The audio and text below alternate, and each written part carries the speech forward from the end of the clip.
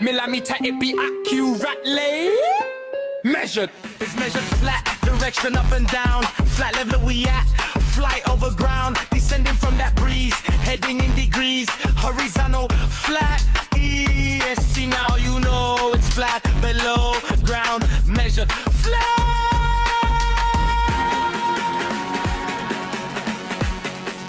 You hearing me now?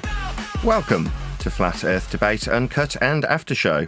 I'm your host Nathan Oakley, and if you are new to this channel, or you've not done so already, then be sure to subscribe. Hit the bell notification icon and join button if you'd like to become a Nathan Oakley 1980 channel member and keep up to date with the Flat Earth Debate. If you would like to support the channel, there is a super chat that runs alongside each of these shows while they premiere. There's also a coffee, Patreon, crypto and thanks button in the info box below the video. Speaking of Patrons, I'm going to do a quick shout out to all of you who do support me on Patreon. So, a massive shout of thanks and appreciation to Sven P, Curved Fart, Pablo de la Cruz, Level Plain Poem, Vitali Z, Colton James, Survive the Spin, Thomas van der Zander, Measured Flat, Tiers Morgan, Mitch Kennedy, Rod, The Name's Burley, JMels 24, Unamento, Iron 26, Retro Bill, John Kays, Patrick Gunnels, Bob Barker, Mobile Max 777, Rob W, Del West Watson, Unbelievable Productions, Abraham Mohammed, Skeptic 936, Texas Mike, Chow Yun Cat, and Dank. So another massive thank you to all of you for supporting me on Patreon. Links, as I say, to Patreon are below this video, together with links to my new book, Measured Flat by Nathan Oakley, also available now in the info box below this video. But with that, I will hand across to whoever is in Discord and Google, so you can enjoy their dulcet tones while I set up for today's live show. Hey, Neil. How's it going? It's going all right.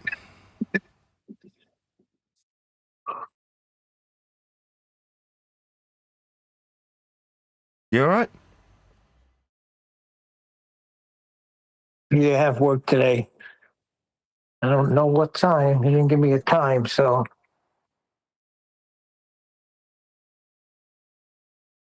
Oh, so you're kind of like on call waiting for the man to tell you if you're in today or not, or... Well, he said definitely today, because it's like a job where you got to remove some type of flooring. And he needs a certain tool, so he said he has the tool rented and reserved for 10 a.m. So are you going to pick me up before, or are you picking up the tool? So I don't know. I guess he'll let me know in a little while. But anyway, it doesn't matter. It's like, it's still the same thing. I was telling my wife, I got to work a year straight, at least 3 or 4 days a week before we could see any daylight. Crazy. But at least it's better than not working. What does that mean, before I can see any daylight?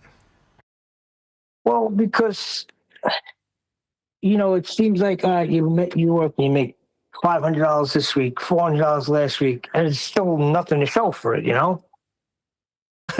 So it takes a while to me to be working steady where, you understand what I'm saying?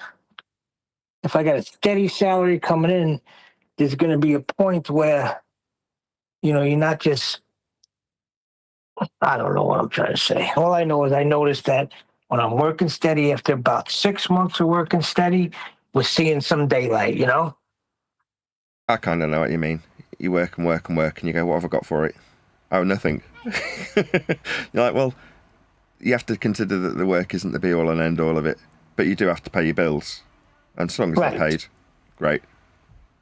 But no, you're not going to be able to afford a new car or afford a new anything for a while, is what you're saying. Correct. But if I got like a year straight of me making a certain amount of money every week, then you begin to see some daylight where, hey, paid all the bills and we still got $400 left. Wow. Yes, I know exactly what you mean. Yeah. Hey, that was a great clip you put it just now. That's key, man. When freaking good men hold their tongue, evil arises. Couldn't have said it better myself.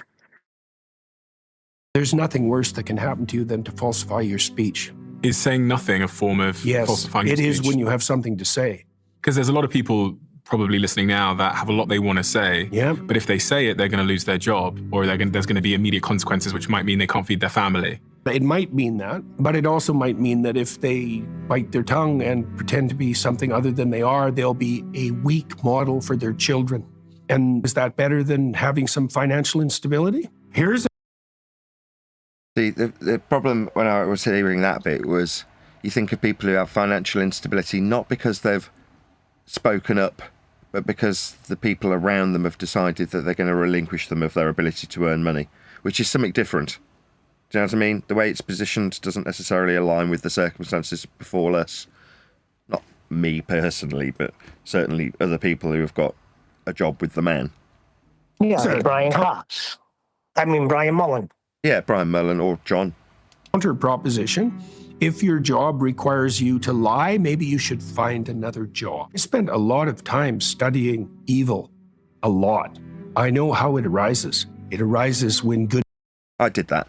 So I was working for that pawnbroker and they wanted me to do payday loans. And in order to get them, you'd have to lie on the application form about something or other for the loan to go through. And I just refused. I was like, no.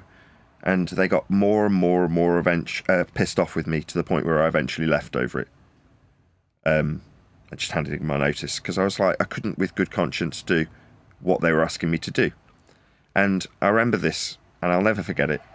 And I was speaking to him about the payday loans and the situation that I knew it forced the person who took the loan out to be in, because they were normally people who were desolate and desperate for money, and they needed the cash, right? But unbeknownst to them, it was the worst possible thing they could do, even though they were desperate for the money. And I asked him, I was like, well, do you not have any morals in this regard?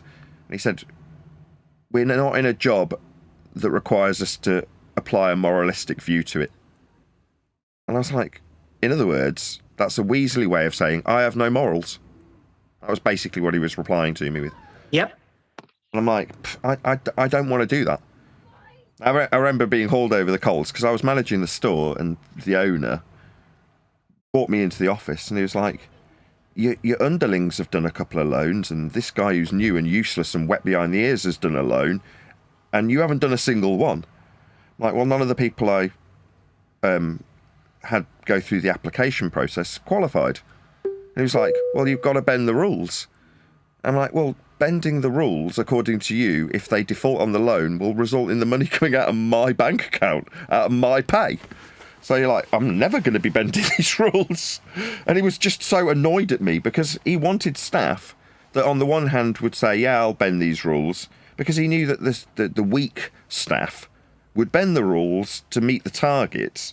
And then if they defaulted, the person on the loan screwed them, it would come out of the staff member's pocket. So it was win-win for the employer, or in this case the owner, and lose-lose for everybody else.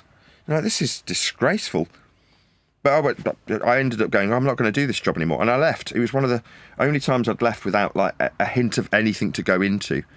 So I ended up going into, what did I go into? I think I ended up just selling stuff on eBay, like immediately afterwards. I'm like, okay, well, I'll just sustain myself by selling and buying on eBay, because I didn't have an actual job to go to. I mean, eventually I ended up getting a part-time job and getting work that I'm doing now as a YouTuber. But in between, I was like, had to get a job as a driver doing grocery deliveries because that was all I could get. But I'd left a decent managerial position basically because I just didn't want to do the payday loans. And it was shortly after or shortly before, I forget which, that the government absolutely hammered the living daylights out of them and started to expose to the public the percentages that were involved and what a horrendous rip-off they were. And I remember thinking, yeah, it was afterwards. I remember thinking, yeah, that's exactly how I saw it. They were like the devil. Payday loans, as you just joined, Eli. If you remember back in the day, income tax, that's what they were doing. They were promising, there was certain tax places that were promising you your money right away. Like, we'll do your taxes and we'll give you the money the next day. But they were charging like freaking $500. Depending on what you got back, they charged you more. And the government shut that right down, like within a year. Yeah, payday loans. That was going on. Yeah. Let's just listen to the end of this video. Good men hold their tongue. There's nothing worse That's it. That was it. The final conclusion. Did you get to the part where evil men evil arises when good men hold their tongue? Is saying nothing a form of falsifying your speech? It is when you have something to say. Because there's a lot of people probably listening now that have a lot they want to say. Yeah. But if they say it, they're going to lose their job, or there's going to be immediate consequences, which might mean they can't feed their family. It might mean that, but it also might mean that if they bite their tongue and pretend to be something other than they are, they'll be a weak model for their children. And is that better than having some financial instability? Here's a counter proposition. If your job requires you to lie, maybe you should find another job. I spent a lot of time studying evil. A lot. I know how it arises. It arises when good men hold their tongue. There's nothing worse that can happen to you than to falsify your speech. Is saying nothing a form of falsifying your speech? Yes, it is when you have something to say. Because there's a lot of people probably listening now that have a lot they want to say. Yeah. But if they say it, they're going to lose their job, or there's going to be immediate consequences, which might mean they can't feed their family. It might mean that, but it also might mean that if they bite their tongue and pretend to be something other than they are, they'll be a weak model for their children. And is that better than having some financial instability? Here's a counter proposition. If your job requires you to lie, maybe you should find another job. I spent a lot of time studying evil. A lot. I know how it arises. It arises when good men hold their tongue. There's excellent quote. I love that. Well, I was going to pick one or two. So the other one he said as a psychologist, he's watched people for many years trying to get away with things. And he says, in all my history, I've never seen anybody ever get away with anything ever.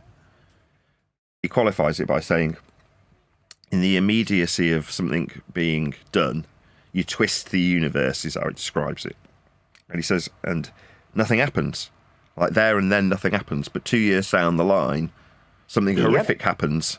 And then you trace back your steps to, why did this awful thing happen to me? And you go back down the line till you end up at the thing you've tried to get away with. 100% correct. It's what goes around comes around, but I say what you sow is what you reap. According to scripture, it does come back around. A lot of people call it karma. Yeah, there's a certain universal balance that the world finds around you.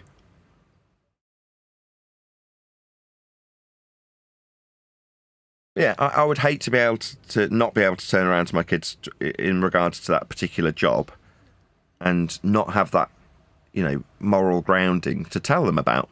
I'd be hypocritical if I was trying to teach them and they'd pick up on it. Like if I'd force people into unnecessary debt, crippling debt, just because I was targeted to do so. It's like the Milgram experiment or whatever they call it. Admittedly not an experiment, but when they're sticking people in front of a machine with a recording of a guy on the other end that's being electrocuted if he gets the wrong answers. And on the machine it says that, this many volts will actually kill the person. It's a lethal dose. But they're told by a guy behind them in a white coat, no, continue the test. And because they're being told by a person in a position of perceived authority, they take the person on the other side of the desk to the point where they'd be dead in terms of the amount of electricity being run through them for a wrong answer. And even in the face of the person not responding anymore, they continue because the guy in the white coat tells them to. Just because somebody's telling you to do something, just because societally says you should cuck to the whim of the societal, consensus, doesn't mean you have to. Now, when it's put to you in these terms, well, it might cost you. Yeah, it might. But what's the actual cost? What's the end of the day cost? What's the cost 2 years later? There's more to life than having riches, right? I appreciate how poor I am in one sense. And that might change, the books come out now and that might actually keep a stream of revenue. Obviously there's going to be an initial burst that's great. But then obviously it'll teeter out to a certain degree and it'll just require me to plug it over and over again like anything that you sell. You hope there's an initial burst. I've done launches where I've failed to sell stuff. So I remember a Bluetooth device coming out and it was just too ahead of its time. Now Bluetooth is common for streaming data. But I remember showing it at shows and it was part of an already successful product. So it was added to an already successful product and it sold. And the idea was to release it again in a box that, rather than costing £3,000, cost about 400 quid. And I remember taking it round to my dealers, and no one wanted it. I'm like, you're mad. It's awesome. Nobody wanted it. So the launch came. We had an event at the factory. Go ahead. No, I'm just laughing. We had an event at the factory, and it's got all the press there, and they're all reveling in it, and amazed, like sincerely amazed. Like, of all the products that I'd been at that company to see launch, most of them were fairly mundane. There's a new amplifier out. There's a revision of this amplifier out. This DAC has now got a transmitting Bluetooth section in it. And people would go, yeah, that's awesome. But when we just released the Bluetooth transceiver, or whatever it was, basically it just received data from a Bluetooth device, like a phone. So when people were downloading ringtones and music onto their phone for the first time, mid-2000s, to see it coming out of a hi-fi from a phone was genuinely, to all the press and all the dealers, astonishing. They just didn't buy any. And it was considerably cheaper than everything else I was selling them. So I was going in there with £13,000 CD players and £20,000 preamplifiers and £50,000 monoblocks. And that's what I was selling. And you go in with this £400 box and you're like, this is going to be an absolute no-brainer. Everyone's going to buy them. Nobody did. And it's like, what? You're like, shit. Nobody. I mean, eventually, obviously, they started to pick up and people started to purchase them, and the idea became a bit more common, and people warmed to it eventually. But it took a while, and it was unnerving, because you expected to go out and acquire customers for this item from your original dealer base that's established and spending money with you regularly, and suddenly this item just does not want to sell. And it's a cheap item. Not cheap. 400 quid's not cheap even then. It's definitely not even cheap now, but you know what I'm getting at. You expect, considering your items cost tens of grand normally, a few hundred quid is going to be an easy sell. They just weren't. So, the publisher was saying how delighted he was with the opening gambit of sales, because you hope there's going to be an initial surge. Now, in my mind, I'm like, yeah, hopefully we'll sell half a dozen books, but if it only sells, a couple, then that's just so be it. I've just got to go out and do immediate publicity and get my finger out and get the press release done and get in front of people as soon as possible to get a few sales in.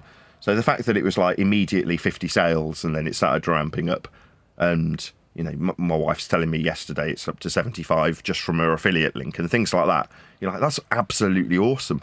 It's only been available a weekend and it's sold. It has sold copies to the point where it's going to make a dent to my overdraft. That's what I wanted. I just wanted it to generate a bit of income and have something to be able to sell to sustain that as an extra revenue stream. But like I say, you hope that it will do at least reasonably well initially. And it has, so I'm over the moon. Because it's not always the case that stuff just sells immediately. Begun. It's just begun. You'll see. Hey, let me do a fast test. I got these Bose earpods. So tell me how I sound. This is me talking right into the phone, right? Yeah. Now how do I sound? Like you're talking through a pair of Bose earpods? Does it sound bad? Just sounds a bit more rough than it did previously. I mean, it's only 10% worse. It's all right. Sucks. Earpods suck. It's all right. They're okay. Talking into the phone. Oh man, Neil, why didn't you go with the headphones I got? Even though yours sound good to me, I don't know how it'll fare when you're working. Yeah, when I'm working with this guy that's hard of hearing, but it drives him crazy when I'm freaking. Who's feeding back? Well, Eli. Say again, Len. Oh, sorry, I was just asking Elijah what brand he got, because I could do with some new ones myself. Anchor Soundcore Liberty Pro. Are you talking into them now? Yep. And Wow. I'm in the city riding. I'm going 15 miles an hour in the wind right now. No way. Are you kidding me? That's awesome. Their horns blaring right next to me right now. That's mad. I know, it's insane. So I had one earpod in. If I put two in, does it make a difference? It depends. Maybe one of them's got a mic and one of them hasn't. In which case, no. Let me try it. No, we're not getting anything, Neil. It's just silence. No, I just got them in now. I'm starting to talk now. Does it sound any better? It's a bit more echoey. It's a little bit more muffled. It's not quite as clear, but you've got earbuds in. So the mic's further away from your mouth. So that's just to be expected. Well, not Eli, always to be expected. Yeah, listen to Eli. Eli, you got to send me a link for those. Yeah, they're really good. When he said I'm driving at 15 miles an hour, I'm like, what? That's mad. Very good. You did say they got noise cancelling on them last time. You said you got a new set and they were awesome, and they do sound good. I'll grant you. Considering how crap you sounded previously. Purpose. Hey, look what's going on around me. I'll put on my camera. Where are you? In New York? Mm-hmm.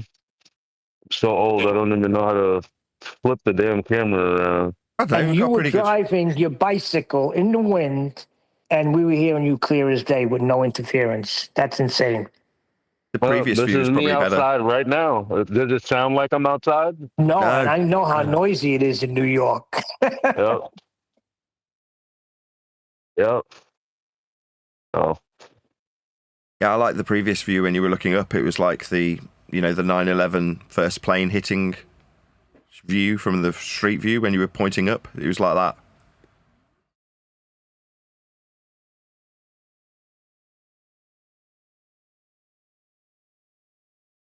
Well, due to structural support, the building collapsed. The guy they interviewed on the scene just happened to know the exact story of the 9/11 rhetoric inside out and back to front within 3 minutes of it happening. What did he say? Due to the structural integrity, he gave something really freaking wow. He explained that the steel beams had collapsed due to the intensity of the fire. You're like, you're just a guy on the ground. You're supposed to be a general member of the public. Yet you've got the ins and outs of this with a slight New York twang. And by the way, I found somebody's passport. Did he say that as well? That's not impossible. That's not him, is it? He didn't say that. No, but he's saying somebody else did. That was the rhetoric. Yeah, the passports. They were found on the street. Yeah, Elijah, is that microphone something that motorcycle riders use a lot? I have no idea. I've never heard of them until I Googled it. I said, AI, I live in New York City with a lot of noise. What would be the best microphone for the people on the receiving end of that? And they recommended Soundcourse. It's the first time I heard of them. But Anchor is a good brand. They do a lot of mic stuff as well as other electronic stuff. And what did you pay for those? 180, 170. All right. That's quite expensive then. They're not cheap. Yeah, that's what it is. Money talks. Well, these Bose. The Bose are just as expensive, I'm sure. No, but see, this was for my son, my youngest son, for one of his birthdays, and he says they're not working, and it keeps going out on him. So I took them. I just fully charged it, and both of them are working fine. They're just not good for this show. They're all right. They're fine. If you were working, they'd probably be fine. I think that the Anchor headphones have got noise cancellation. You can hear occasionally when he's... Sorry to talk to you in the third person, Eli. When he's driving along, you can hear that there's a slight warbling as it's cancelling out the other crap, but also having a tiny amount of an effect on his voice. So you can hear that it's actively cancelling out crap in the background, which is so clever. But that obviously costs a pretty penny. $170 isn't cheap for a pair of headphones. Yeah, you're going to need to sell about 12 books to get that.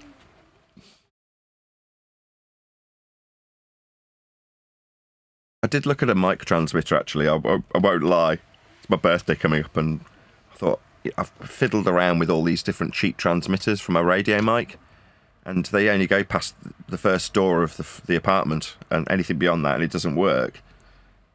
They're like, okay, so it won't go as far as I can hear the show. So if I'm in the kitchen, I can hear the show, but it doesn't effectively pass through the wall. So you'll hear me occasionally talking, and you'll go, "Oh, you're breaking up," which is unlike me, right?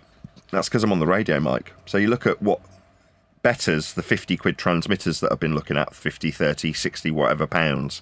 And then the next step up is to go to Sennheiser, and then it's £500. So you're like, wow, there's a big jump between the cheap AliExpress ones and the professional ones from Sennheiser. You're like, I don't think I'll spend all of the money I've earned so far from the book sales immediately on this transmitter, as much as I'd like to. I was hoping it'd be a couple of $100 and I could just pay for it with birthday money. All right, so what's your story? What's the first date? When are you going out promoting this book besides on YouTube? Wait, I just wanted to glaze the mic a little more. When you hear my voice sound wobbly, it's because I'm actually going 15 miles an hour on a bike. Yeah, no, that's the only reason it sounds. So it's like, even then, it's insane because I'm waiting for it to sound super over compressed, like some of the other brands that do the noise canceling. And I mean, it's not perfectly not cup sounding, but it is pretty good. Oh, it's awesome. For the noise that was not a criticism. It's got to cut certain frequencies. It's listening to your mic and listening to a separate mic on the side, comparing the two, and then just cancelling out one from the other. That's how noise cancellation works. But to do it and not mess up your voice badly, like get that intermodulation sound, because it's using phase cancellation. So it is going to do that to some extent. So for it to, however it's working, if it's doing it from the phone with processing on an app, I can only assume it's doing it with software. Like there's an app for the headphones, because it's so good. It can't just be a passive process with the mics. It's got to be doing it with software. It actually is the hardware. Like that's why they boast it's so good, because it doesn't have to go through a cloud or any of this other stuff. No way. So it's just really well designed microphone placement. That is amazing. Now they do have an app that does push the AI further, but it's mostly the headphones. Yeah, well, I'm very impressed. They're good, very good. Thank you. I know you like mics, so it was like a funny way for me to weasel my little favorite kind of mic in there. Yeah, I don't have a hard on for mics especially. It's just I had technology understanding for speakers. And the way a mic works is pretty much the same as a passive speaker. So not true for condensers. They're the same as an electrostatic speaker. But that aside, they're just similar technologies. So it's something that I could instantly get a grip on. And it was cheap. Like I could build up the amount that I was spending on it in lieu of the book coming out. But the only reason I did mics was just to have something. It wouldn't have mattered what, really. I could have flogged anything for a year. But, because I was delayed, or the people who were assisting me were delaying the process, I had to do something to keep the bills paid. So I'm like, well, I'm not going to do hi-fi. I've already done that. I want something else. So at the time I was like, well, I'm looking to buy a new mic for myself and don't have the money to do so. And typically when you're selling something, it's a convenient opportunity to purchase that thing while you're buying and selling it, because you can just absorb it into the sales without even noticing that you've paid anything. So that's exactly what I did. I bought a Neumann microphone for the show. This mic you're listening to me on is an absolutely outstanding microphone. It's like £1,700. It's probably $2,300 new. Now, don't get me wrong, I didn't pay that. I bought it secondhand, but it was something that at the time I was struggling for money. Like, I'm never going to be in a position to buy a Neumann mic ever, was my attitude.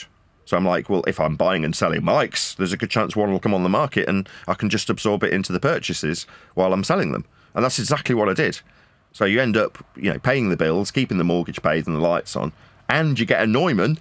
So nice. that was the reason. But I don't particularly. I mean, now I've got my Neumann and a couple of other mics for a nice, pretty display behind me. I've got a nice stash that I can sell if I ever get really poor again. All the mics. If ever I'm really poor, you'll know, because the background will change. There'll no longer be any mics behind me because I'll have flogged them all. If one mic is standing, we know what's up. Exactly. But hopefully I won't. They'll just stay as decoration, or maybe one of the girls will end up recording something with them if AI doesn't take over. All right, back to the book. When are you getting out there besides this YouTube? Well, I'm going to Like take my you time. did. So that there's 3 people who've contacted me since the book has come out. Right, it's only been a weekend, but three individuals, one of which did it on the show yesterday.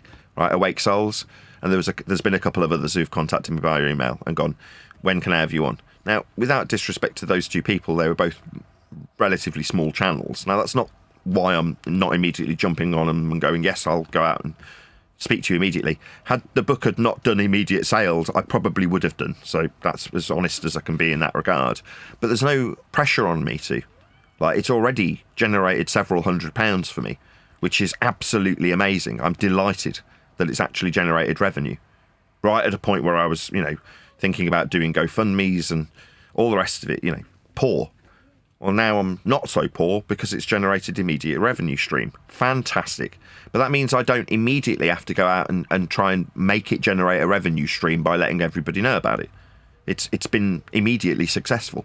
That means that rather than rushing out the newsletter, or the press release rather, yesterday my wife and I sat around for about an hour just shooting the shit about it, just talking about what would be a better phraseology, and made some options. So we came up with, at the end of the press release, it needs to actually say, I want to be on your show. That's the whole point of it, right? I want to be on your show talking about my book. But you can't say that in those words at the end of the press release. I want to be on your show. So instead it's words to the effect of, Nathan Oakley is available for immediate representation of this publication to your audience. Things like that. And there was I think we came up with about 8 different variants over the hour.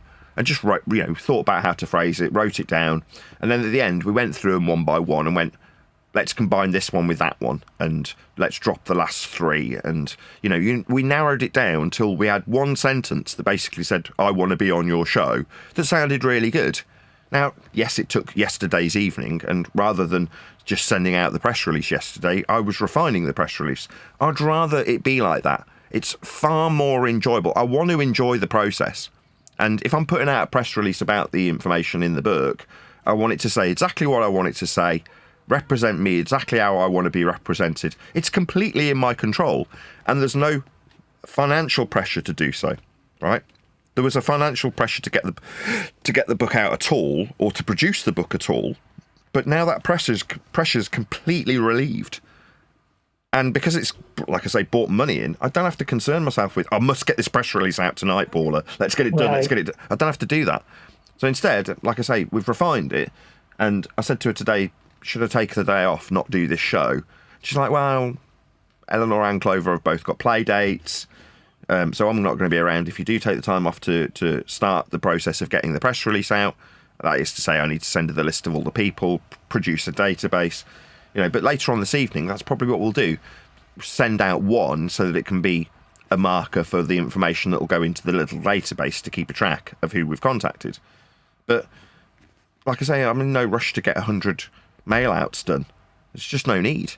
I'd rather get it out to one person in a really slick format, tailor it to that particular individual, get one email out that let's say it's tomorrow evening, and then the following day do one more. And then by the time we get to 10, there's a chance that, let's say that's 10 days from today, one of the 10 will get back to me and say, I'll have you on my show. Now, if that means that between now and 10 days' time, I'm just doing as I'd be doing anyway, doing shows, talking about how delighted I am that the book sold initially, and there's a spurt of enthusiasm from the audience to generate a bit of revenue, to have it in front of people who are enjoying reading it. And so far, other than a comma being in the wrong place, a misspelled weather, both of which have now been altered. One of the benefits of having an ebook is you can just get it altered immediately. And if you've already bought the book, your book automatically gets updated, unless you've got a pirated version.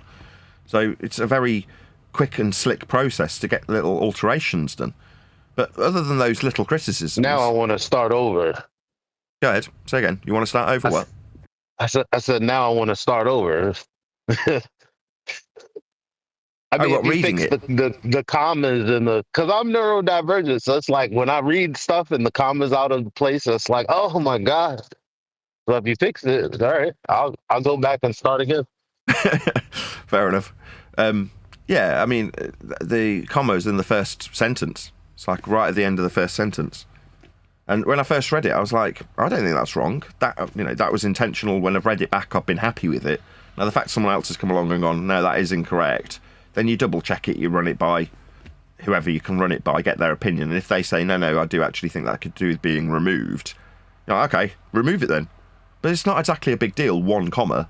Now, might it be the case that over the course of the next 6 months, someone actually comes along and goes, no, here in chapter 13, there's another comma in the wrong place, there's a space before a comma, or something like that.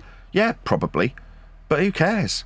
Like, up until this point, as my first publication, I'm happy with the standard that's attained already, and the sales and the feedback. And like I say, the only negative feedback was someone was suggesting that I'd made up an aspect of how an aeroplane's constructed, with the fire escape being at the back of the plane, because that is exactly how I remember it.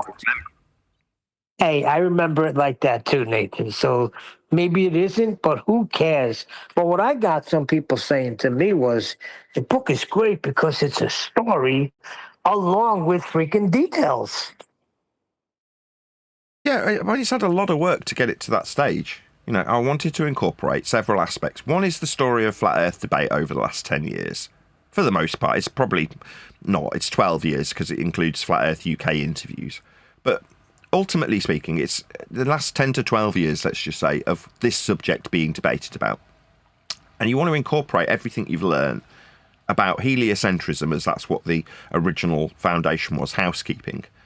But you ultimately want to incorporate the most up-to-date rhetoric so that it's of benefit to the person who reads it.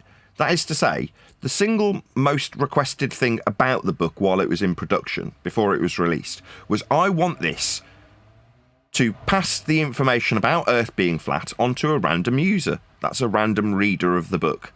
So dude comes along, reads the book, has no idea about the subject, and at the end goes, all right, so it's just measured flat then. In spite of having some relatively complex heliocentric notions put before them that they may be unfamiliar with.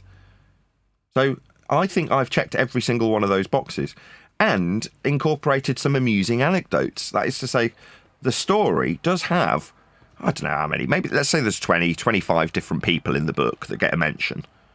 Well, number one, if you're a familiar viewer, it's a good laugh to try and figure out who the pseudonyms are. Who's this person that's being spoken of? Who's Art Horizon World? And you obviously, who's Ernie Duoport? You read this name and you go, right, because I'm familiar with the show, I know exactly who Ernie Duoport is. If I contextualise it and put Ernie Duoport in a courtroom with Art Horizon World, that might be enough for someone to go, now I know exactly who both of them are. But you might not. And if you don't, and you're unfamiliar with the show, you've never even watched the show, and you just read it, they're just characters that drive the story forward. As the story has been driven forward, because it's, I don't want to say it's a true story. It's not. It's a geography book with some anecdotes in it, really. That's what it actually is. But you want it to read, like you say, like it's a story, so that it's engaging when you're reading it.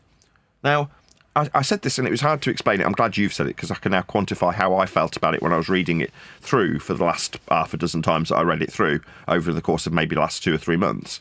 I would read it and be fully engaged. Now, you'd expect that it's my own book, but that is to say, I was reading it and getting into the story of the book as I was reading it. It was compelling.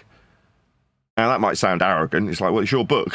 Of course you're going to say that. Well, it's like, well, no, people do write dross when it's informative, when it's about a subject matter specifically, in this case, geography and Earth measurements. There's an easy road to take that just gives you the information only, and it's dry. Well, I hope I've achieved that. I've tried to avoid the dryness by incorporating certain anecdotal aspects so that as you're reading it, it cements it in the mind's eye of the reader, because it's attached to a character, therefore making the information memorable and making it easier to digest as you witness a character going through an explanation. Yeah, that's what they were saying, that it reads like a story and it's got the information needed. It's great. I'm really pleased to hear it. I've been hoping for this since it came out on Thursday. I can't wait till people start telling me how they've received it. So that's delightful. And you gotta remember, Nathan, everybody goes back to when they first heard this show. Like, it's something different than everything else. That's why everybody stayed. Like, and Flat Earth Debate was the show. So you're getting a little nostalgia thrown back at you as you're reading it. I can't wait to read. I'm going to read it over the weekend. One shot, no stopping. I'm going right through it. Well, I think it took me either 3 or 4. I think it might have been 4 hours to read it cover to cover when I most recently read it, which I would suggest is, if you're unfamiliar with the material, 4 or 5 hours if you're a fast reader. But realistically, if you're going to take it in, it's a day's worth of reading.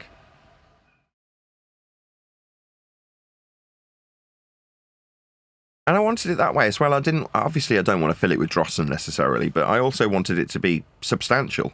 Like, it will feel like bad value if it didn't take a little while to read.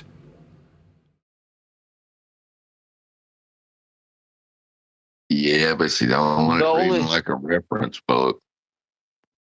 The only thing I would say... Good call by you. Sorry, Eli, go ahead. Yeah, the only thing I would say is that trying to read it as a first-time reader, like a first-time, you know what I mean? Like somebody who's just getting into the subject. I'm trying to put my mind in that frame of mind. And I thought, this is kind of triggering and kind of forward for someone who hasn't heard some of the terminology, like Glober, and, just speaking so matter-of-factly, it might take some getting used to for a normie. If you agree into the subject, I thought we rectified those Glober terms and everything like that. No, I did. Well, I qualify it, but I also keep it consistent with how we speak. So I qualify the terms initially. But yeah, I use words like globe believer, and I've qualified what an anti-flat earther is and what an anti-globaler is, and I don't know. I think Eli's right. Because of that, when it was originally ordered slightly differently, it was horrendous. That was to say, you could pick it up as a newbie, and I've done that before. I've picked up books and gone, this is too much too soon after about the first 2 or 3 chapters, and you end up putting the book down and never picking it up again. And I was very conscious of that. I want it to be compelling as a read, so you have to slowly ramp that up from chapter 1.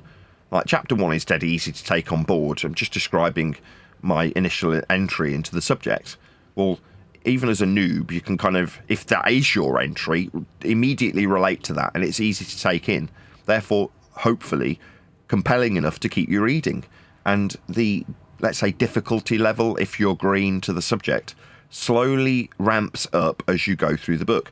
Now, by the time you're getting into sort of chapter 16, 17, 18, and you're talking about Coriolis deflection, Earth curve calculations, things of that nature, gravity, you're into the complexities that have been instilled into globe rhetoric to make it cognitively expensive, to put people off investigating it.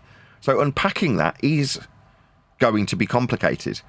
But hopefully by slowly, incrementally ramping up the difficulty stage for somebody who's green. For somebody who's not green, they'll be familiar with all of it. And it's like, I'm sure Eli, as he's plodding his way through all of this stuff, is not going to be put off by any of the terminology because he's familiar with it all, right?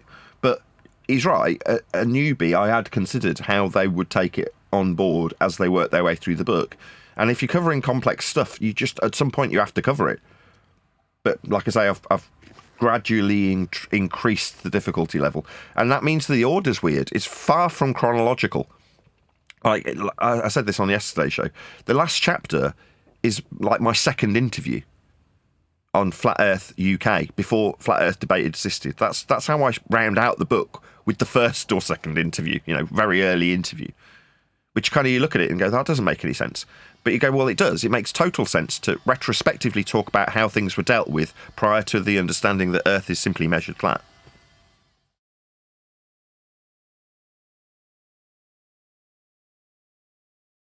How are you? Good Doing morning. good, Neil. How are you? Good afternoon. Very well indeed. Hopefully one of my moderators will stick a link to Earth Awakenings, as we're not typically in this particular server. We're normally in the flip side. So today we're in Earth Awakenings. Very, very grateful for Jeremy, the host, to have us here today. Thank you for having us. Good to be here. Nice to have you. Is there a release date for the audio version of the book? I already heard one. There was one by Arwen that I heard.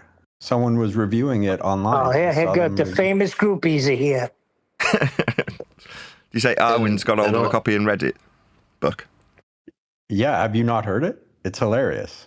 No, I don't. How did you get him to do it? I thought he hated you. He wanted to crush your skull last time I heard. He wanted to crush my skull. How pleasant. Yeah. Remember Arwen said he wanted to crush your skull? Not especially. When you and him Is had this the all breakup, you got? he threatened to crush your skull. Just because you freaking hung McToon out to dry, you don't need to take these tactics. Yeah, you do suck McToon off, dude. I don't know why. I don't know about sucking him off, but you certainly contradicted him when he came in and said that the point for elevation angles had nothing to do with the surface, and you came in and completely contradicted him. That was hilarious. Oh, yeah. Did I contradict him, or do you not understand simple elevation? Oh, there it is. I think it's the former. I'm pretty sure it's the angle former. has nothing to do with the surface, and you said it had something to do with the surface. That's contradictory. You can't simultaneously have nothing to do with the surface and something to do with the surface. I would explain it to you, but you're not going to understand, and you're going to cut me off. So it's just two things that there's no point, because that's all you got. You have are red herrings and misinterpretations and. Okay, explain to me. No worries, I won't cut you off. Explain to me how it simultaneously has, quote, McToon, nothing to do with the ground, end quote, and is to do with the ground, end quote, you. Go ahead. Those aren't quotes, but I'll explain it if you don't cut me off. If you cut me off, then I will stop. Okay, you go ahead. Okay. The surface is not used in any way for the baseline of the elevation angle. The only part of the surface that matters is simply the point that you're measuring the elevation angle from, because that's where you're taking it from. So that's all that matters in terms of the surface. In terms of the surface being used as the baseline for the elevation angle, it's not. We use the plane perpendicular to the downward vector. I'm sorry if you don't understand that concept. It's very simple, but like, what else can I do? Well, I understand what the word elevation means. Elevation is directly tied to the surface, though. So what part of what I said did you not understand? When you said elevation had nothing to do with the surface. So when you said, maybe you could just interrupt me, ask me a question, maybe it's rhetorical and you can keep talking through the answer. When you said elevation angles have nothing to do with the surface, that's a verbatim quote of what you just said 25 seconds ago. Elevation is specifically and explicitly tied to the surface. That's what elevation means. Meanwhile, you're still in contradiction with Toon. Nothing to do with the surface. You tied it to the surface at a point tangential to a ball, you assumed. That ties it directly to your suggested globe surface at a point that touches the globe surface. So you are still in contradiction with Toon. If it's nothing to do with the surface, then it's never going to be a point tangential to the surface, if his quote's true. The problem is you fundamentally undermined Toon's attempted obfuscation from the fact that an elevation angle is directly tied to the surface. That's what elevation means.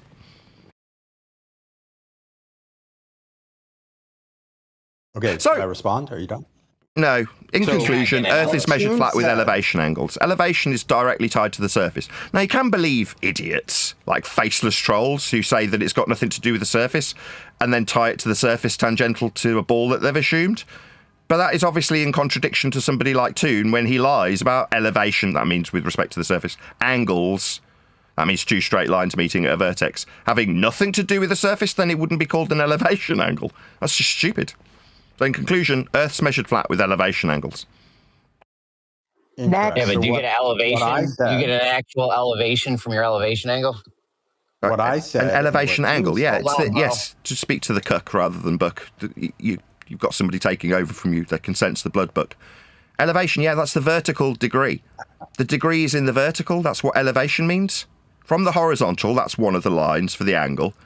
The degree in the vertical. That's why it's called an elevation angle. Absolutely, it's in the vertical. That's what the degree is. No, it's an not. elevation is. Well, I'll let you guys go back and forth. I'll pick this up. Can I just address this false claim? My claim and Toon's claim is, and I'll repeat this over and over. You're done. What are you still doing talking? Stop interrupting me. No, he can do whatever he likes. Elevation ties it to the surface, book. You immediately tied it to the surface when you said it had nothing to do with the surface. We don't want to talk to you no more. You don't understand. Understand what? That the point that you've claimed, it touches the surface tangential to the surface of your ball, you assumed, angles below a tangential plane, directly ties elevation angles, albeit at a point that won't give you an angle, to the surface. That's what you came in and contradicted Toon with. Toon said, quote, has nothing to do with the surface. You came in, well, it's touching the ball at a tangential plane. What, tangential to the surface of your ball, you're assuming? So absolutely tying it to the surface. He's still in contradiction with Toon. The surface of the Earth is not used in the baseline for measuring an elevation angle. Elevation means it's tied to the surface. That's what elevation means, from the surface. You're interrupting him. I'll do whatever I like. This is my show. When somebody says elevation isn't to do with the surface, not tied to the surface, that's what elevation means. He's just wrong. He's telling me don't interrupt him when he's wrong. I'll do as I damn well please. Does he think that Eratosthenes measured an elevation angle? Refracted, if you're going to talk to me, then you're not going to allow Nathan to interrupt you. So if you want to talk... I'll do what I like. This is my show, book. You seem to have made this about whether or not you're getting interrupted, you big girl. Meanwhile, you've still contradicted Toon. Toon, quote, nothing to do with the surface. Buck, touching the surface tangential to a point. Those two things are completely incongruent with one another. You just contradicted him and made him look like a massive liar. That's just a fact. Yes, I absolutely did. And you won't let me explain it. Yeah, I know you did. You absolutely made him look like an enormous liar, because elevation angles can only come from a flat plane. You're measuring for GP, ground positions. That's what an elevation angle's for, by the way, ladies and gentlemen, ground positions. What's that? Nothing to do with the surface? No, it's measured for ground positions. It's everything to do with the surface. These men just lie. That's all they can do. Lie. He's lying. He's lying again, saying he won't let him explain. When he just had freaking at least 2 minutes explaining it. Yeah, he had an unimpeded couple of minutes explaining how it had nothing to do with the surface again. What? So what? In line with Toon's lie? Now that's inconsistent with what you said at the time, which is it was tangential to a point. And the point is at the globe surface, you've assumed.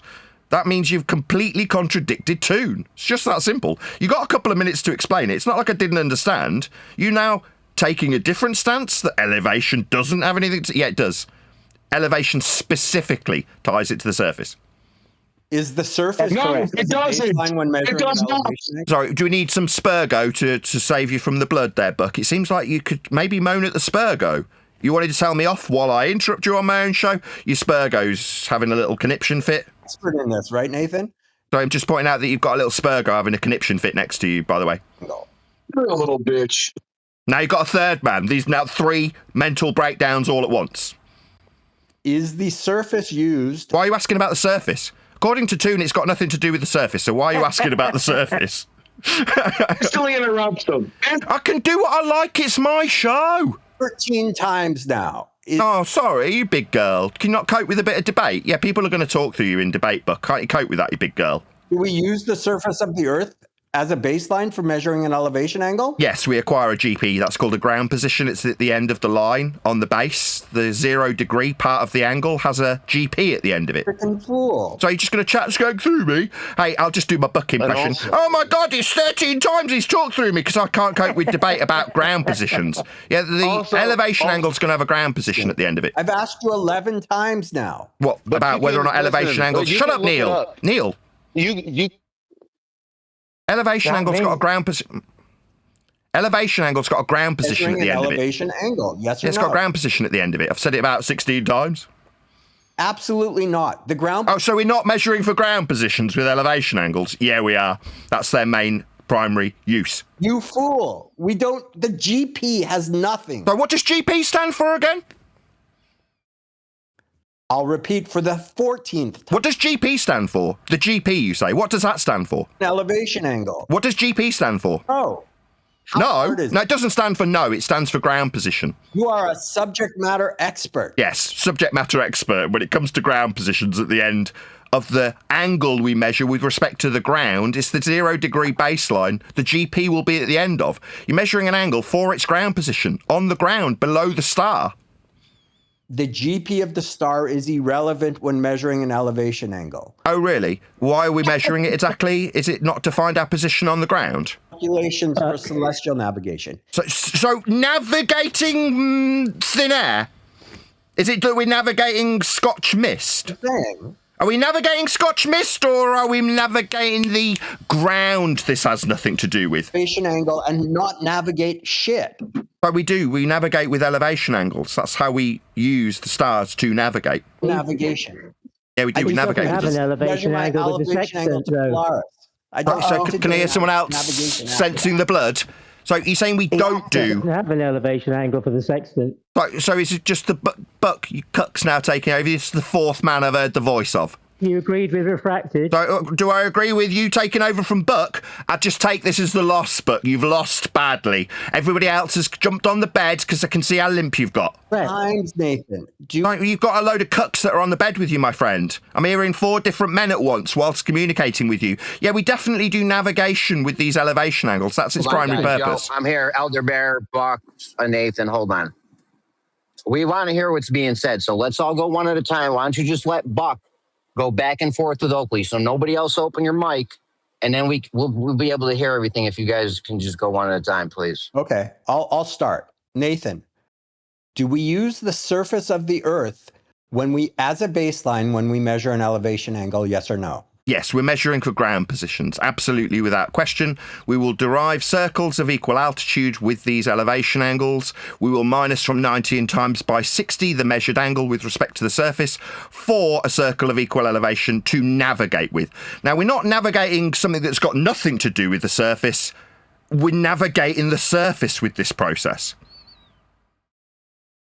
Nathan, when I measure an elevation angle to Polaris, I don't do celestial navigation. I simply measure the elevation angle. When I do that, am I using the surface of the Earth as a baseline for that elevation angle? Because in no way do my tool that I use doesn't even see the surface. So, right, elevation. What does elevation mean? How do they taste, Buck? Salty? Do you need the question repeating? Was that short pause because you didn't have an answer? No, it's because you didn't... All right, what does elevation mean? Answer my question? No, I'm asking you something. I answered you. You asked me if it had anything to do with the surface. I detailed the acquisition of an angle for a ground position, minusing it from 90, timesing it by 60, so we can acquire an area of equal elevation to navigate the surface with. I answered you. Then you told me that when you measured Polaris, it had nothing to do with the surface, when you measure an elevation angle to Polaris. My response, what's elevation mean? That is incorrect. That's not incorrect, it's a question. You don't seem to understand that me asking you what elevation means isn't a question that has a yes or no, incorrect or correct response. It's a question. Do you know what elevation means, given that you're saying this angle has nothing to do with the surface? I will repeat, because you lied about what I said. Now I'm being called a liar. I don't want to talk to him anymore. I'd like him removed. Yeah, he's done. Yeah, he's a scumbag, total scumbag. He tells me he's measuring elevation angles. I point out elevation is directly tied to the surface. He says he's measuring an elevation angle to Polaris, and it's got nothing to do with the surface. I ask him to define what elevation means, and he calls me a liar. You lie. Here we go again. I'm being called a liar. Jeremy, I don't want to talk to this guy anymore. He's a total scumbag. When I ask him a question, what does elevation mean? Directly tied to the discussion on the table, I get called a liar? This is totally unreasonable. No, because you lied about what I don't want to hear it. He's saying it over and over again, Jeremy. This is scummy. Your server's scummy. You allow scumbags in your server, Jeremy. I said that when I don't want to hear what you've said. I heard you call me a liar 3 times. Now my bloody panel's interrupting me non-stop. while I expressed my frustrations.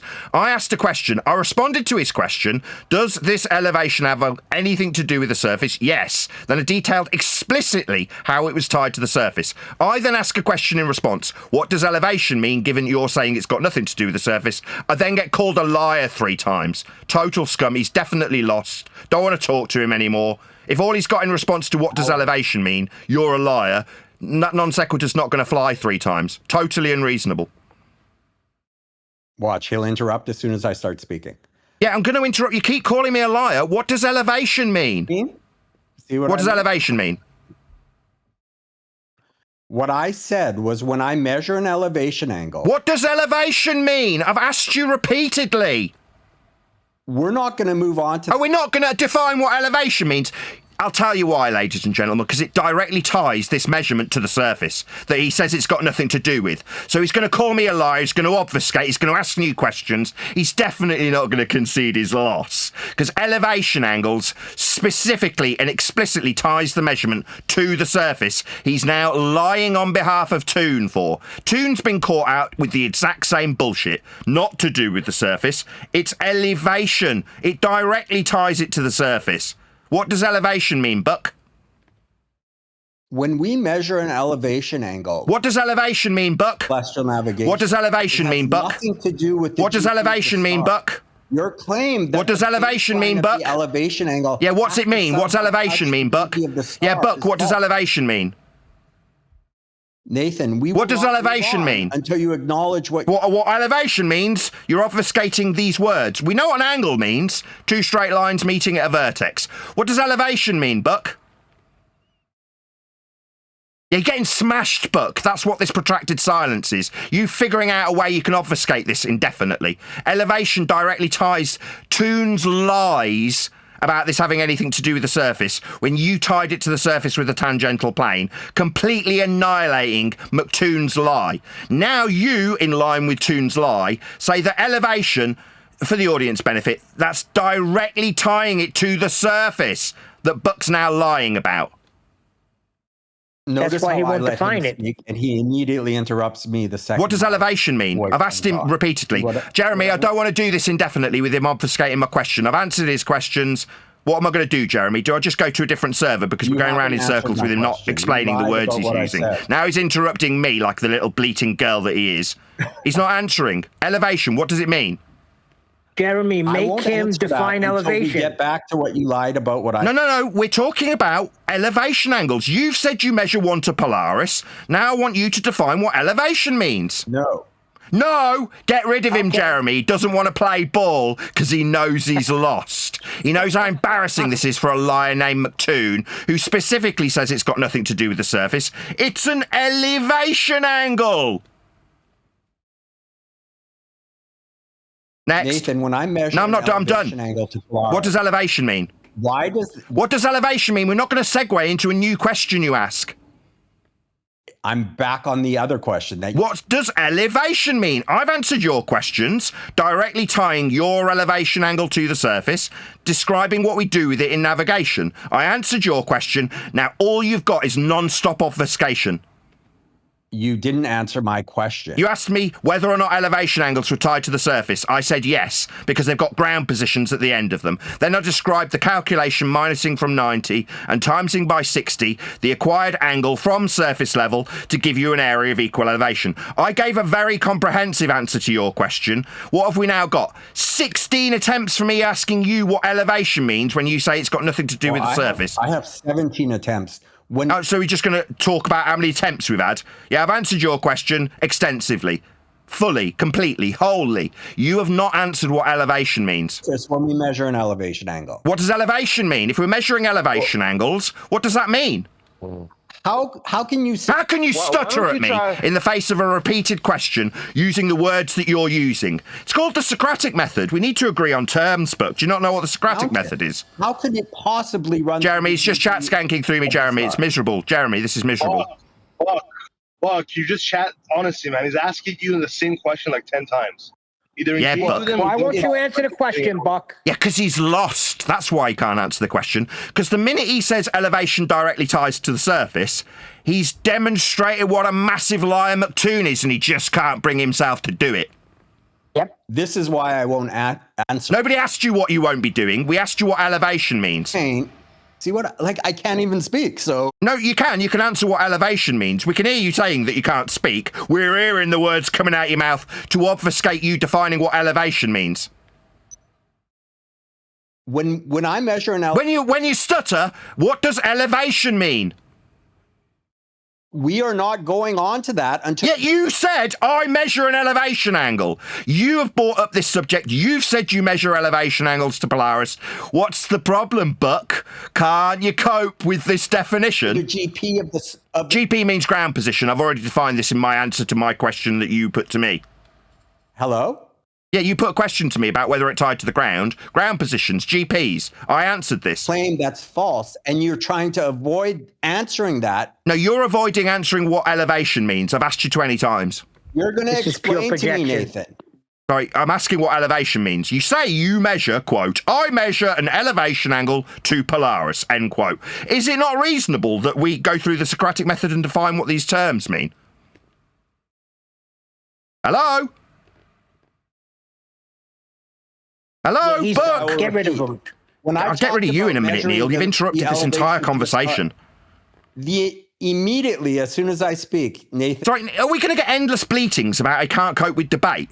Yeah, we get it, you pissy pants little girl. You can't cope with talking to people. Yeah, you've been asked what elevation means. You use the word. Quote, Buck, elevation angle measurement to Polaris, end quote. That's verbatim. So you've used the word. What does it mean? If I answer, will you go back to my question? Your question's already been answered. Does this tie to the ground? Yeah, with ground positions. You haven't explained how what you said... I didn't get asked how it explained. You asked if it tied to the ground. So we're going to go back to a question that you haven't asked yet? No, I can't do that. Okay. The elevation angle, it's the upward angle between your line of sight and the celestial object. Nothing to do with the surface. So when we acquire ground positions, there's nothing to do with the surface. Say that again? When we acquire ground positions with this, you're saying the ground position has nothing to do with the surface. Acquire a ground position. You're fixated on the idea that to do celestial navigation, we first measure elevation angles. You don't seem to understand that you can measure an elevation angle, end of story, and not do celestial navigation. Yeah, it's for navigation, though. So you can do it as a dweeb for no purpose whatsoever. That really hasn't got any outcome, though. What would the point be in measuring it if you're not using it for navigation? You're using a navigation star. The whole point is to navigate the ground. Elevation angles all the time without doing celestial. Oh, really? What for? What was the purpose? What was the purpose? For multiple reasons. Multiple reasons? This purpose is for navigating the ground. The reason we measure elevation angles to stars is to acquire ground positions, so we can derive circles of equal elevations and find our fix. That's our position on the ground. That's the reason we measure them. Why do you measure it? Multiple reasons. Yeah, well, crap answer. I gave you the reason. So you said there was multiple reasons. That's a crap answer. We do this process and navigate Earth as a flat plane with flat areas of equal altitude, with flat angles from surface level to ground positions at the end of flat horizontal baselines. That is what we do with this angle. Sure, an elevation angle. So is it just me or I'm being chat skanked through, Jeremy, while I explain the conclusion to this? Is it just me or am I being talked through, Jeremy? Is it just me or has Buck decided that the Discord server's not going to hear me anymore? I'm appealing to the moderator. Yeah, is it just me or has Buck decided that I'm not going to be heard anymore? Is it just me? I know. Hopefully I know. But guys, we got to go one at a time, please. Yeah, Buck's getting absolutely annihilated. And his little trick where, we've got multiple reasons to use this angle acquisition to not have reference to the ground. Well, what for? Well, multiple things. No, we're using it for navigation. We navigate the ground with ground positions. We derive areas of equal altitude. Altitude also specifically tying it to the ground. For a fix on the ground, when we navigate the ground that's being measured flat has to be denied if you've got a ball belief. That's why suddenly elevation, meaning from the ground, angles have nothing to do with the ground. No, it just means that it's nothing to do with your globe ground. Absolutely nothing to do with the globe ground, and everything to do with the flat plane we're measuring these angles for ground positions to be with respect to, so we can find our position on the surface. Okay, I let you speak. Now let me speak. I don't need your permission. I'll do whatever I like, Buck. You don't seem to understand who's in authority here, Buck. I'll do what I like. You'll do as I tell you. How about when you're done speaking? How about you tell us what elevation means? You've told us it's got nothing to do with the ground. Notice how he feels like he's successfully obfuscated this definition in Socratic terminology. Now, I'm still waiting for you to tell me what elevation means, Buck. Oh, I told you. He went to respond. It's the elevation angle. It's the upward angle between the horizontal line of sight and the line of sight to the celestial object. Why is that difficult for you? We're measuring Earth flat then. Horizontal line of sight. Mountain and take my horizontal line of sight. Yeah, that's horizontal. So we've got a horizontal line of sight. Absolutely, without question, a flat Earth prerequisite parallel with the ground. Has to do with the bubble level prerequisite. Yeah, don't forget the sextant. Right, can I hear a few cucks on Buck's behalf? Yeah, we've got a flat Earth measurement then. Eye level. You hear how he didn't correct me, Nathan? Doesn't require a GP. So what are you talking about? Eye level. Parallel with surface level. We're measuring it for GPs if we're using a bubble sextant. The only reason it's useful is because it's parallel with the surface level. The only reason for using it is to find our way on the surface. There's not with a sextant. But nobody's using a bubble sextant for fun. They're only using it if they want to find where they are on the surface. No, only use it to find an angle. Yeah, sorry, for what purpose? Sorry, people aren't randomly out finding angles for no apparent reason. I mean, Buck can say, I'm just doing it for no reason. But he's a wanker on the internet. He's not got one under his plane seat so he can find out where he is in an aeroplane. On the ground. That's what it's for. They were mapping the sky. I thought they were mapping the angles to the things on the sky. Mariner's sextant. Sorry, what does a mariner do? Oh, you don't. Sorry, I'm talking to Buck. Cuck. The middle of people's sentences also. I'll do what I like. You don't seem to understand who's in charge here. I am, not you. You're some twat on the internet in some Discord server. You think you're in authority here? No, definitely not. What does mariner mean? What does mariner mean? Keep pushing on. What does mariner mean? We're using mariner's sextants. What does mariner mean? Mariner's sextant. So I mean, whatever. Oh, we're going to a little Spurg session, ladies and gentlemen. Now we're on to defining what mariners mean. What does it mean to be a mariner? I did not use a mariner's sextant. I own one when I do cell nav. Oh, so we do use it for cell nav then, for navigating the ground? Built myself. So we do use it for cell nav then, for navigating the ground, Buck? What are you talking about? You said, I do have one for cell nav. That's celestial navigation. So we do, third time's a charm. Use this tool for navigating the ground, you say it's got nothing to do with then? Just to exercise and don't... Sorry, can I hear a cuck? Did you sense the blood? Yeah, what I've done is I've taken Buck's words. That's mariner sextant, metaphorically me grabbing the back of his head, and then ramming the words cell nav. So navigation then, directly tying this tool and its use to the ground then. Nathan, what's your name? The can of worms. They can all sense the blood. Yeah, that's just summarised for my live audience. Buck has just been absolutely annihilated in an attempt to obfuscate McToon's lie. What lie, you say? That this angle's got, quote, nothing to do with the ground. Now we're back at the point where Sodbuster has told us I've got this tool for when I do, quote, cell nav. So according to his own frickin' words, this is for navigating the ground then, Buck. You think my theodolite measure... So why am I being asked something? Again, for my audience's benefit, that's a man getting absolutely destroyed with his own flat earth measurements he's having to deny on behalf of a liar named McToon. Now, the fact that McToon's lied about this cell nav tool... Yeah, that would be a tool for measuring the ground, though, wouldn't it? For navigating the ground that you're denying, Buck. Cat got your tongue? Stutter response? Moan? Obfuscate? No, you're talking over me. I have no idea what you... Oh, maybe moan about the format. No, you're getting annihilated, mate. We can hear you moaning about how you're getting talked about because you're a pissy pants little girl who can't cope with a bit of debate. Yeah, people talk through you when you say things that are incorrect. Like this tool for doing cell nav? What, like navigating the ground, you say it's got nothing to do with? Hello, Sodbuster Dumbo! You said it's got nothing to do with the ground. So, Sal Nav, that's what, nothing to do with the ground. Wrong, liar. These men lie. When they say that a flat Earth measurement of surface level has nothing to do with the ground, when specifically they're using the tool for, quote, SalNav, what, navigating the fricking ground you're lying about? Can you explain to me why am I being asked a question? You've caught yourself out. You've said SalNav, directly tying this tool and its measurement to the ground. Have a debate when, like, the second it's not a debate. You're measuring the ground. You just had to lie. You said it had nothing to do with the ground, and then you caught yourself out saying you got the tool for doing SalNav. That's navigation. We're not navigating thin air. We're not navigating Scotch mist. We're navigating the ground you're lying about it having nothing to do with.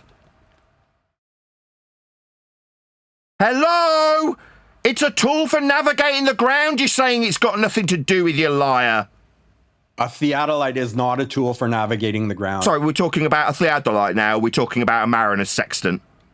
No, we were talking actually about the quadrant that I built. No, nobody said the word quadrant. What we did was have the word SalNav used, and then I rammed it back up you, proving beyond all doubt that you men are liars. Toon's a liar. Quote, nothing to do with the ground. What, when we use it for, quote, SalNav? Yeah, you've caught McToon out and his lie. You've made it worse, Buck. You're destroying me. You're annihilating me, Nate. That's absolutely correct. When you say this tool has nothing to do with measuring with respect to the ground, and then you say you've got this tool for when you do SalNav, yeah, you're getting your pants yanked down. Gakushi, this is your man. Like, appeal to Gashuki or whatever you do isn't going to change that you've lied. You said it had got nothing to do with the ground, and then you said it had something to do with SalNav? Yeah, that's the ground, you dumbo. Well, he's admitted that he's getting annihilated, so at least he's telling the truth there. What about him having to lie on behalf of Toon? Quote, nothing to do with the ground. This tool I've got for when I do SalNav. Oh, right, so navigating the ground then? Save me. Save me, Neil. No, when he said you're wrecking me, Nathan, he's telling the truth. Save me, Neil. Save me. Neil, save me. So he's done. Can we remove him from this discussion now, please? I'm done with him.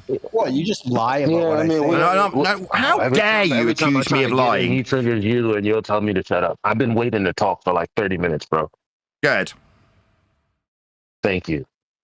I mean, all of this wasted, I wouldn't call it wasted airtime because you are showing yourselves to be invincibly ignorant, we call it. I mean, most people are good with a simple Google search. Now, sure, you should check your sources, and sure, you should validate your own claims, but a simple Google search, sometimes that's reasonable, so you just Google it. Is elevation tied to the surface? And what pops up? Yes, elevation is directly tied to the Earth's surface. So, Jeremy, can we remove Buck Sodbuster? He's just deciding that the devastating bits of the discussion and the conclusion that demonstrates him to be an abject liar need to be chat skanked through. Can we just not have him taking part? I can't control this. It's not my server, right? Did I hear someone suggest that we should just Google simple concepts? What, like when we go through the Socratic method, when I say, what does elevation mean? And you refuse to define it about 20 times. Suddenly, when someone else defines it, it'd be best if you talk through it. Now, that's totally unreasonable. That's because you're being demonstrated a liar, Buck. Yeah? What Eli's doing is demonstrating how big a liar you are. Can you be quiet so Did whoever he else just was stop my talking train by saying that my mic is crap, but he quoted me though? Yes. No, it's very unclear. Total lie. This is another obfuscation tactic by Buck. While we're having the definition of what elevation is read out by Eli, we're hearing Buck skank through the top of him. Now we're on whether or not he's clear enough while he's quoting him back. Another lie. That's what you've got to do if you've got a globe belief. Lie non-stop. No, this tool's got nothing to do with the ground. When I bought it to do SalNav, tying it to the ground? He hasn't defined elevation. Now Eli's gone and done it. We're going to hear elevation. I absolutely did define elevation. No, you defined what you said elevation angle was with respect to an eye level. You didn't define what elevation was. That was what was asked of you. We're talking about elevation. Right, he didn't acknowledge what I said, did he? He did not define elevation. 20 times. You heard me. You're the audience. You heard me. What does elevation mean? Specifically. No, he did not define that. Liar. Again, another demonstration that all they can do non-stop is lie. That's all they've got in them. Lie, lie, lie, lie. Oh, this flat measurement of a flat ground with a 0 degree baseline with a GP at the end of it for navigating in SalNav has nothing to do with the ground. That's what his argument. Now he's chat skanking through me summarising his egregious lies. That's all he can do. Chat skank through the conclusion. Mr. Oakley? You chat skanking through the conclusion won't work, Buck. Asking me and calling me Mr. Oakley through the top of the conclusion that demonstrates what a massive liar you are. Are you calling him a liar because you can do that thing where you do whatever you want? No, because we were in the middle of having a definition read out what elevation means by Eli, and then Buck decided that it was too painful to listen to. So he decided, even though he'd been asked 20 times to do it himself, that he wasn't going to tolerate it coming from Eli. That's why. Eli, I read out the definition of an elevation angle. Not only did I read it out, it comports with exactly how I measure an elevation angle. My line of sight. Where was your definition from? Post it in chat, please. You want me to put the elevation angle in chat? What, like I just specifically said verbatim, repeated back to me to buy yourself a bit of time? Yes. You said you cited what an elevation angle is. I'd like to know where the citation came from and have it posted in chat. Second time I've said it. 1 second. Where did it come from? You asked him the definition for elevation anyway. He still hasn't given it. That's correct. It's in chat. It's in chat. You asked for it. It's in chat. Right. Where did it come from? Oh, you want me to go? Here, let me. Tell me where it came from. Simple. Buck? What the hell? Sorry, say that again. Where did it come from? Third time. Oh, I have it saved. I can go find these. I didn't ask what you'd got it stored on. I didn't ask the size of the freaking hard drive. Where did it come from? Do you need to buy yourself a bit more time? I don't have the URL. I can go. Oh, so this is some uncited shite. You don't know where it came from, so you might as well have just made it up then. Disagreeing with that definition? You actually think that's not the definition of elevation angle? Well, I want to know where it came from. No, answer. Is that an incorrect definition? Well, in a moment, Buck, what I'll be doing is going through 20 citations of what an elevation angle is. I'll be going through my own citations when we establish where yours has come from. Then we'll agree or disagree based on the Socratic method of what definitions of words mean. Based on a few definitions, we'll go through a few. Do you stutter? Yeah, because you know what's coming, you lying piece of crap. You know exactly what's going to happen. Meanwhile, have we found out where this came from yet, or what? Hey, Nathan, my definition says horizontal. Oh, so we're going to hear what someone else's definition says now? No, I'm pretty sure I've got 20 definitions of what an elevation angle is in front of me. Eventually we'll get to them, and we'll demonstrate what a massive liar Buck Sodbuster is when he says, quote, nothing to do with the ground, in an attempt to back up McToon's lies. Yeah, we'll go through a few definitions. We'll go through the Socratic method. We haven't asked a third party to step in on Buck's behalf. Where did the citation come from, Buck? Merriam-Webster, definition of angle of elevation. Behind your back, it's posted in chat. Now, tell me what's wrong with that definition. If you don't believe it, tell me why it's wrong. I'll have a look at it. Somebody post it to me in Master B and I'll have a quick look at it. Still hasn't defined elevation itself. Elevation, according to Google, right here, means height above sea level. A flat drawing of a building side, or elevation angle, you fool. Elevation is irrelevant to an elevation angle. So what's now happening is we don't like the word elevation. So apparently that's not allowed to be defined. So Buck's going to now do the same thing to Fisherman in a Box as he did to Eli. I mean, this is obviously going to be tolerated by the server host. Now we've got audio chaos, complete audio chaos, because someone else has tried to step in and go, you were asked to define elevation, you haven't.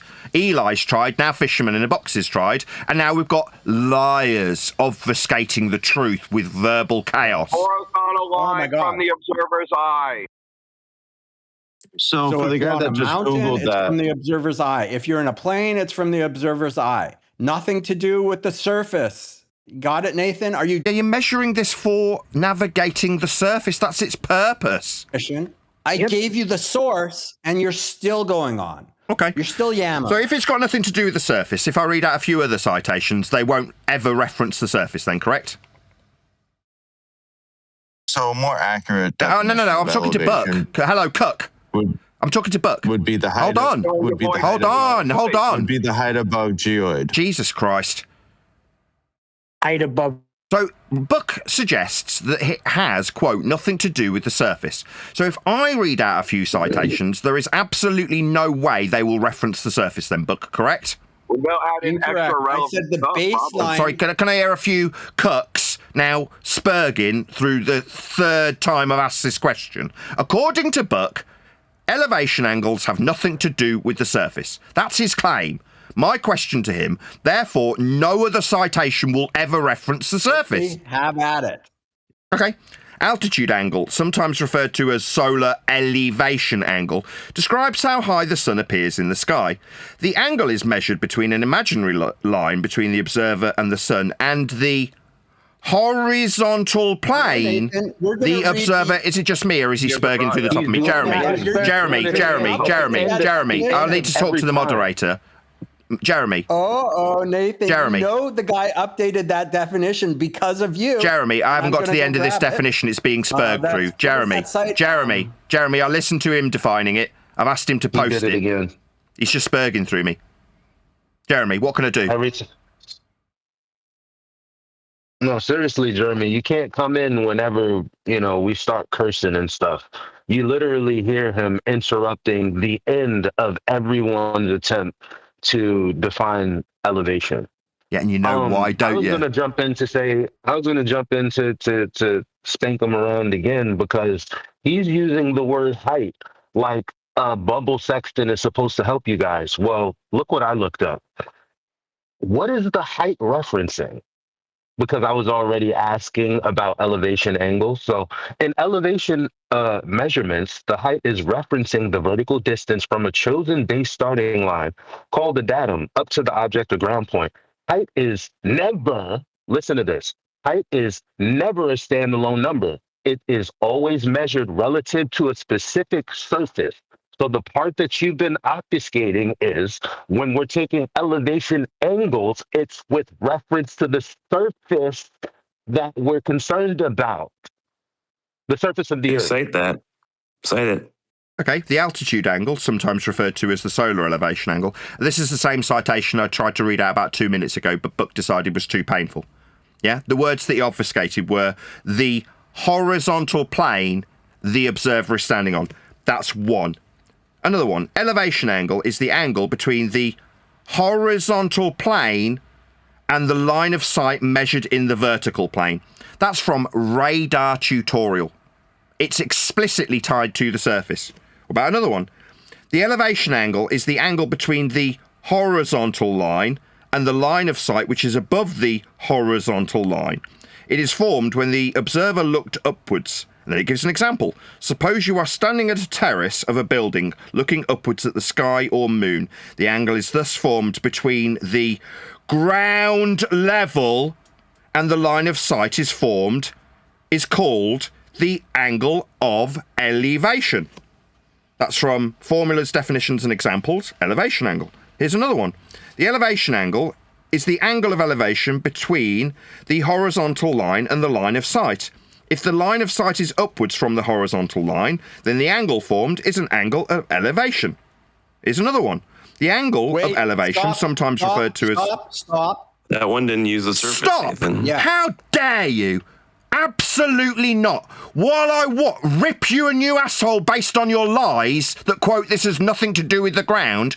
No, it's everything to do with the ground. It's a flat earth measurement of the ground. Specifically, that's why it's got the word elevation in it. And when you hear how absolutely annihilated you get, what you can do after you've attempted to obfuscate about half a dozen times, talk through 3 different people trying to define it, is say, stop through the top of me. No. Yeah, read the last one. How does the last one support your theory? Go ahead, read the last one again. Show us where it talks about the ground. So the elevation angle between the horizontal plane and the line of sight measured in the vertical plane. Oh, it's specifically and explicitly got the words horizontal plane in the definition. I mean, I'm only up to about number 7 of 20, by the way. Sorry, I'm just up to about 7 of 20. Sorry, my friend, again, you're just taking Buck's tack that you'll talk through the middle of me defining this with explicit definitions that include the ground in them. Yeah, just spurging through the top of me won't change that these definitions include the ground. They do. Where in that one is the ground? The horizontal plane the observer is standing on. No, it doesn't. The horizontal say that. Read plane it measured again. for the line of sight. My God, you asked me, and now you're spurging through the top of the answer. Nope, read it again. Where's the ground? The angle of elevation is the angle between... Sorry, again, middle of the sentence, I'm not getting to the end of it. You've asked me to define it and say, where's the ground? The horizontal plane. That's where. You're asserting. You're reading these definitions to show us to prove it. That definition you just read has nothing to do with the ground. Oh, okay. What about this one? The solar altitude, measured angle between the central ray from the sun, that's beam radiation in brackets, and a horizontal plane contacting the observer. Not good enough? Horizontal plane you can have on a... No, not just horizontal plane. You don't need to misquote. Horizontal plane contacting the observer. Nathan, can you get an elevation? Nathan, can you get an... So why am I being spurred at with new questions? The debate on the table is, does an elevation angle have anything to do with the ground? Yeah, it's the horizontal plane the observer is standing on, end quote. It's the horizontal plane contacting the observer, end quote. That's what it is. Oh. No? Oh, right, what a fantastic rebuttal. Yeah, it is. It just makes Buck and McToon liars. That's all it does. Nathan, can you get an elevation angle while standing on the side of a hill? Yeah, of course you can. Is that a horizontal plane? Yeah, that's what an elevation angle is! You stupid man! Did the 15 definitions that I just read out not make it clear? Yeah, it's the horizontal plane contacting the observer. Absolutely unequivocally without question. Why? Well, because it includes the word freaking elevation. I'm asking if the hill is a horizontal plane. Oh, so when you say, can I acquire an elevation angle from a hill, now you're saying, is the hill the elevation? That's just stupid. That's an ignorant man asking an ignorant question after his compadre and presumable guru, McToon, are demonstrated liars.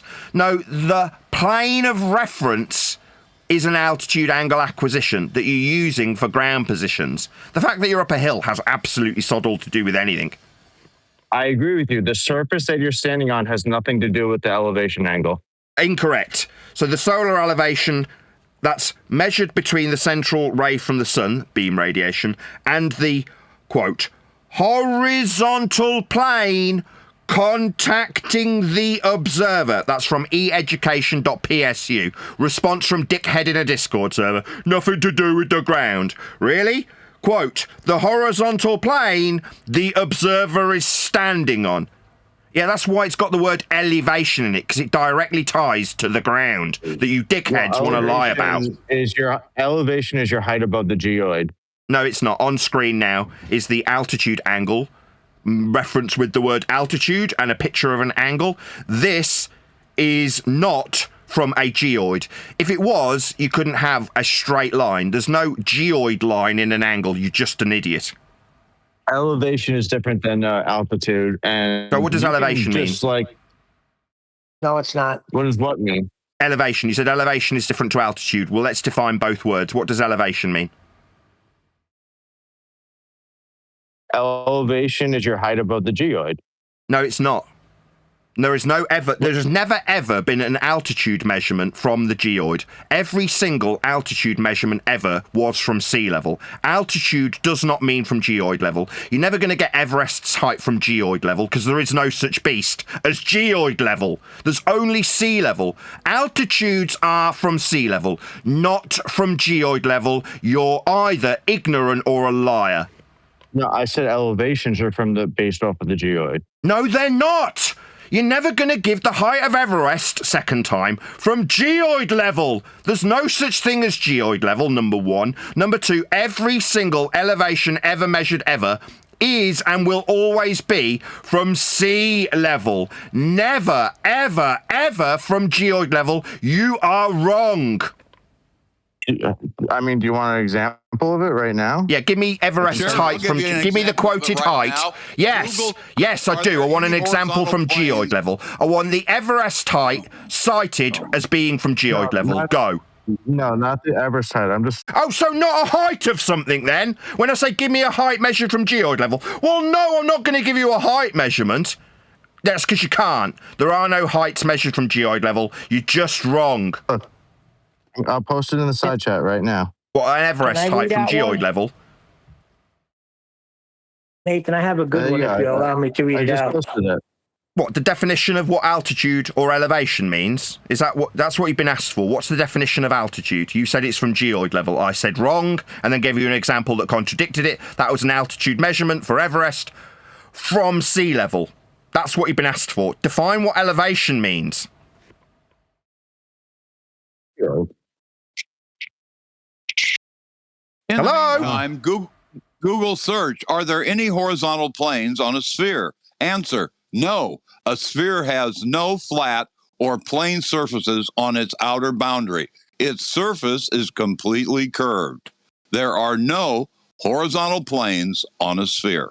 Meanwhile, on screen, depicted for my audience, an altitude angle with the word altitude and an angle from a surface level. Yeah, this is what an altitude angle looks like. It requires a planar surface for the baseline. It's 0 degrees. That's what the 0 is. And if it's specific, that's to say it's not just an angle measurement, it's an elevation angle. Then it specifically and explicitly ties that angle to the surface. For when we do things like, quote, SALNAV, for surface navigation, directly tying it to the surface that these globe-believing scumbags need to incessantly lie about. Yeah, because it doesn't comport with a globe. Not lying. So you're saying elevation doesn't have anything to do with surface they're level? talking about in that definition if it's not the surface? That every single one of the cited sources that I define an elevation angle with explicitly directly ties it to the surface level, a horizontal plane. That's what it's measuring with respect to. If we're measuring it for navigation purposes, we're measuring for ground positions, so we can find our fix on the ground. Is that how you determine who wins the debate? Like if you Google it and you get the answer you want? No, on the contrary, I win the debate by talking about azimuth. That's a horizontal measurement from north that can only be flat.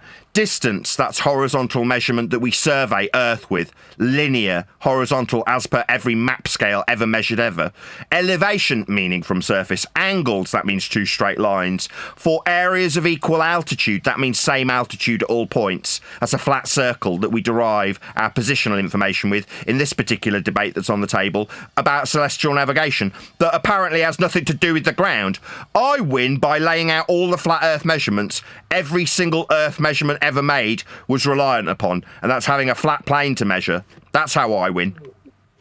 So if you want to use surveying definitions, then you can Google surveying definition of elevation, and it'll tell you that the surveying definition for elevation is your height above the geoid. That's just a fact. Okay, show me that definition. Where did that definition? Where did that definition come from? Who's defining it that way? Let's have a look. Surveyors. Sorry, do you want to give me a cited source? That is to say, post your source, tell me who said it, what it says, I'll have a look at it. And when I find the flat Earth measurement they're actually making, I'll ram it back up you in an instant. That's what I'll be doing when you cite it. I'm not surveyors. I heard you the first time. All right, surveyors. Yeah. Which ones? Where was it published? Where did you get this citation from? As you want. I'm just not into that, Nathan. Oh, you're not into citing your shite that you spew? Yeah, I will. Yeah, when I cite radar tutorial for the elevation angle being directly tied to the horizontal plane the observer is standing on, then that's me citing radar tutorial, a very official source that describes how flat Earth is measured when I win. When you say, oh, well, surveyors, some etheric surveyor you're not citing, says we measure from geoid level, I have already overcome this. No height in the entire history of elevation measurements ever came from geoid level. Because, for the third time, there is no such beast as geoid level. There is sea level, though. That's what altitude measurements are measured from. But no, you're not going to cite it. You're not going to tell me what they've measured, so I can have a look at it. I am going to cite it. All right, where did it come from? It came from a surveying manual. What's the manual called? Hang on. He doesn't know. He's just making this shit up. This is first rule of Glurf. Lie. Make it up. I'll look it out later. I'll Google it now. You've already claimed it. If it's from a surveying manual, you'd know what it was called. Like when I read out my citation from Radar Tutorial, I knew exactly where it came from. That's because I was reading it out as a citation. You are just making this crap up. No, I'm not making this crap up. So what's it called? What's the manual called that you've cited this from? And given that we've had you say what it says, it will match what you said verbatim, won't it? Yeah, pretty much. Pretty much? That sounds like a weasel liar's declaration that it won't match. That he doesn't have a citation in front of him. It's come from a book he's made up that he's now Googling frantically to find. Yeah, these are the words of a weaselly liar. That's what we have to deal with. In the face of 20 cited sources that say Earth's measured flat for an elevation angle. No, it's got nothing to do with the ground. Yeah, absolutely does. And when we measure the height of anything, it's never going to ever reference a geoid for an altitude. Ever. In live stream text, or where do you want it? Stick it in live stream text and someone will send it to me in Skype. Okay, Just while we're waiting for that, Nathan. Who's it from? Why do these clowns always go to definitions? We're explaining how these things are demonstrated in physical reality, you know, using theodolite salt stations, compasses. Yeah?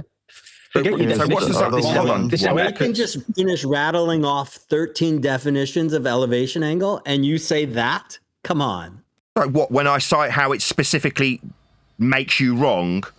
Yeah, I will. I'll go to cited sources that specifically make you wrong. When you read out a cited source after failing to define what elevation is 20 times, when you read one out, I'll read out 20 that contradict you. Yes. That's one deck.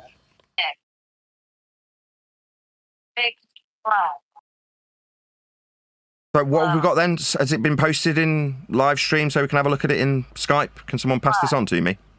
Let's have a little look. Can someone grab whatever he's grabbed and stuck it in live stream chat after his quick Google search? We'll have a look at it. Oh, the name of the book. While you're The doing name that, of the can I book ask you a legit question? I'm curious. For a few minutes, you know, maybe 10 minutes ago, someone said Nathan was reading out his 7th definition, and someone commented about saying it didn't mention the ground; it just mentioned the horizontal plane. And I was curious as to if that wasn't in reference to the ground, what was that in reference to, the horizontal plane that they're referring to? The plane perpendicular to the downward vector. Simple. So a downward vector would require a perpendicular axiomatic horizontal plane also. Downward is with respect to a plane also. So two straight lines meeting at 90. That's correct, yeah. When they say downward vector, yes, they also require axiomatically we have a plane of reference to describe a downward vector with. Yes. Although trying to obfuscate the fact that this requires a plane also, their definition is axiomatically tied 90 degrees at the hip to the horizontal plane. You can be perpendicular too. That's correct. So Nathan, I'm not sure if you can hear me. The name of the book is called Fundamentals of Surveying Exam Study Manual. Let's have a look. Can someone post it in Skype and we'll have a look at it? Yeah. Okay, and what's your citation? Say quote, and then read out the line that you're citing from. Quote, orthometric elevation / height, distance from geoid surface to actual Earth surface. So geoid and actual Earth surface then? So not from the geoid, but from the actual Earth surface? No, to the actual Earth surface. So not to the geoid distance then? From geoid. Distance from geoid surface to actual Earth surface. So not from the geoid to the actual Earth surface then? So it's specifically detailing how they're separate things. Geoid and actual Earth surface. So they're separate things. My God, I'm responding to him. It's like when it's devastating, they just need to chat skank through. So we've got a distinction in your own citation immediately that separates actual Earth surface from the geoid then. Distinction between Earth's surface and the geoid surface. So they're two different things then? Yeah, no shit, Sherlock frickin' Holmes. They're two different things. Hello? So they're two different things then? One being a mathematical construct called a geoid, and the other being, quote, the actual Earth surface, separate to and defined separately from the geoid then, third time. Hello? Holy shit. If Nathan Oakley was just making a distinction between a mathematical construct and the actual surface of the Earth. Yeah, the geoid is a mathematical construct and is not the actual Earth's surface. That's correct. Whereas apparently we're measuring from it. Wrong. We can't measure from a mathematical construct. We can construct a mathematical construct from actual Earth measurements from the actual Earth's surface, which in his own bleeding opening citation, may I point out to the audience, these were not the words he used. This is not verbatim. Pretty much verbatim. By verbatim, you mean absolutely nothing like the words that came out your mouth earlier, you complete liar. So this has absolutely no remnants of similarity to the words you used about 5 minutes ago. This is not verbatim, not even a little bit. Nathan. You complete liar.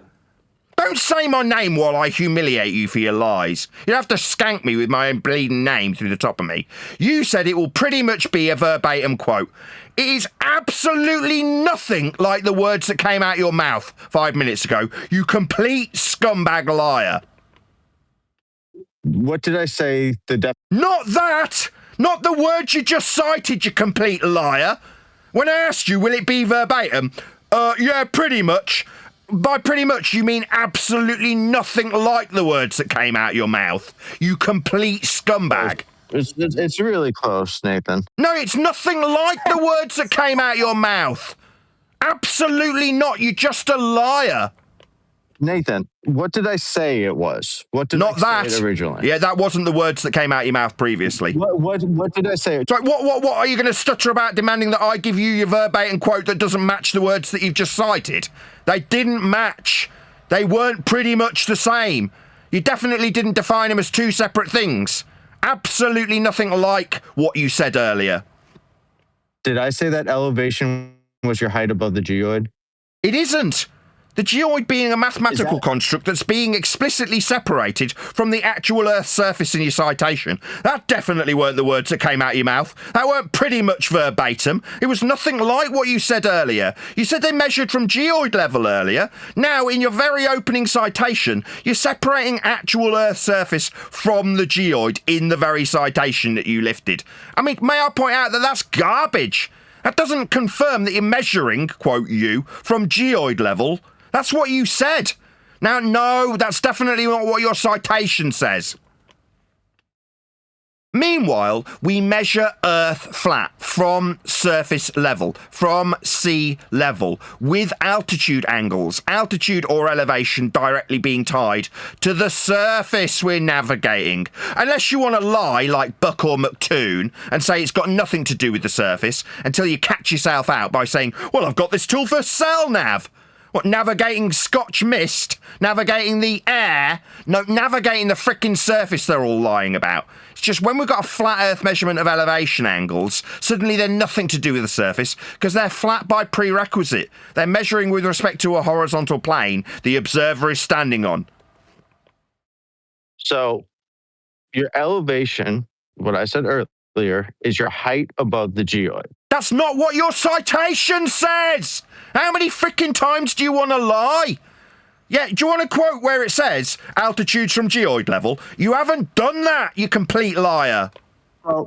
So I'll quote the book now. I'll quote the book, because what I said is that your elevation is your distance from the geoid. Now let me quote the book for you, because you to not wanting to do this. So the book will the book will say, quote, altitude is height from geoid level, end quote. That's what you said. We've got it again. So the book will match that verbatim then. Let's hear if it matches. The book doesn't use the word altitude. Oh, so it doesn't match your lies then? It's not pretty much the same. It's just you're a complete liar. Yeah, we already know how infuriating it is when you lie to us, because you've got a globe belief to defend that requires you lie. Hey, just let him finish. Hey, Nathan, stop being a coward. I'll do what I damn well please while I humiliate you bunch of liars. You can plead with me to stop doing it. Stop talking through us while you point out how the words you cited weren't a citation then. You just made them up. There were words that weren't included in the quotes. Yeah, therefore you're a liar unequivocally. It's fine. if he needs to crash out in front of us. Sorry, I'm not crashing out. I'm pointing out with no uncertain terms being left in the eye of the audience. Absolutely, without question, this man is a liar. He said he got it. He said it was a citation. Now he's just admitted it doesn't match. It didn't include the word elevation. Therefore, it wasn't a citation. Therefore, you are a liar. We're going to have to go back there. Anything to actually engage with the information in front of you. This is really pathetic and performative. What, you talking to the guy who lied about having a citation that he made up? Is that what you're talking to? The guy who lied and said he got a citation, then just made up some words that weren't quoted in his book? Let's look at the citation. So we'll look about it afterwards. So now we're having a look at the citation. It doesn't match the words I was expected to just accept earlier. Yeah, that's called a lie. So earlier, had I not said, go and get me the citation, let's have a look at it, we would just be accepting his bullshit words that don't match the citation. Yeah, you're all liars. Now, you can all tell me that I can't cope. No, I'm infuriated by globe-believing liars who make citations up. As a coward. Everyone slow down. Now I'm being called a coward. I catch someone out lying through their back teeth, making shit up, that we apparently have to just accept until I ask them to go and get an actual citation. And when it doesn't match, suddenly I'm a coward. No, I'm enraged by a liar. So Nathan, it's okay. He's actually, when he says height above geoid, what part of the geoid? Sorry, it didn't say that in his citation. My God, how many bunch of cucks. Are you not listening to your own deceitful ways?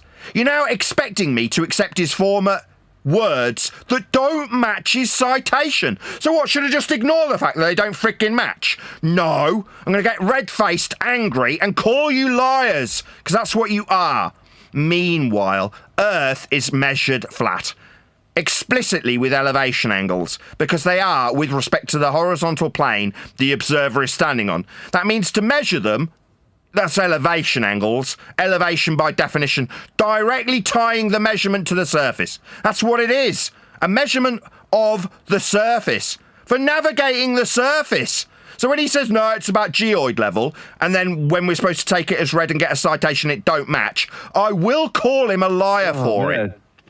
Nathan, we're going to go back. We're going to go back to step one. Hang on. We're going to go back to step one. Ready? Step one, make up shit that isn't in the citation. Step two, get citation and get called a liar because it doesn't match the words that came out of your lying mouth. You tell me when you hear... I'm not going to tell you anything. I'm calling you a liar because that's what you are. All you glurfs ever do is lie. Non-stop barrage of lies. You lie about elevation having anything to do with the surface. You lie about heights being from geoid level. You're just liars, all of you. So Nathan, ready? We're going to try this. Ready? You tell me when you hear the... I won't be doing anything. You can make your demands that I tell you something. I'll just stand here and call you a liar. That's all I'll be doing. I won't be taking your demands on board.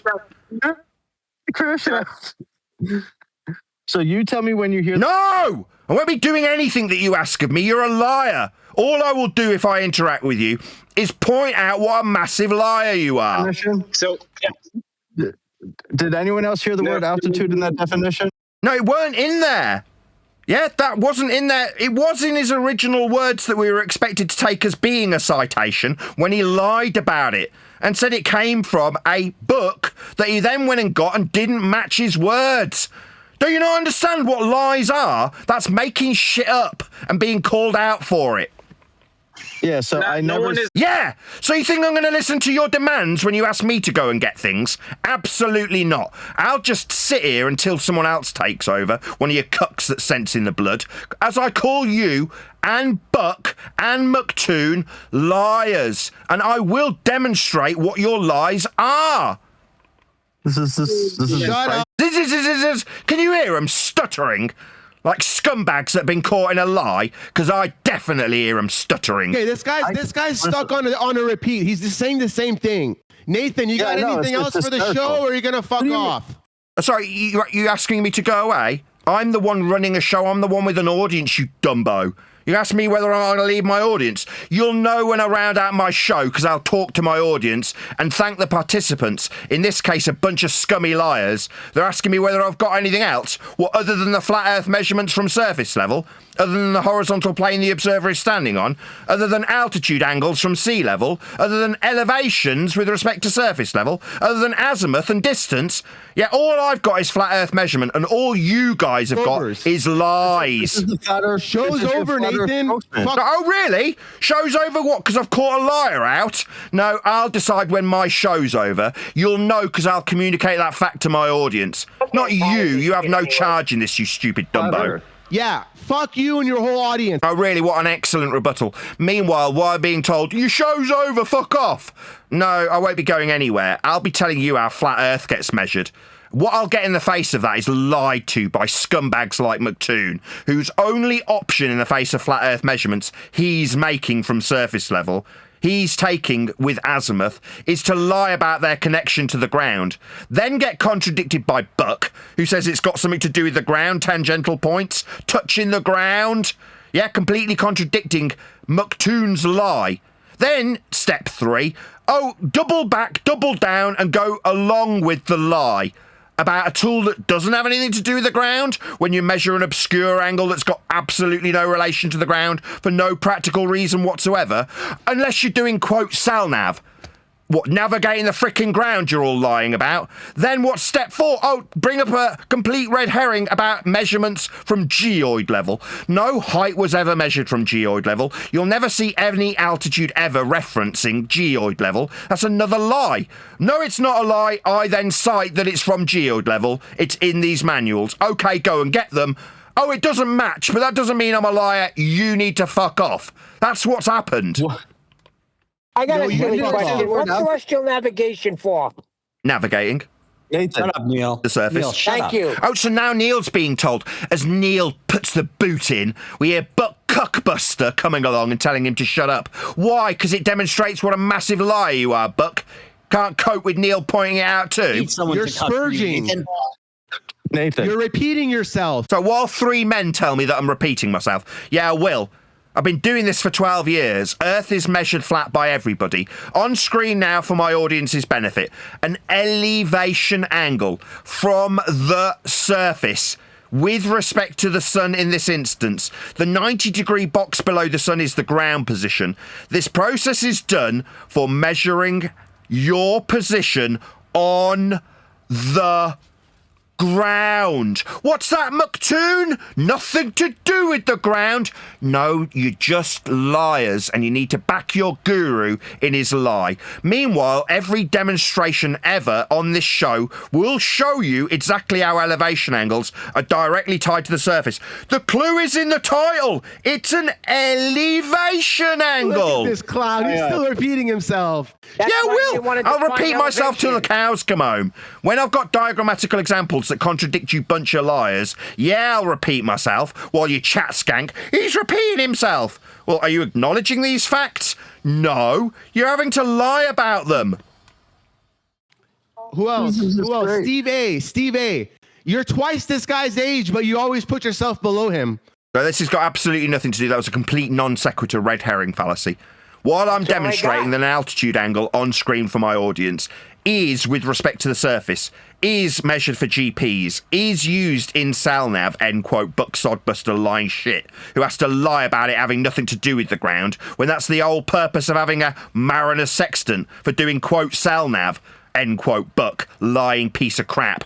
Well, am I just repeating myself? No, I'm demonstrably proving you're all liars. Just turn him down. Oh, just turn him down! Oh, I love that I caught that. Just turn him down. Maybe just mute him. Just mute him and then we don't have to listen to the painful fact that we're all lying about geoid level. Sorry, altitude from geoid level for Everest? Absolutely not. Just lies from liars. But what, are you going to turn me down? Will that stop me repeating how factually flat Earth's being measured? Just pop me on mute, lads, you bunch of girls. He has us muted. He's just talking to his YouTube stream. That's basically what's going on. Like, we can hear you bleating about how you need me turning down. You know, that's me just communicating my YouTube stream. No, it's me demonstrating what globers have to do in the face of flat Earth measurements. You've got to lie. Every comment requires a 2-minute tirade. Is that what it is? No, every comment that you lie about when you say we're measuring altitudes from geoid level requires you go and get a citation that demonstrates what a massive liar you are, and then we have a load of obfuscation while I'm told to fuck off and that the show's over. No, the show's not over. I'm still demonstrating what a massive bunch of liars really you all low are. of his audience, where he thinks he has to like narrate all of the thoughts and opinions out, and like, here, this is exactly Complete non sequitur. Telling me what I'm narrating. No, I'm narrating the facts in the matter. Fact, we measure Earth flat. Altitude angles, elevation angles, surface level, sea level, eye level, parallel with surface level, bubble sextants, mariner sextants, altitudes in the vertical, perpendicularity, zenith. All of these things that we have discussed are explicitly tied to a flat Earth. the actual terrain of the Earth. Fucking hilarious. Now I'm being sweared about how hilarious this is. I mean, apparently what this is me narrating? No, the hilarity that you find in flat Earth prerequisites is still a fact of an axiomatic principle you guys need and then have to lie about and deny. Of all people doing that, Mr. Elevation angle has nothing to do with the terrain of Earth. Absolutely, it's clues in the title. I know you're now backing your guru Toon and his lies that elevation angles have nothing to do with the surface, end quote him. And Buck, who also lied about it on this very show. But they absolutely tie directly to the surface. That's what elevation means. Stop trying to run to the next person, Nathan. I'm not done with Right, oh, sorry, my bad. I didn't mean to have 3 people spurg through the top of you, my friend. Absolutely blame me for that. That's my fault. I'm sorry that I'm responding to all 3 of you at once as you spurg through the fact that you've had to lie about this. Nathan, we're not talking. Oh, sorry, was that 3 guys I could hear? Oh, I'm really sorry that me and my influence meant that 3 people had to speak back at me. I'm so sorry. Was my lie when I said it wasn't the exact, like, verbatim definition? Yeah, we heard you say that it's not the exact verbatim definition, making you an abject liar. Yeah, we understand that it wasn't what was written down. When you said it'll pretty much match, end quote you, no, it didn't match at all. Yeah, you are definitely a liar, my friend. Just making shit up. What definition? What did you hear that guy stuttering? What? Yeah, you can't get a grip on the sentence you're about to say, mate. Your brain can't keep up with your mouth because you're under pressure because you've been caught out lying. No. No? So when you just said literally 30 seconds ago it did not match verbatim, when you told us it would pretty much match verbatim, that's not you lying. No, you have definitely been caught in a lie, my friend. Definitely, without question, you're a liar. Does pretty much mean says it will match verbatim? Yeah, pretty much means it'll pretty much match verbatim. Do you know what verbatim means? Oh my God, this guy doesn't know what verbatim means, does he? Yeah, I said pretty much would. And yeah, what pretty much match verbatim? Verbatim means match exactly. So if it'll pretty much match verbatim, then it'll pretty much be exactly the same freaking words. It wasn't. But you who had made shit up to lie about heights above geoid level, no, we don't have those. We got heights above sea level, you lying piece of crap, that just made stuff up. And then when I called you out on it and got you to get your citation, it didn't pretty much match verbatim. Joe, he's putting on for profit. Oh, I'm sorry. Did the 2 people talk? Was that my fault? Maybe I shouldn't respond to the spurg that's having a little mental breakdown through the top of this guy being humiliated as a liar. My bad that 2 of you are talking at once. This is obviously my fault. I know he... Stuttery! You're just a lying scumbag. That's what you've got to do to be a glurf. Lie non-stop. Listen, yeah, spiral, Nathan. Spiral what? Point out that you're a liar? It's not me spiraling. Earth's measured flat. Elevation angles, altitude angles, surface level, sea level, areas of equal altitude. Every single detailed discussion point in today's show was based on Earth being measured flat. Needle him on that definition. Yeah, that's what Nathan Oakley believes, is the Earth is measured flat. No, I've got an example of it on screen now. This is the demonstrated elevation acquisition.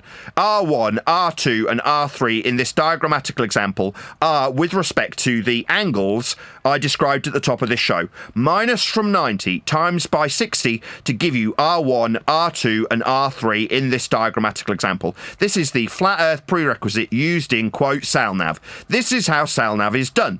It's done with a flat baseline so you can find your line of position. That's position on the ground, ladies and gentlemen. The same ground that lying scumbags like Buck, this guy who made quotes about geodetic heights off a geoid, and McToon lying about it, quote, having nothing to do with the ground, demonstrably shows how we find our position on the ground with angles of elevation and surface level. That is what I am demonstrating and will continue to demonstrate in the face of complete liars. Like the flat earth in a nutshell right here. This is the flat earth in a nutshell. No. This is not even flat earth. This is Nathan. This is absolute. So we're now hearing three people all spurg at the same time. Three people having the same mental breakdown all at once. What you say, this is the summary of flat earth? What, three glowbeds having a complete mental breakdown all at once? Right here. It really Ladies and is. gentlemen, send in your super chat. Give them more credit than this. That's spurg number 4. So now we've got 4 spurgos all at once. No, Send in your super chat. We Spurging don't want to hear a repeat of your point. Can you hear them? They literally are fighting over each other to get their words through the top of me.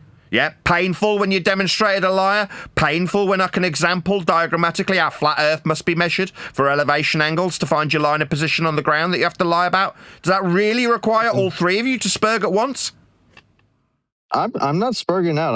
I'm focused on the main thing that we've talked about, that we've been talking about, and you keep trying to run away from. Oh, right. So when you said the height would be above geoid level and your citation didn't match, does that mean that you're a very honest person that didn't just make shit up on the spot? Is Earth's distance, Earth's surface distance from the geoid surface, the difference.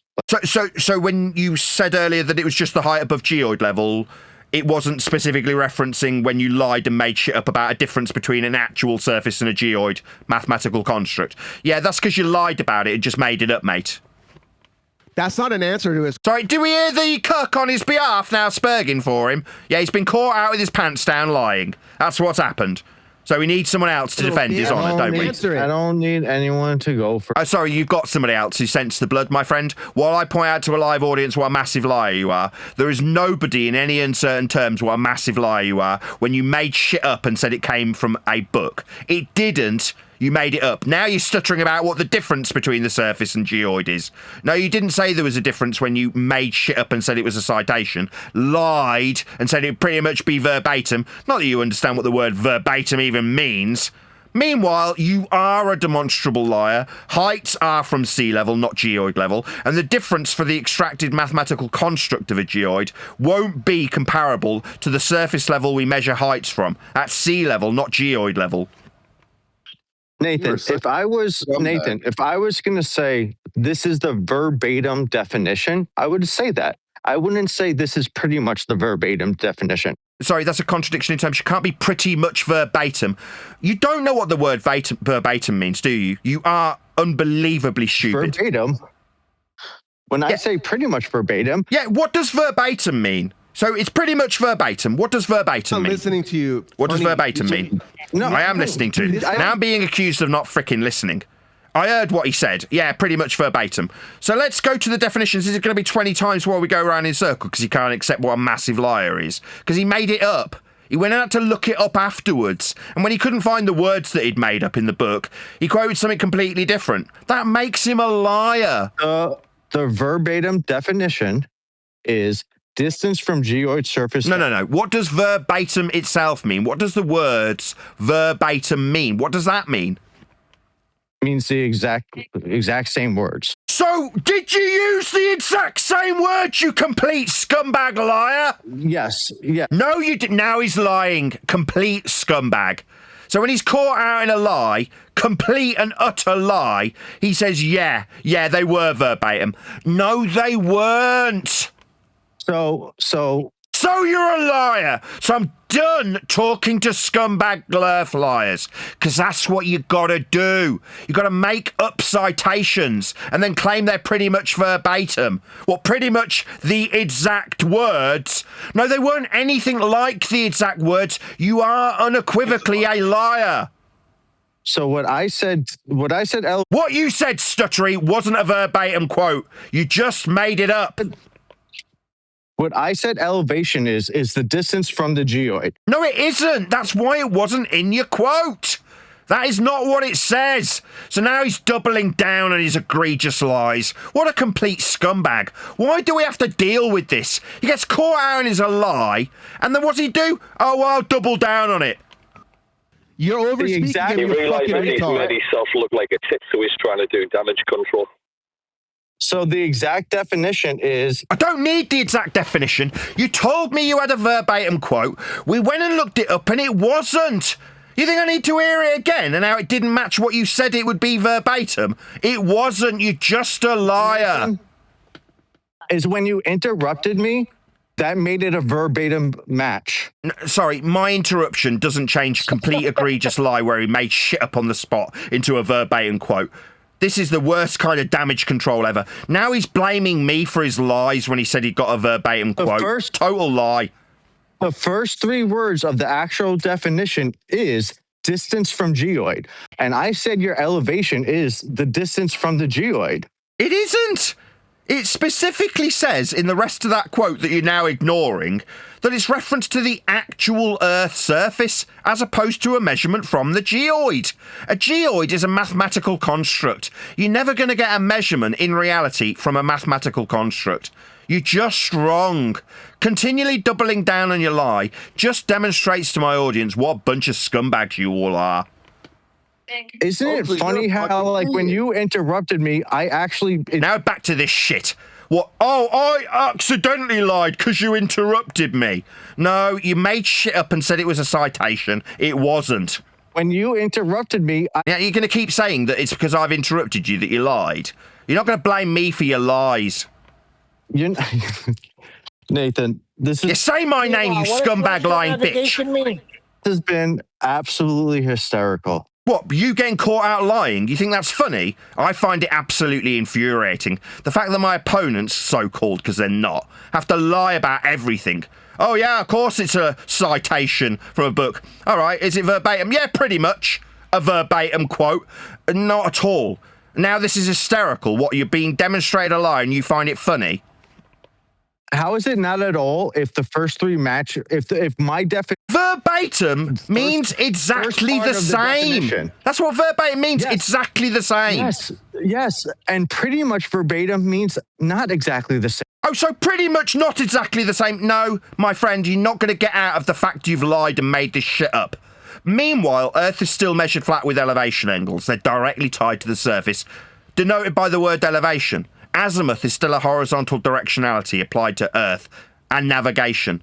Altitude angles are still from surface level. Altitudes are still from sea level. Eye level is still parallel with surface level. Everything we do in navigation is explicitly tied to Earth's surface. You're all lying about it having nothing to do with... Claims and more claims. Why are we not a doing claim. navigation? Not a claim. A measurement of an elevation angle isn't a claim. It's a measurement of Earth's surface. It's not a measurement. That's also a lie. Just want 4 seconds. So my original definition was geoid, the elevation... Right, why are we hearing an original definition? So we've got an original one, and the one that demonstrates the original isn't the same as the new one. So we've got 2 then. Well, it definitely isn't verbatim, is it? My original definition is that your elevation is your distance from the geoid. Yeah, oh my God. So we're going to have him doubling down on the shit that's wrong over and over again. Can someone remove this complete liar from my presence? I don't want to deal with his lies anymore. He's just tripling down on the thing that's been shown to be untrue. Don't triple down on it. That's absolute scumbag behaviour. You lied about the 24-hour sun. So. Oh, here we go. Now I've got to be accused of lying about something that alleged to take place. What, the 24 azimuthal flat measurement of the sun? Oh, fuck off, Oakley. Suck a dick, you cock. Now I'm being told to fuck off. I heard 24-hour sun. The sun was measured with azimuth. It's a flat Earth only measurement. Yeah, but you lied about it. Sorry, I lied about what? The azimuthal flat Earth only measurement of the sun? No, that there was not a... Oh, no, so we're not lying when we say we've got a flat Earth only azimuthal directionality to measure the sun for 24 hours. Yeah, it's a flat Earth only measurement of azimuth. You're a liar. You need... No, that's not a response. We've got a flat Earth measurement, azimuth. I've mentioned it multiple times on this live stream. Azimuth is a flat Earth only direction. If we're measuring this sun you've brought up as a non sequitur to a liar, then the measurement of the sun is in azimuth. It's a flat Earth only direction. Liar says what? He's a liar. Sorry, why is chanting liar going to Is this what I get? I catch someone out in a complete lie and I get a load of scumbags calling me a liar. No, the subject's now changed to the measurement alleged to take place in the south, that's a flat earth direction, of azimuth, that's a flat earth measurement, of the sun. So we've got a flat earth measurement. What's that? Liar, liar, liar, accused of me? Absolutely no substantiation in spite of the 20 minutes we've explained to the audience how the scumbag on that panel made up a citation and said it was verbatim. Liars. Why you're a hypocrite? Liar. Hypocrite. You're Yeah, a liar hypocrite. and a hypocrite.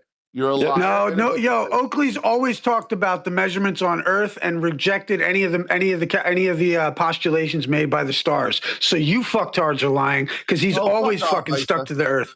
No, Eat a dick. yeah, but he said there was no. Hey, Issa, you missed 24-hour it. sun. Oakley said there's no 24-hour sun in the Antarctic. No, you won't get a quote that says that. What you'll get is me interviewing a guy who spent a significant period of time down there called Robert Shortman. Robert Shortman explained his experience where he did not experience a 24-hour sun in Antarctica. Again, are we going to get a quote? It's different than saying there's not a 24-hour sun. Sorry, did we get a quote? Nathan says, quote, and then where it came from with an end quote afterwards. Are we going to get that, or is this another lie? I've just been accused of saying something. I've qualified that I interviewed somebody who'd spent 18 months in Antarctica who detailed his experience with no 24-hour sun being part of his experience. Now I'm saying the accusation is I have said that. Now I'm asking if we're going to show this guy a liar, because I've just had a barrage of lies. What do we get immediately afterwards? A lie made up about something I haven't said. Go ahead, White Knight, Issa. Go ahead, White Knight. Shut up, dude. That footage that Oakley had was when Flat Earth was at its very infancy, dude. That's why Oakley is what he is, because he was out here before anyone else was doing it. And so fucking his video with him was back when none of us knew and we were all speculating. So you're at he took it from it's such a fucking shallow, petty thing to do, bro. Oh, so yeah, I agree, Issa, and he just did that. You idiots.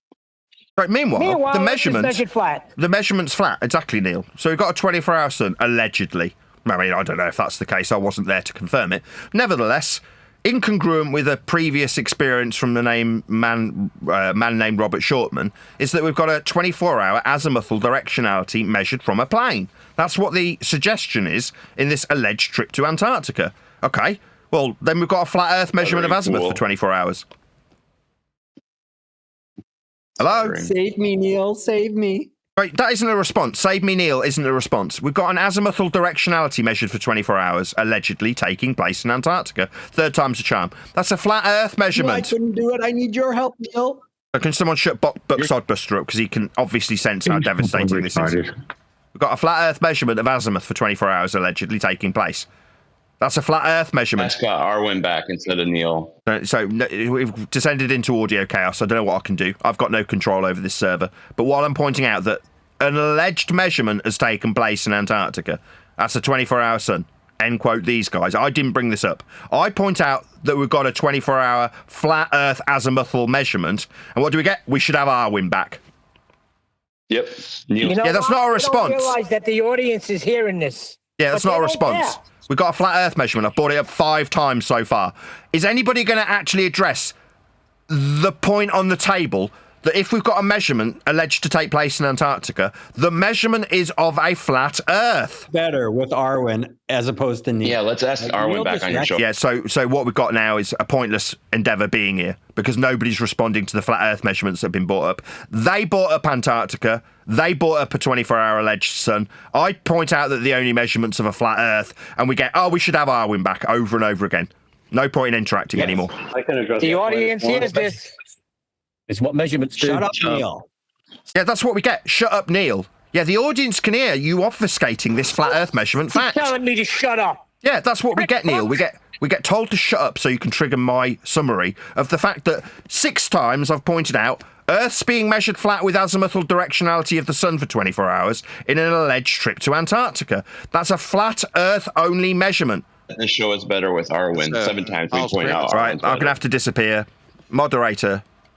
Bye. Yeah, let's leave this place. That's an assumption. This is a clown show. This is an absolute clown show. All these muppets have not got any fucking measurements. They're all just retards. Be quiet. Let Neil. If someone's going to cuck one, let on your Neil part. do it. He's way better at it than you. Shut up, Neil. Yeah, that's all we've got. So again, I'll bring it up for the 7th time. Somebody brought up the measurements alleged to take place in Antarctica. That's a flat Earth measurement of azimuth. No, it's not. This is the 9th time, Wesley. Oh, 9th time. Arwen's better than Neil. Have Arwen back. You might get a bit more listeners. So that's the response. Arwen is better than Neil. That's the response to Earth's being measured flat with azimuth. Neil is better than one deck. This has got nothing to do with the measurement that's being made. Nathan Oakley. Arwen is much better, smarter than Nathan Oakley. It's an assumption that it's flat Earth measurement. No, it's an azimuth, horizontal degree from north. That's what azimuth is, my friend. Yo, Rasta, do you know what azimuth is? What are you doing, Nathan? Should we talk to the Rasta? It's horizontal. Yeah, azimuth is horizontal. Can That's somebody correct. mute Nathan so we can talk to Arwen? Did you all hear that, ladies and gentlemen? When you approach the echo chamber of globe believers, they want you putting on mute. Now, why? Well, because I'm talking about, for the 8th time, azimuthal measurements. Now, I'm trying to communicate with the Rasta. The Rasta doesn't seem to think that's the case. All right, let's talk to the Rasta then. So you don't know what azimuth is then, Rasta? Arwen's way smarter and talks way better than you do. Right, we've heard about Arwen for about the last 5 straight minutes. What are we going to do? So They're literally, they've shut ruining down the completely. show. They've completely shut down when it comes to the flat Earth measurement fact of azimuth. They've just shut down and only want to talk about people. Yeah, small minds. Small minds. No, they're trying to ruin the show. That's what they want to do now. Stop talking for Nathan. Shut up, Neil. You're irrelevant, Oakley. You're irrelevant and a loser. Go away. Right, okay. So when I point out that Earth's measured flat with azimuth in Antarctica, that's me being irrelevant, is it? Why are we talking about this? It's you being boring. It's you being boring. We'd rather. All right. So when you brought up azimuthal directionality for the 24-hour sun, that's me being boring. I didn't bring this up. You guys did. It seems that when it's pointed out that it's only a flat Earth horizontal measurement of azimuth, suddenly it becomes boring. We heard you. Do you want to get a grip there, stuttery? Yeah, Earth's measured flat. If we're alleging that we've measured a 24-hour sun, we're measuring it in azimuth. It's a horizontal degree from north. It's only a flat measurement that you brought up. Your belief system. Right, no. Azimuth's not a belief. Azimuth's a measurement. It's the measurement that was made alleged in Antarctica. That's a flat Earth measurement. Anyways, he doesn't respond. He doesn't respond. When you try to respond to him, he overspeaks you. But if you stop speaking, he'll start calling you out again. Nathan, leave so we can listen to Arwen. He's far more interesting than you, honestly. Yeah, I get you want an easy target. Yeah, you want Arwen to talk with because you can't cope with me. I get that. Yeah, when I talk about how flat Earth is measured in Antarctica because you guys brought it up, you want to talk to Arwen. Yeah, I understand. It looks absolutely terrible to the audience. I think you just want someone you can have a conversation with. Right, what about Antarctica? You guys brought it up. I point out Earth's measured flat there. Now you want rid of me. You want to talk to Arwen. An easier target, an easier discussion. But the measurements. Help me, Arwen. Help me. We don't want to talk about Antarctica being measured flat, even though you brought it up. I'd like to hear him try to explain why the sun was seen due south at Antarctica. He's not going to answer it. He's not going to answer it. I know you want to know. He's not going to answer it for you. He's a coward. Why am I being called a coward when I've brought up 9 times that Earth is measured flat with azimuthal directionality? If you're going to allege that there's a 24-hour sun being measured with degrees as it rotates about you, that's azimuth. That's a flat horizontal measurement of Earth. It doesn't depend on flat. What's azimuth, Rasta? This guy isn't paying for the privilege. We're going to talk to the Rasta. Rasta, what's azimuth mean? Are you Dumbo? When are we going to get through to the Rasta? You all defending the Rasta? Rasta? Flat ground. Rasta, what does azimuth mean? What does azimuth mean, Rasta? Azimuthal directionality does not depend on a flat ground. Yeah, I didn't ask you what it doesn't mean. I asked you what it meant, as in define what azimuth means. Define it. It doesn't depend. Flat ground. Don't tell me what it doesn't do. Define what it is.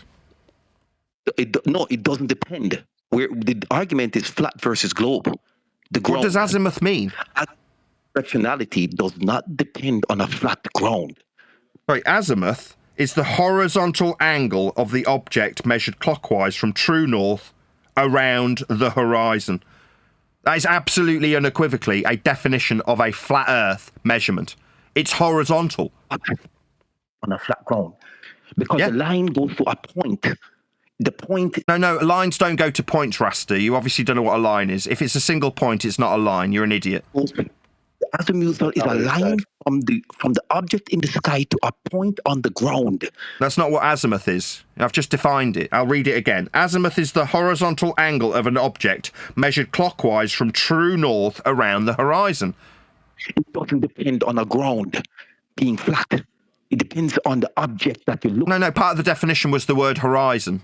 The horizon is formed with the ground. So when you say nothing to do with the ground, it's got the word horizon in the definition, Rasta. Horizon doesn't mean horizontal, Rasta. Yeah, no, it means the ground, though. You said it had nothing to do with the ground. Anybody notice a repeating theme here? I define what azimuth is. It explicitly includes the ground. It's got the horizon in it. The horizon's formed with the ground. What do I hear from Rasta? Nothing to do with the ground. No, it absolutely is to do with the ground. It's part of the definition. Horizon doesn't mean horizontal. Stop lying to the people. Now, all right, I'll just read out the definition again. Azimuth is the horizontal angle of an object measured clockwise from true north around the horizon. It's got the word horizontal in the frickin' definition, you dumbo. Horizon is not horizontal. It's in the definition. I just read it out twice. Are you mentally retarded? Were you dropped on your frickin' head? Are you deaf? I've read it out twice. Horizontal is in the definition. Horizon doesn't mean horizontal. Oh my God. Sorry. Azimuth includes part of the definition being horizontal degrees. Horizon is horizontal. Oh my God. Horizon doesn't mean... Horizon means the edge. That's what horizon means. No, azimuthal directionality does not depend on the ground being flat. Period. Yeah, it does. Part of the definition is in respect to the horizon. The horizon is explicitly formed with the ground. Horizon is not horizontal. That's not what I said. I didn't say it was or wasn't. Part of the definition of azimuth is horizontal, and included in the definition is the horizon that directly ties this measurement to the ground.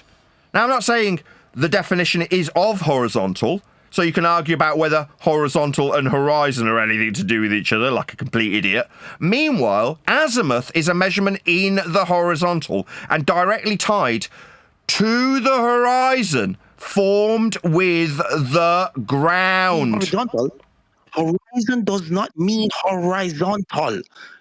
Oh my God. Azimuth is what we're defining. We're defining azimuth as being horizontal, you dumbass. Perfect, Nathan. Azimuthal directionality does not depend on the ground being flat. Yeah, it does. It's a horizontal measurement. And it's directly tied to the ground when it uses the word horizon. The horizon ties it to the ground. The horizon's formed with the ground. And the measurement is explicitly a horizontal measurement. It's from Just a point on the ground, my friend. It's from a point on the ground. Azimuthal directionality is from the point on the ground. So it's got something to do with the ground then, you dumbass. You've just spent 3 minutes denying that it's to do with the ground. So yeah, to do with the ground then, you complete clown. Aren't you measuring the ground? Aren't you? Yeah, so when we measure horizontal degrees with respect to the ground, it's a horizontal measurement of the ground then. Yeah, we got there in the end, you dumbass. It's about the ground. Yeah, it is. It's explicitly to do with the ground. We're navigating the ground with it, you dumbass. The direction you're looking, dumbass. Oh, sorry, we need another cook to help out the Rasta, do we? We finally got to the point where it's a point on the ground that it's got nothing to do with, and the horizontal's got nothing to do with the horizon, that's not the ground, and the definition of azimuth being a degree in the horizontal doesn't mean it's anything to do with the ground that we've got a point on. Yeah, it definitely is to do with the ground. It's definitely a horizontal-only measurement. It's a flat Earth by prerequisite measurement of degrees in the horizontal with respect to the ground that we're assessing for directionality. Azimuth is a flat Earth-only measurement. The second lie that you're talking about now. And now I'm being accused of being a liar. What a complete scumbag. Yep. Total wanker. Horizon means horizontal. Horizon does. Sorry, it's in the freaking definition. Oh my God. It doesn't mean horizontal. Let's read it out again, because obviously I'm going to be accused of being a liar. Fourth word. azimuth is the horizontal angle. What's that, Rasta? Not horizontal? No, you're a wanker. We are talking about the azimuthal directionality. It does not depend on the ground being flipped. Yeah, it does. It's a horizontal. We're just going around in circles with this wanker. I'm done with him. It doesn't seem to matter how many times I define how horizontal this measurement is and explicitly tie it to the ground with the word horizon formed with the fricking ground. He's still going to go around in circles telling me that I'm a liar about it. No, I just read out a definition. Unlike you bunch of scumbags, I don't just make shit off the top of my head and then parrot it out like it's a verbatim quote. I read off the definition. Got the word horizontal in it, you dumbass. Psychological dilemma time. Religious zealotry. Shut up, Neil. Shut up on deck. Shut up, Neil. Yeah, that's the best response you've got. Tell my panel to shut up when we've got a horizontal measurement. Notice how nobody's actually addressing the key issue that this measurement in the horizontal apparently is proof of something to do with Earth and its surface. When the guys who alleged to go to Antarctica made this measurement, it proved everything to do with the Earth. The second it's a horizontal measurement, nothing to do with the ground. Okay, so is it only an acceptable measurement if you're suggesting that this horizontal measurement proves your ball? Then it's an acceptable measurement, right? Stop coping.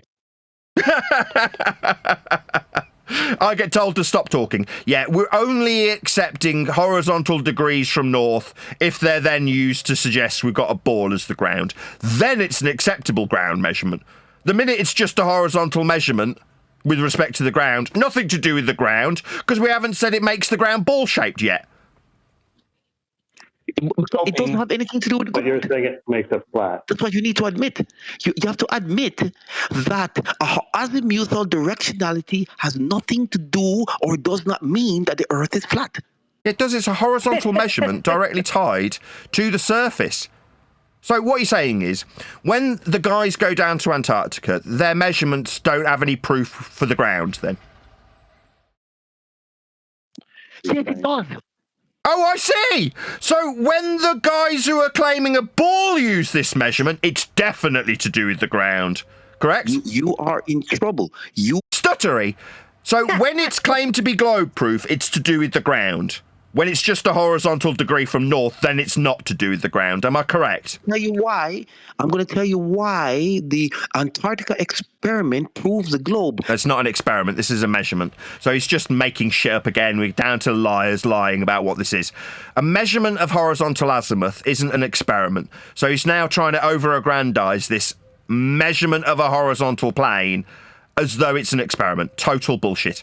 Meanwhile, my question to the Rasta is, does this horizontal degree from north, referencing the horizon made with the ground, not prove the ball ground then? The sun is at 24/7 around your head in Antarctica and 24/7 around your head in the Arctic. That can only happen on the globe. Oh, I see. So when we measure horizontal degrees with respect to a plane, then it proves a ball. So now the ground is ball-shaped. This is acceptable evidence. So it does prove the ground if the ground is assumed to be ball-shaped, correct? It can only happen on a ball. Yeah, I got you the first time. So what you're saying is, when we measure this horizontal degree, it proves the ground is ball-shaped. Then the ground is acceptable as proof, because you say it proves the ground is ball-shaped. No, it's a horizontal degree. It's got absolutely sod all to do with anything ball-shaped. It's a horizontal measurement that, according to you, has got nothing to do with the ground. How can it prove the ground ball-shaped if it's got nothing to do with the ground? That's a ball. Yeah, how can it prove the... Shut up, Neil. How can it prove the ground is ball-shaped if you say it's got nothing to do with the ground? Come on. Hello? How can it prove the ground be ball-shaped if it's got nothing to do with the ground? It has everything to do with the ground. So if we're definitely assuming that the ground is ball-shaped, then this horizontal measurement's everything to do with the ground. But if it's just a horizontal measurement, then nothing to do with the ground. I see. So it can only be used as proof of the ground being ball-shaped. It's a horizontal measurement, though. In June, that same sun is 24 hours around your head in the Arctic. In November, that same sun is 24 hours around your head in Antarctica. That cannot happen on a flat plane. Well, yes, it is. You're describing something above you. Above your head is with respect to a plane. You say it won't work on a flat Earth. To be above is a planar description. To be above or below is a planar description, you dumbass. This can only work as a description with respect to a plane. The sun being above you, that's a planar description, you dumbass. That same light is providing light in the upper latitude. Upper latitude? Latitude's a measurement from surface level. It's a degree from surface. Yeah? That's what latitude is. As for the planar measurement that you're measuring in the horizontal, according to you, this has got nothing to do with the ground. Now you're saying this only works on a ball ground. No, according to you, this has got nothing to do with the ground. This horizontal degree from north. Yeah, it's a horizontal measurement. It's everything to do with the ground. Your head in the Arctic while giving light. Why are you asking me something? We've got a horizontal measurement. If you accept this measurement is proving something to do with the ground, then we're measuring horizontally. That sun is 24 hours in June and 24 hours in November. Yeah, it's just like a stuck frickin' record. What he described earlier was the sun being above my head. Yeah, it doesn't matter if I travel south, that's a horizontal direction, or north, that's another horizontal direction, and see the sun above, that's a description in the vertical with respect to a plane, then every single aspect of what you've described is only capable of being described on a flat plane. That's what above means. For the sun to be above you, that's with respect to a plane, you dumbass. And now he's going to wait for you to talk, and 3 words in, he's going to interrupt you. Are we going to get a conclusion? We're measuring something above a plane. Above is planar. He said the sun was above you in 2 different locations. South, horizontal. North, horizontal. Above, with respect to a plane. Yet this is your belief. No. Above is axiomatically tied to a plane. You're not above a curve. No, that's not a principle of verticality. Verticality, being above something, is tied to a plane. Directly tied to planar descriptions. He said the sun was above me. Okay, that's a planar description. He said that in the south, Arctic and Antarctic, and in the north, south, those are horizontal directions. So if we travel in a horizontal direction, the sun will be axiomatically above me with respect to a plane. He said that didn't work on a flat Earth. That's the stupidest thing he's ever said. 24-hour sun and other things. Nathan Oakley ignores that topic. I haven't ignored anything. I've been told the sun is above us in the north and in the south. North and south are flat. Now, apparently, that's got nothing to do with the ground. Okay, even though he's describing where he is on the ground in a different location, with the directionality, planar, horizontal. Yeah, he's describing where he is on the ground when he uses these terms. When I say, well, it's a horizontal degree, nothing to do with the ground. Okay, so this isn't going to prove a ball ground then? Oh, no, it's definitely proving a ball ground. Why? Well, because if I travel in a horizontal direction, the sun is axiomatically planar vertically with respect to that plane. Therefore not capable of being on a flat plane? That makes absolutely no sense whatsoever.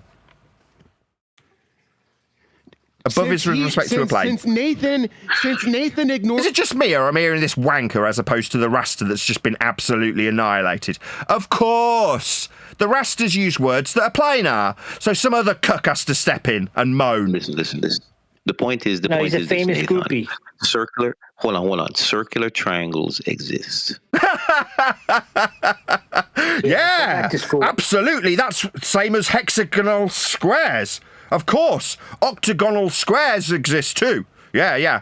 Circular triangles. Yeah, of course. Yeah. I want you to tell this room that circular triangles don't exist and you can't get angles from them. Go ahead. Right, circles are circles. They don't have any straight lines. Triangles have got 3 angles. Circles don't have any angles. You stupid idiot. He's a little bitch. Oh, so now I'm being called names. Meanwhile, yeah, circles aren't triangles. That's the stupidest thing ever. Meanwhile, we do have your claim that if I travel south, I'll see the sun above me. Those are planar descriptions that you're appealing to, Rasta. Hello, everybody. Let me introduce you to circular triangles, guys. Robert, and you can get angles from them. So Buck knows this guy's getting absolutely humiliated. So now we've got Buck. So we've got three men all spurging at once. Is it just me, or am I being completely ignored when I describe how flat Earth is measured? That would be, if we travel north, that's a horizontal degree. It's called azimuth. And we look at the sun above us, that's a planar description in the vertical. Then somehow, what, that's nothing to do with the ground? It's everything to do with the ground. Can you be quiet for a moment? Right, you giving me orders, are you, dickhead? According to you, the show was over earlier. It seems like you were wrong. Yeah, we can't seem to trust a single word you say when you decide my show's over. No, we're going through the Rasta's claim. Rasta says sun above. Above is a planar word, my friend. Go ahead, guys. Sorry for Nathan's interruption. The reason why I told him azimuthal directionality has nothing to do with if the shape of the Earth is flat or spherical. All right, so you won't be using it as a claim of sphericity then when you explicitly now go on to say that this works on a ball. You won't be claiming that. Okay, so this does not prove a ball then. Toon, are you listening? This Rasta says your measurements don't prove a ball. On a ball because circular triangles... No. They're not measuring circular triangles, they're measuring azimuth. Yeah, this non sequitur's a shite non sequitur. Nobody in Antarctica measured circular triangles, you stupid retard. Google search, type examples of circular triangles. No circular triangles were measured in Antarctica, they measured azimuth. Azimuth being a horizontal degree that, according to this clown, has nothing to do with the ground. Rasta, my friend, according to you, they're measuring a plane. Horizontal degrees for the sun. Yeah, that would be a planar measurement. Then you gave locations. Yeah, those are with respect to the ground as well, the one you're denying. You said that they went south as opposed to north, both horizontal directions. Then you said the sun was above you. Yeah, those are all planar descriptions. You need a flat Earth for everything you've detailed. No. All you need is a circular triangle. This will go down in the comments. People love this from the audience when some complete retard from the globe side starts saying things like circular triangles. Why are we talking about circular triangles? Oh, because he's used several planar descriptions of directionality, north and south, horizontal degrees, nothing to do with the ground, except when he's describing travelling in a northward direction on the ground, to look at the sun above the ground. Yeah, those are with respect to the ground, though, aren't they? Because you can get a circular triangle. Yeah. Circular triangles exist. Okay, how many circular triangles were measured allegedly in Antarctica? Go. In other words, look it up. Rouleaux, Reuleaux, triangles. You can get lovely angles from them. So the ground can be curved or the ground can be flat. You can get azimuthal directionality perfectly. Yeah, azimuthal directionality is horizontal. I defined it earlier. Angles are two straight lines meeting at a vertex. So no, there's no such thing as circular angles. You're just an idiot. Again. Let me say it again. It's not because the Earth is flat. Because rouleaux exist. Rouleau triangles exist. So you can get azimuthal directionality from a curved Earth or from a flat Earth. No, you can't. Let's just define it again for this retard who thinks that somehow azimuth has something to do with curve. No, you're just wrong. Azimuth is the horizontal angle of an object measured clockwise from true north around the horizon. That doesn't say anything about spherical triangles. It doesn't say anything about anything to do with triangles. It does specifically describe it as horizontal, though. No, it says angle, and you can get angles from circular triangles. That's what it says. So azimuthal directionality doesn't mean the Earth is flat. Yeah, it does. It's specifically describing it as horizontal. That's what horizontal means. No. We're describing... Yes. I'll read it again. Azimuth in the horizontal. It's part of the definition that it's horizontal. That's not curving. It's horizontal. That is what we're describing. We are describing azimuthal directionality. We're not describing the shape of the Earth. Yeah, we are. When we travel with respect to these directions. Like when you say you travelled north to the Arctic or south, do you think that those aren't describing detailed explanations of how you travelled in a direction with respect to the ground? Did you think when you went north it had nothing to do with the ground? I'm pretty sure that the only reason we use these terminologies is to describe things with respect to the ground, you dumb rasta. No. Yeah. When we describe going north, that's with respect to the ground, you stupid retard. The shape of the ground has nothing to do with azimuthal. Yeah, it does. It's a direction with respect to the ground. It's horizontal directionality with respect to the ground that we're travelling. The only reason we'd ever use the word north is to describe the frickin' ground. Or the base of the triangle can be concave. Circular triangles exist. You can get lovely angles from them. Again, azimuthal directionality does not say the ground is flat or the ground is curved. Yeah, it does. It says it's horizontal explicitly. When I describe north, I'm describing travelling with respect to the ground. It's absolutely unequivocally tied directly to the ground. You used it when you described travelling to do different locations. So when you said travelling south, were you not talking about the ground? What I'm saying to you is that the ground can be curved or flat. No. When you said travelling south, south wasn't curved. Azimuth isn't curving. Azimuth is horizontal. So according to you, when you need it to be the ground, it's a curving azimuth. No. Azimuth's horizontal. No, azimuthal direction. Yeah. I'll read it again for this lying scumbag dirty rasta who seems to think that he can just lie. No, it explicitly details it. Azimuth is the horizontal angle of an object measured clockwise from true north around the horizon. That's explicit. It says the cardinal points include north 0 degrees, east 90 degrees, south 180 degrees, and west 270 degrees. Those aren't curving. Yeah, they're describing when we travel with respect to the ground. Yes, but the ground... Yeah! Shut up, you stupid rasta! You're just infuriating with your outright lies that you have to tell. Yeah, we know it's to do with the ground. It's horizontal measurements of degrees when talking about the ground. To be flat, degrees can be on a circular triangle. No, they're horizontal degrees, you dumbass. No, they're not talking about curved ground when we talk about horizontal direction. You've obviously travelled north with a curve? No, you don't travel north with a curve, you idiot. You're not listening again. Oh, am I not? No, I'm pretty sure I can hear the Rasta agreeing with me when he needs directionality to travel to different locations to explicitly be referencing the ground he's denying this has anything to do with. Oh, it's got nothing to do with the horizontal ground when we travel the ground in a direction with respect to the ground because it's horizontal. Now, if it can curve when it's explicitly horizontal, then it can be the ground, right? Yeah, I am listening to him. He's a dumbass. All right, be quiet. Go ahead, Robert. Sorry, no, you're not going to tell me to be quiet so that we can hear the Rasta lying about how this has nothing to do with the ground. It absolutely has something to do with the ground. If you've ever navigated the ground, you'll know that the degrees from north in the horizontal, that's azimuth, have everything to do with the ground this Rasta continually lies about. Can be on a circular triangle. No, it's not. There's nothing in the definition about circular triangles. Do you want to get me an azimuthal directionality description or definition that says it has something to do with circular triangles? It's flat. Again, azimuthal directionality does not mean the ground is flat. It does. It's horizontal degrees. When detailing the ground for navigating the ground. Yes, that's why you have nautical miles. Yeah, so nautical miles are linear horizontal distance measurements.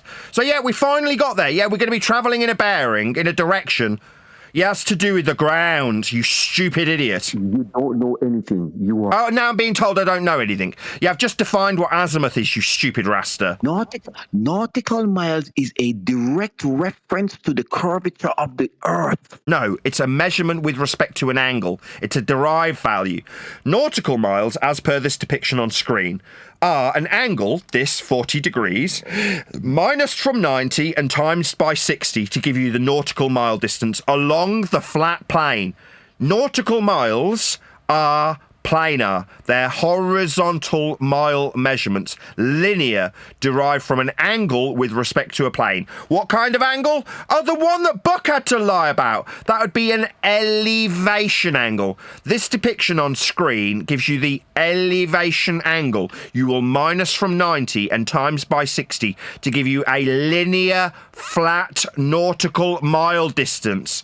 The curve is the degree you measure the angle through. The 40 degree has an curve of the protractor. Here's the curve. The 40 degree is with respect to a planar surface. Here's it again with respect to a plane. The angle measurement to the sun is planar. Now you can take this measurement of a degree, that's an angle off a plane, minus it from 90 and times it by 60 to give you a distance along this baseline in flat, linear nautical miles. Miles do not curve. Nautical miles are a direct link to the curvature of the Earth. No, they're not. They're measured from a plane. My God, on screen again for my audience. Here's an elevation angle. Where's the curve of the Earth? Oh, there isn't one. There's only the curve of these little degree symbols. That's what the curve is. Yeah, 90, that's the curve. A, that's the angle to the star. There's your curve. The measurements with respect to a plane and the derived value you calculate for a distance is the planar distance along the surface. There's no globe in this angle acquisition. There's no globe when we minus from 90 and times by 60. There's no globe when you describe the nautical miles in a linear distance format along the surface. Those linear nautical miles will form a radius to give you a circle of equal altitude. There's nothing globe-shaped in any of this process. Absolutely not. Globe shape? No, we're talking about arc, curve. Yeah, arc of this degree. The degree is the arc here. Here's your curve. The degree that's measured is the arc through the protractor. The angle is respect to a planar surface. And the measurement that you extract for the distance along the ground here is minusing from 90 and timesing by 60 this measured angle from a plane. There is absolutely nothing globe-shaped in this process. The only curve is the curve of the angle you measure. Again, you can have a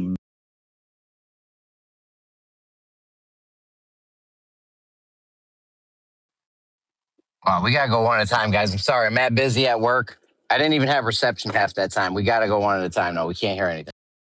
And yeah, we got in a lot of chats obfuscation from Discord, unfortunately, Jeremy. When I point out that they lie about Earth being spherical or degrees in the horizontal from north having absolutely nothing to do with a curved surface because they're horizontal degrees from north, we're told that they're not the ground. And then when I point out that they're describing the ground when they describe differences in directionality for locations on the ground with these directions that are horizontal degrees and everything to do with the ground and navigating the ground, suddenly they're nothing to do with the ground because they're flat. Oh, unless, of course, you're suggesting sphericity, then they're everything to do with the ground, but only if you're begging the question. Meanwhile, as depicted on screen multiple times, we've got horizontal degrees from north with the description of the horizon. Oh yeah, here's a flat earth depiction of azimuth. And what are we measuring? Oh right, ascension and declination. Oh, what you mean elevation angles to a star off a plane? Yeah, this is how we measure Earth. If we suggest that this plane for the degrees of azimuth and this plane for the angle we're going to measure and minus from 90 and times by 60 for the nautical mile flat plane distance has something to do with a sphere, then we'd be inside a sphere.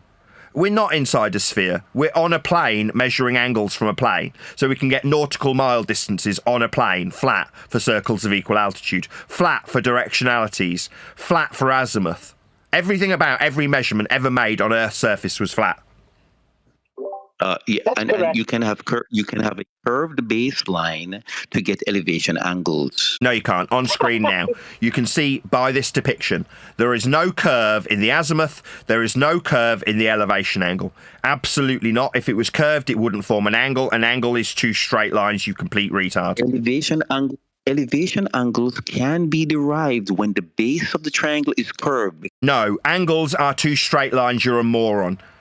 the definition of an angle is two straight lines meeting at a vertex. If it's curved, then you've got multiple angles along the curve to derive two straight lines from. That's an angle. You're saying, I can get an angle with a curve. Wrong, you're a moron. Earth's measured flat with angles. Here's a diagrammatical example of a planar measurement of an angle to a star with right ascension and declination. You don't get angles from curves. The base of the triangle can be curved. No, then it's not an angle, you dumbass. If one of the lines is bent, it's not an angle. Elevation angle is not on the ground, you big dummy. Well, this elevation angle is absolutely diagrammatically exampled as being from the ground. If you're describing it with respect to azimuth, that would be for directions on the ground. This diagrammatical example here describes azimuth as planar, and altitude, shockingly, being directly and axiomatically tied to the ground, because that's what altitude means. When we measure an altitude angle, it's two straight lines, one's along the ground. That's why the clue in the title is the word altitude, meaning it's from the ground, meaning it's not bent if it's an angle. You're just wrong.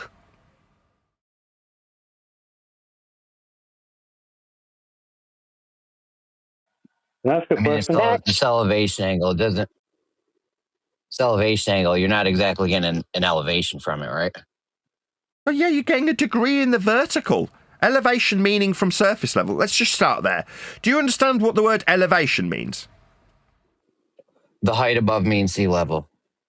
Welcome to Flat Earth. So if we're describing elevation, it's directly tied to the surface. If it's an elevation angle, it's a degree from the surface.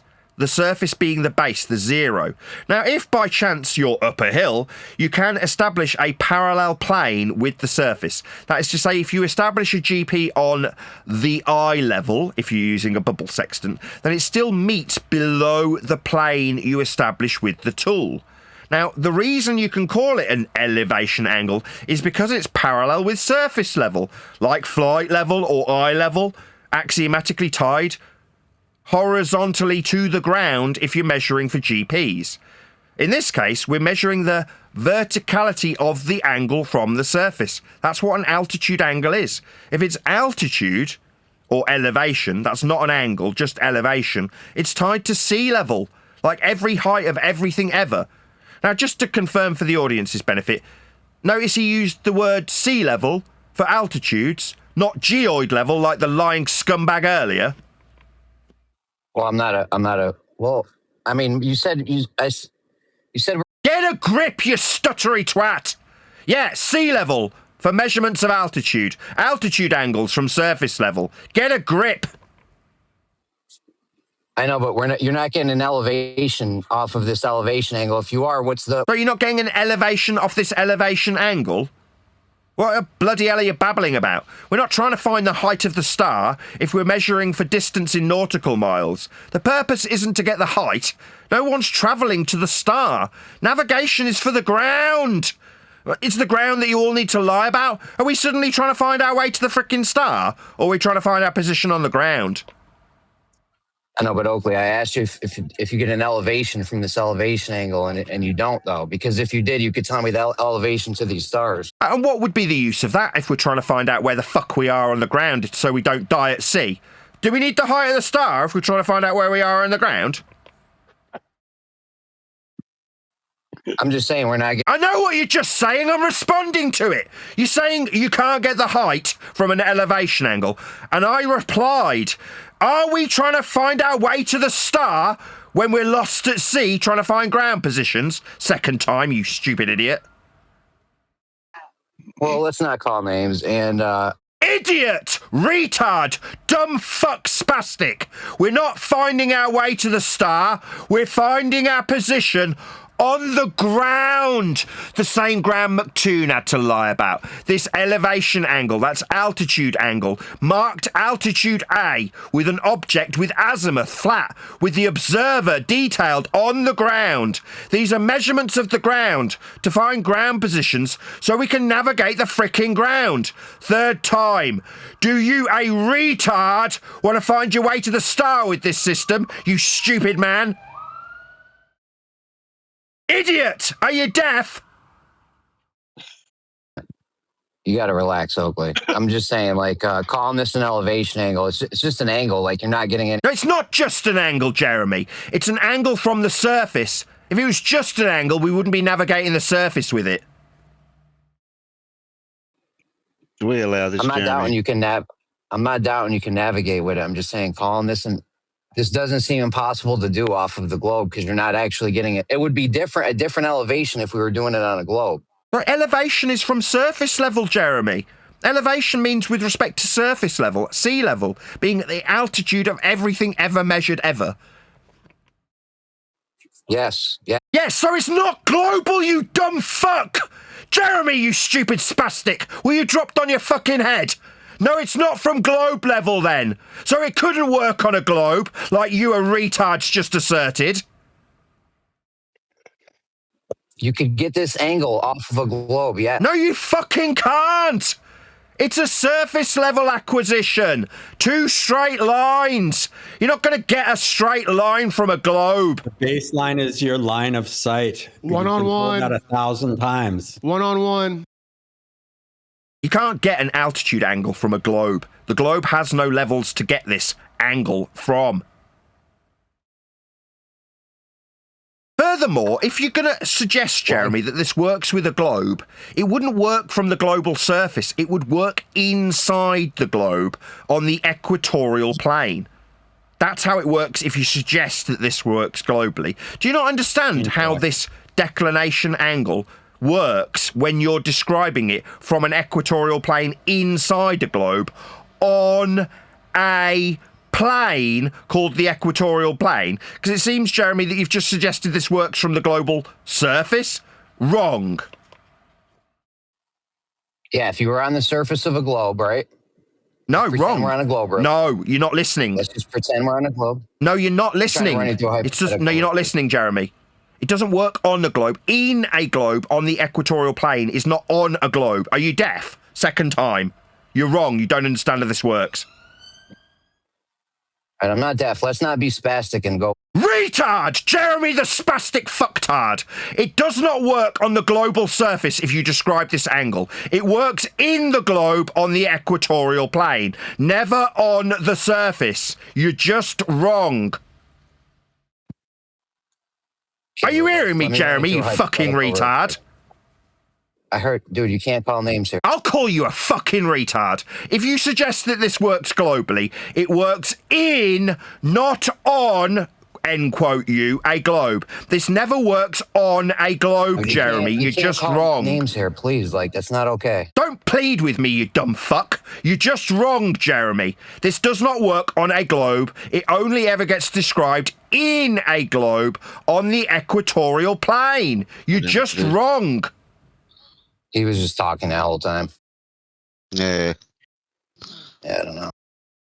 You're just wrong, Jeremy. You said it worked on the surface. That's incorrect. He's just here to talk over everybody who challenges him. Sorry, is it just me? Or did Jeremy assert that this worked on a globe? No. My exemplary understanding of this as a subject matter expert means that I know unequivocally if you're going to suggest elevation angles work with a global systems, it works with subpoints. Right, Buck? Subpoints, right, Buck? Do you want to tell Jeremy what a fucking retard he is, Buck?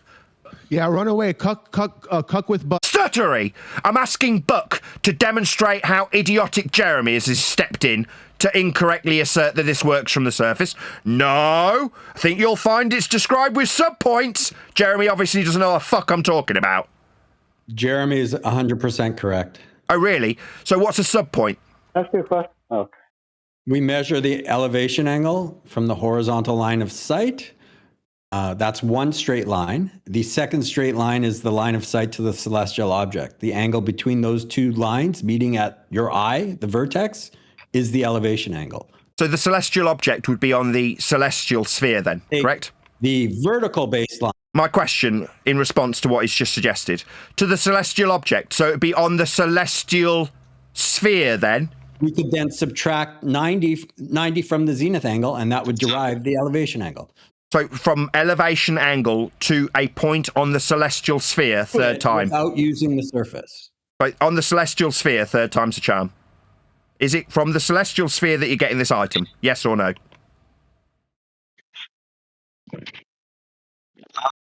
The reason we're getting a silence, ladies and gentlemen, is because the minute he acknowledges that the item is with respect to the celestial sphere, that unequivocally means that the derived angle can only work on the extended celestial plane and equatorial plane inside a globe. You can measure elevation angle to an aircraft, though. Right, is it just me, or am I being obfuscated? Nobody's acknowledging how fucking wrong Jeremy the retard is. Jeremy, you stupid spastic. If we're measuring with respect to the equatorial sphere, then that only works from the equatorial plane inside, not on a globe, Jeremy. You are wrong. Meanwhile, in order to acquire the acquisition of the surface level angle, we need to measure the surface flat for it to be called an angle. Now, for their system to work, they would suggest that they measure ground positions out in space on planes, tangential to a ball, they assume. But that tangential plane will unequivocally require transposition inside a ball for it to work with the derived angle to the celestial sphere. That is how it works inside, not on a ball, on a plane. Now, nobody's actually in a ball to measure a plane for an angle, but we definitely measure angles from planes. That's what an elevation angle is. And when it's described as an elevation angle, that excludes it being inside a ball, because it ties it to the surface level. Earth is measured flat for elevation angles. No, it's not. It's not measured flat for elevation angles. The base can be curved. Then it won't be an angle, you dumb raster. Angles are two straight lines. Okay, so when we've transposed this angle to the equatorial plane, will this bent angle work with the flat planar surface of the equatorial plane when it's a bent angle? Can be curved. So it'll work curved on the equatorial plane then, raster. Circular triangles. Right, I'm asking the raster. He's saying curve angles. Now I'm saying, okay, let's just accept this dickhead fucking retard raster with his curve angles. Okay, so we can transpose the curve onto the equatorial plane then. There's no such thing as a curved angle. That's a first. Yeah, no shit, Sherlock Holmes. Yeah, no shit. You've just been telling us how curved we can get the angles from for the last 10 minutes. Yeah, I know you can't get an angle from a curve, you dumb raster. We can get elevation angles from the surface, and they are flat. That's why you have to lie about them. That's why we've got this, it's got nothing to do with the surface shite. When it's all to do with the surface, every single acquisition of any angle ever. Nautical miles, for example, is because the Earth is spherical. It's a 1 minute drop per latitude. Yeah, drop with respect to the plane. So 1 degree is a 1 degree drop of the item you are measuring with respect to a plane. That is to say, as it drops 1 degree, drop being a description that's planar, dropping towards the horizon, being a planar description, means you've got an angle from a plane that you can minus from 90 and times by 60 to give you the distance along a flat surface in linear nautical miles. The only curve is the curve of the protractor you're measuring this drop with. If it's dropping, that's the star dropping towards the horizon, and you're measuring an elevation angle, then you're measuring with respect to the horizon and the planar surface, forming the 0 degrees. The word drop itself is a planar only word. Liar. 1 minute drop is not planar. Nautical miles. Yeah, it is. 1 degree drop. So it's dropped 1 degree towards the horizon. It's unequivocally planar. Measure a line in minutes. Yeah, minutes are the degrees of the protractor. When you separate out the degrees, you get minutes. That's what you're describing. If it's dropping, number one, to drop is a vertical description.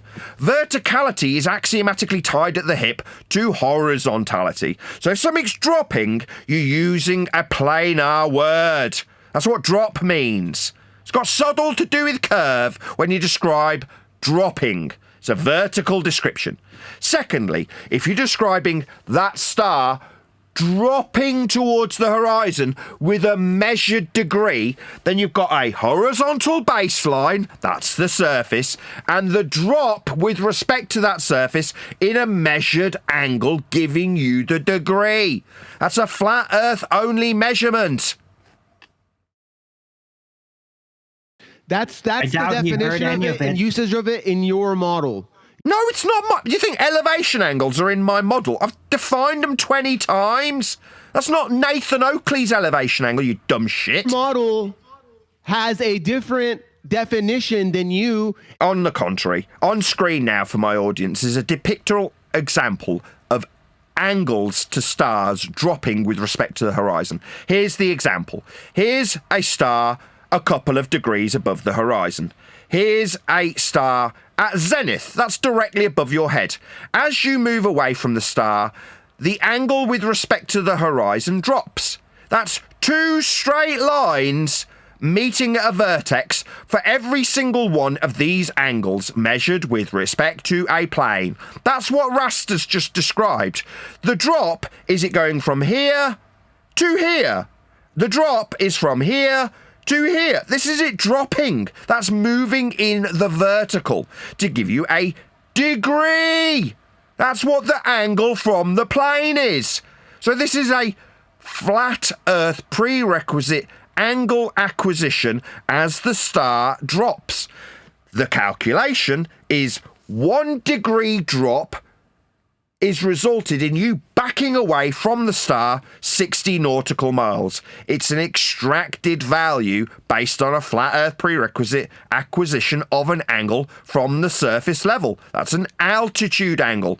The same altitude angle that had to be lied about by Buck Sodbuster, lied about by the Rasta, lied about by McToon. That's what we're talking about. This is the example. This is an elevation angle demonstration. It's very basic. If it's dropping towards the horizon, it's dropping towards the surface level with a measured angle off the surface. They're here for. Can I ask a question? Hey, go on, Nathan. Keep chat skanking. This is what I'm not chat skanking. I'm taking my audience through a very detailed explanation of what the Rasta's just explained. He described a degree drop. That's what he described. 1 degree for every 69 statute or 60 nautical miles. Okay, so what does that mean? Well, it means the star's there, and as I move away from it, it drops. Yeah, that's the angle declination as you move away from the star.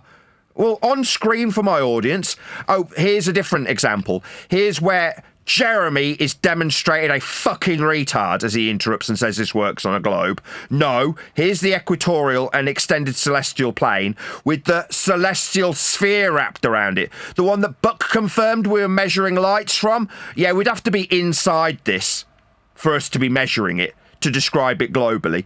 This is where Jeremy said it would be on the surface. Absolutely not. Jeremy's just wrong. Better flat earther than you, Jeremy. He's calling you. Stop talking through him all the time. He's having a show right now. Yeah, Alwyn's now telling them off because when I point out how wrong somebody challenged me earlier, Jeremy, the host. Yeah, I'll still call him a fucking retard when I've got diagrammatical examples of how wrong he is. This is not from the surface, Jeremy. My audience can see what a spacker you are when you said it came from the surface. No, we're bifurcating a ball with an extended celestial plane if we're measuring items on the celestial sphere, end quote, Buck. Yeah, this requires being inside a ball for elevation angles to function. When you said it worked from the surface, wrong. Just an idiot. What are you, some sort of ball sympathizer, Jeremy? Because you were wrong. Works from within a ball when you extract the elevation from surface to a system with a celestial sphere wrapped around two planes. Extended celestial and equatorial planes, you'd be in a ball to be measuring. Jeremy's argument. He hasn't talked for like 5 minutes. Since you finish, Nathan, I'll manufacture him to get in. He's probably busy right now, Nathan. Yeah, you gotta call him out at another time. What, like when he was talking to me and he said, oh, I was wrong. No, you just don't understand how you can get these angles from a globe surface. No, I heard what Jeremy said and he was demonstrably incorrect. When you extract a globe from flat Earth measurements, this is what you end up with. There are no angles coming from the surface of the ball in this diagrammatical example of the celestial sphere with extended celestial plane and equatorial plane inside a ball Jeremy was wrong about. You don't actually care about what he's saying. I mean, he's saying that. I heard what he said. He said on the ball. Yeah, you can get angles from the ball surface. I heard him. He's laying down. He was wrong. Jeremy was wrong. This diagrammatical example shows how wrong he is. Nathan Oakley's model, and it's lacking. This is not my model. This is a globe Earth extracted value. It's not mine.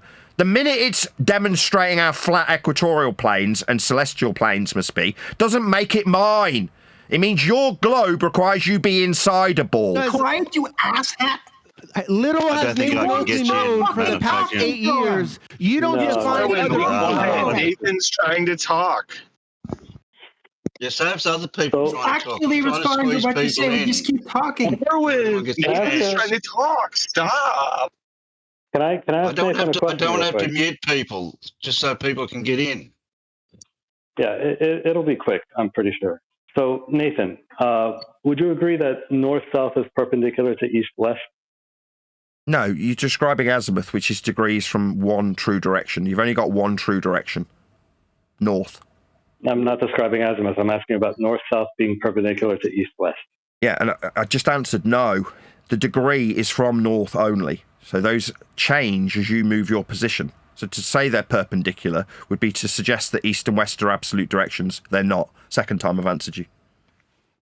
Okay, so if I'm standing at any point on the Earth, any coordinate, and I'm facing due north, right? How many degrees do I have to turn to face due east? So you're accepting that this is a flat Earth by prerequisite because you're describing a horizontal direction from north. That was not an answer to my question. Sorry. So what you're saying is, if we can ignore how flat and horizontal these directions are, then you've got a question to ask. Okay. Are you saying that we're going to ignore how flat they are? I'm asking you a question. Yeah, I heard your question. My answer, Earth is flat for this directionality system. For us to describe what you were asking about requires Earth be flat, because it's a horizontal only description for azimuth, degrees in the horizontal from north. This only works on a flat Earth. Okay, mine was a how many question. How many degrees do I have to turn to face due east? What? How many degrees on a flat plane in a horizontal orientation do you have to turn in a horizontal orientation, correct? How many degrees? Yeah, I'm clarifying. So in a flat Earth orientation horizontal, how many degrees do I turn on a flat Earth when I turn from north? Is that correct? I'll let you add whatever qualifiers you want. It's not a qualifier. It's absolutely the definition of azimuth. It's not a qualifier. Do you want me to read it out? Azimuth is the horizontal angle of an object measured clockwise from true north around the horizontal. Key cardinal points include north at 0 degrees, east at 90 degrees, south at 180, and west at 270. So these are flat Earth directions by prerequisite that you're asking about. Third time I've put it to you. Azimuth is an angular measurement of horizontal direction, usually expressed in degrees from a reference point, like true north, moving in a clockwise circle. So this is a flat Earth directionality system then? So there's nothing curved about it. It's only ever going to work on a flat plane then? Sure. So it only works on a flat plane? Fine. How many degrees? Fine! Welcome to flat Earth, you dimwit. If it's fine that it only works on a flat Earth, then this system only works on a flat Earth. How many degrees? So what does your question have relevance to? We've established the system only works on a flat Earth. That's the end of my time in this discussion. Given that this only works on a flat Earth, everything beyond this point is moot. It's not moot. Oh, really? So you're saying that this flat Earth system does work on a globe? He's terrified to answer the most straightforward question I could have concocted. No. What I did was took your question and pointed out how flat Earth must be for your question to exist. Yeah, I've got on screen for my audience a diagrammatical example of how flat the degrees are when you describe azimuthal directionality. You've confirmed, yes. So notwithstanding the flat Earth prerequisite for these directions, you've got a question to ask about them.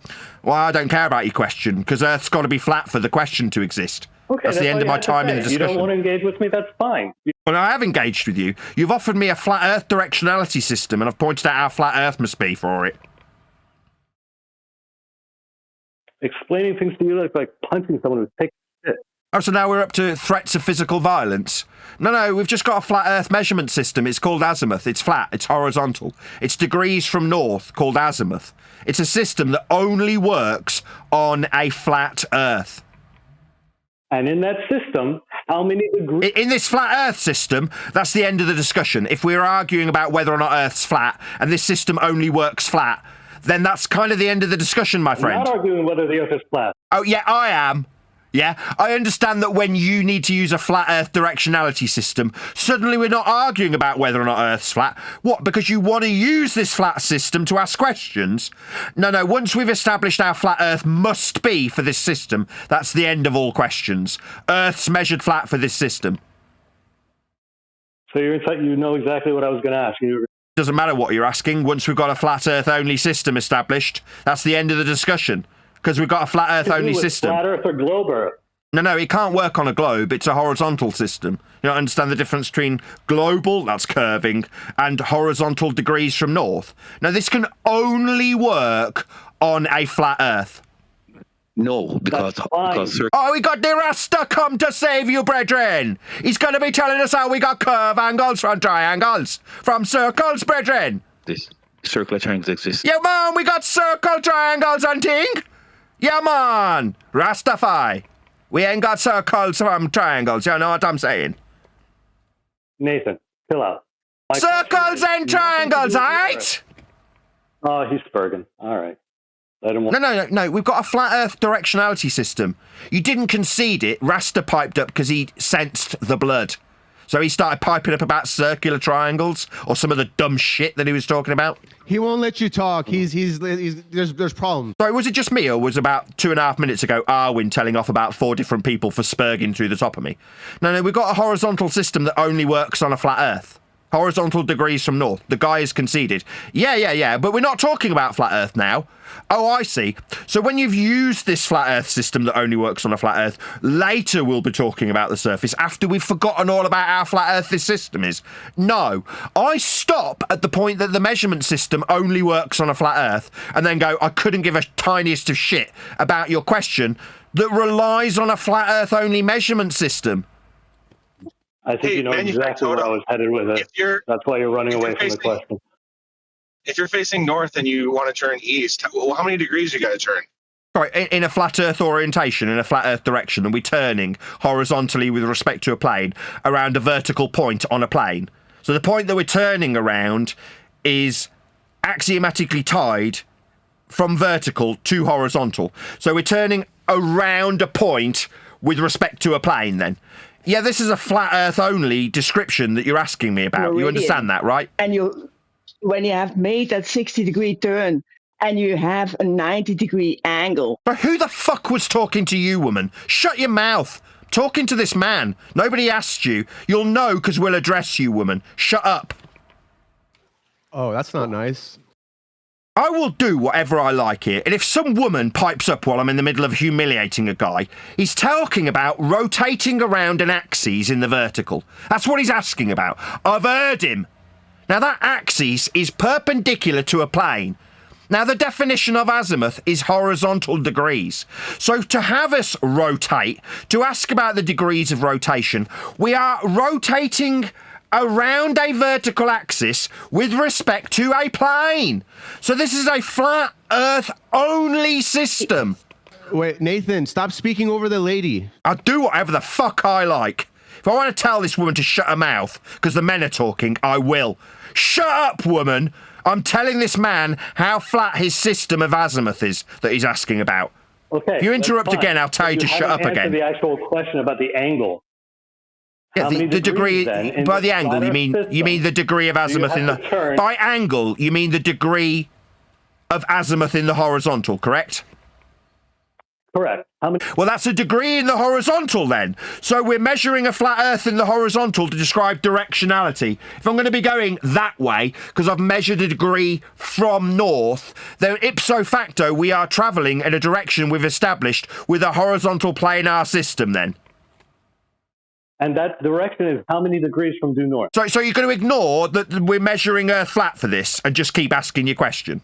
Yes, I'm going to ignore it because it's nothing. Yeah, I know you will. Yeah, you want to use flat Earth measurements like azimuth because you're not talking about Earth measurements when you use flat Earth measurements. Like when we travel north. Oh, that's got nothing to do with the ground. Until I say that north is the top of a ball. Then it'll be a circular ground, right? Or if I'm travelling south, nothing to do with the ground when I'm travelling in a horizontal degree 180 degrees from north. Yeah, that's got nothing to do with the ground until I arrive south.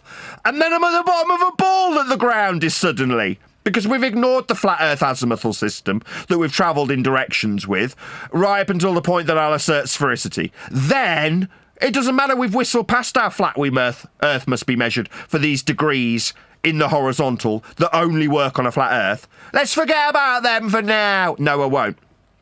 Flat Earth measurements. How many degrees, Nathan? In the horizontal on a flat Earth? Yes, in a horizontal. Yes! Did you hear him, ladies and gentlemen? Yeah. So that's it. My job is done. There's nothing else to answer. This measurement system is a degree in the horizontal on a flat Earth. As a flat earther, my job here is done. You think I'm going to ask endless shitty questions about this? I couldn't give a shit, mate. We've established Earth's flat with this system. That's the end of my involvement. I couldn't care less beyond this. Who cares? It's a flat system. Horizontal degrees from north only works on a flat Earth. No, it can't. What? So it's now not going to work on a flat Earth according to you? Verified. He's shitting himself. Like, why am I shitting myself about what? Horizontal degrees from north? What, so if we describe horizontal planar systems for directions, that means I'm scared? On the contrary. Why haven't you answered the question? It's been like 10 minutes. Well, nautical miles. Nautical miles. Nautical miles are not planar, right? Yeah, nautical miles are planar. On screen now for the audience is the description of the 90 that you require to perform this calculation with.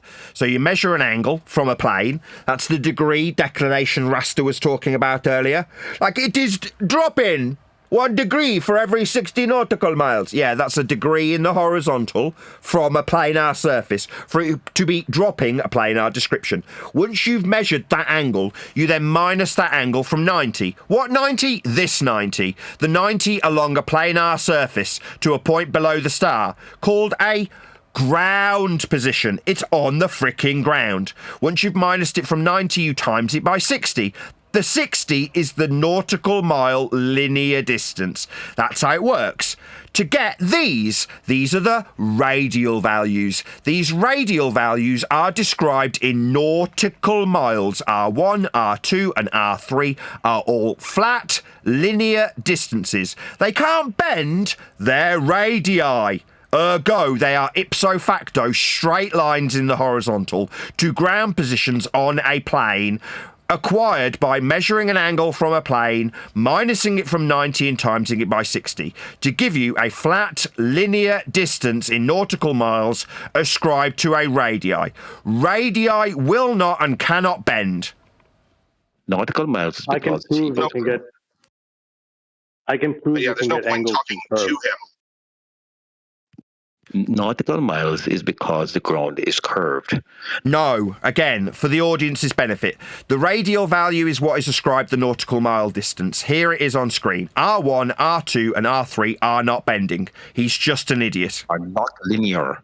Nautical miles are not linear. They're absolutely linear. Distances in nautical miles are linear. They have to be, or they wouldn't be radii values. You can't call it a radii if it's non-linear. Do you not understand what a radii is? On screen for my audience. This is what you're trying to acquire by minusing from 90. That's this 90.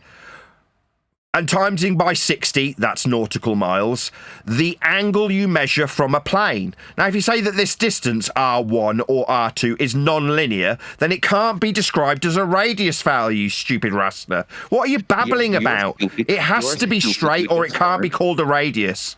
You're stupid because you just learned that nautical miles has to do with the curvature of the Earth. No, they don't. The nautical miles giving you a radius for an area of equal altitude. Radii don't bend, you stupid clown. Nautical miles equal arc minutes. 1 nautical mile is 1 arc minute. Yeah, an arc minute is measured from a surface level. Again, this stupid woman that's been told to keep her mouth shut's interrupting the raster. Did I not tell you already, woman? Shut up. Yeah, if you're measuring an arc, you're measuring the arc of the protractor. From a baseline, the degree is the drop of the angle. That's what you're getting in minutes or degrees. A measurement of an angle from surface level. That's what gives you the angle that you can minus from 90 and times by 60 to get you a radial value. Radial values being linear. They cannot bend. First radial angle, Nathan, that is a 360 divided by 2 pi. That is what gives you your radian angle, your first angle away from center point, 57.29. Together with pi, that makes up your first degree. I couldn't give a crap.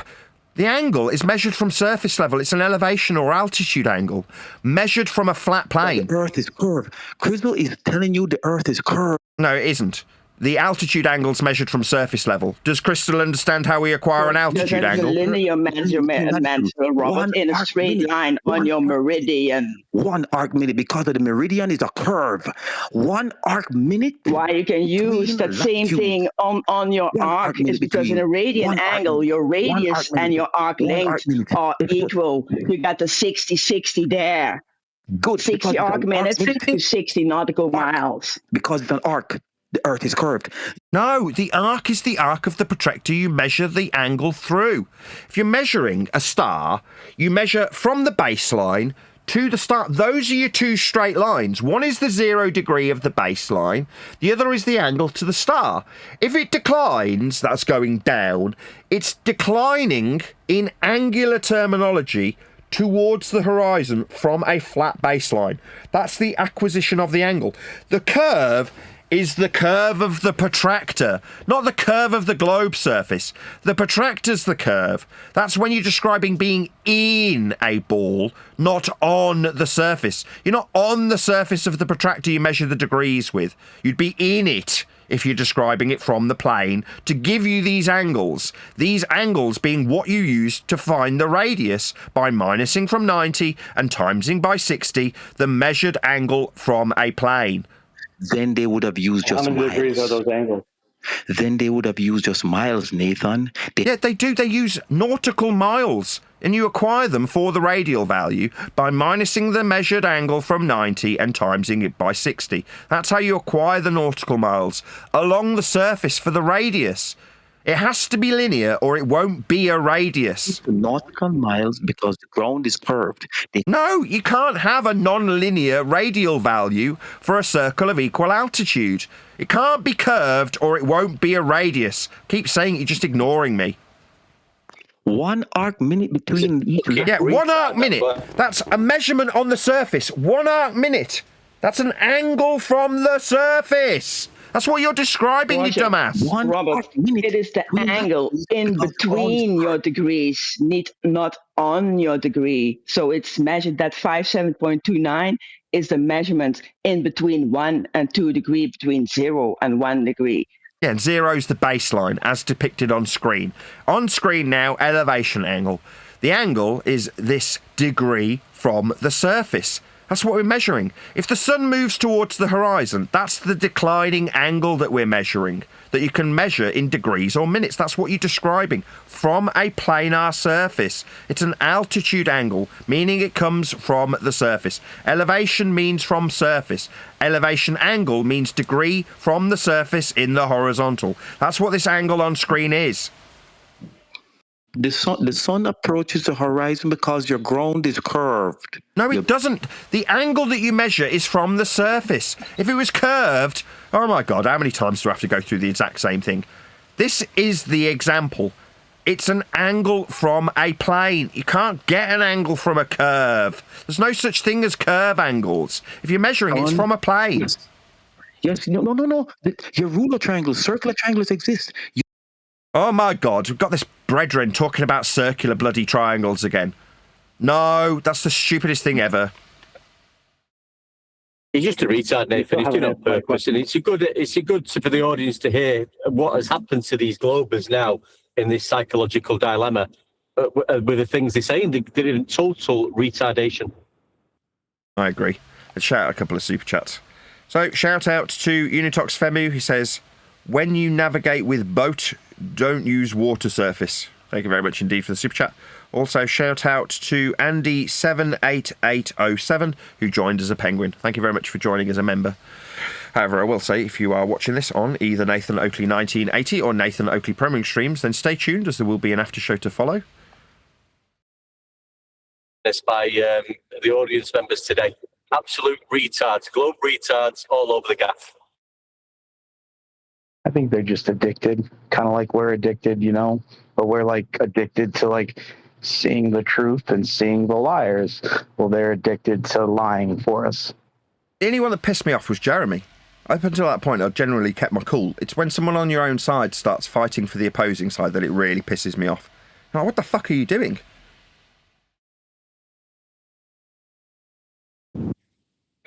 Is Jeremy a so-called flat earther? He's the host of the server. Oh, I did miss bits and pieces because I had to keep going on the phone and things like that. But he did agree that I heard him agree with it from mean sea level. The elevation angle was from the average mean sea level. So no, he said there you go. He said you can get elevation angles from a curve. He said you can get these angles from a globe. No problem. I don't see the problem. That's when I lost my temper with him. Yeah, but his first statement was from average mean sea level. Yeah. He said, welcome to flat Earth. Yeah, he later said, oh, you can also get these angles from a curve. I'm like, no, you cannot. That's why I launched into pointing out how they work. If they function with respect to a globe, they'll be in a globe, not on a globe. And then Buck was like, oh, you get these from the celestial sphere, these points, these celestial objects. And you're like, right, on the celestial sphere, directly it ties it to the equatorial plane then. Because that's how you'll function if you're describing the celestial sphere in a ball. Well, Jeremy is the one that's saying, oh, we can get these elevation angles from a globe. It's like I've spent the last 25 minutes arguing with the raster about how wrong he is, and then Jeremy from her own side pipes up to say, oh, we can get angles from a curve. Like, you're having a fucking laugh, right? So you're just here to undermine the 20 or 30 minutes I've spent with the lying scumbags by affirming their position incorrectly. It's like, number one, he doesn't understand how the celestial plane works. Number two, he doesn't understand how the equatorial plane works. Number three, he doesn't understand how the celestial sphere works with the angle acquisition, or how you'd be in a ball to describe it globally. What does he say? Oh, we can get these angles from the surface of a ball. Like, number one, there is no surface of a ball. It's a mathematical construct. And if we're going to use that mathematical construct, we're inside the ball. But he's saying we can measure it from on it. You're like, no, you just don't understand how this works. Why are you piping up? That's what's makes me laugh. Oh, yeah, we can get this from the globe. But no, that's never been done. There is no globe to acquire these. Well, you can't acquire an elevation angle from a globe. But you haven't got a globe to start with. All your globe measurements, as you keep demonstrating with Nathan, are flat Earth measurements. To be fair, when he first piped up, I just thought he was a rando. I didn't actually realise it was Jeremy initially.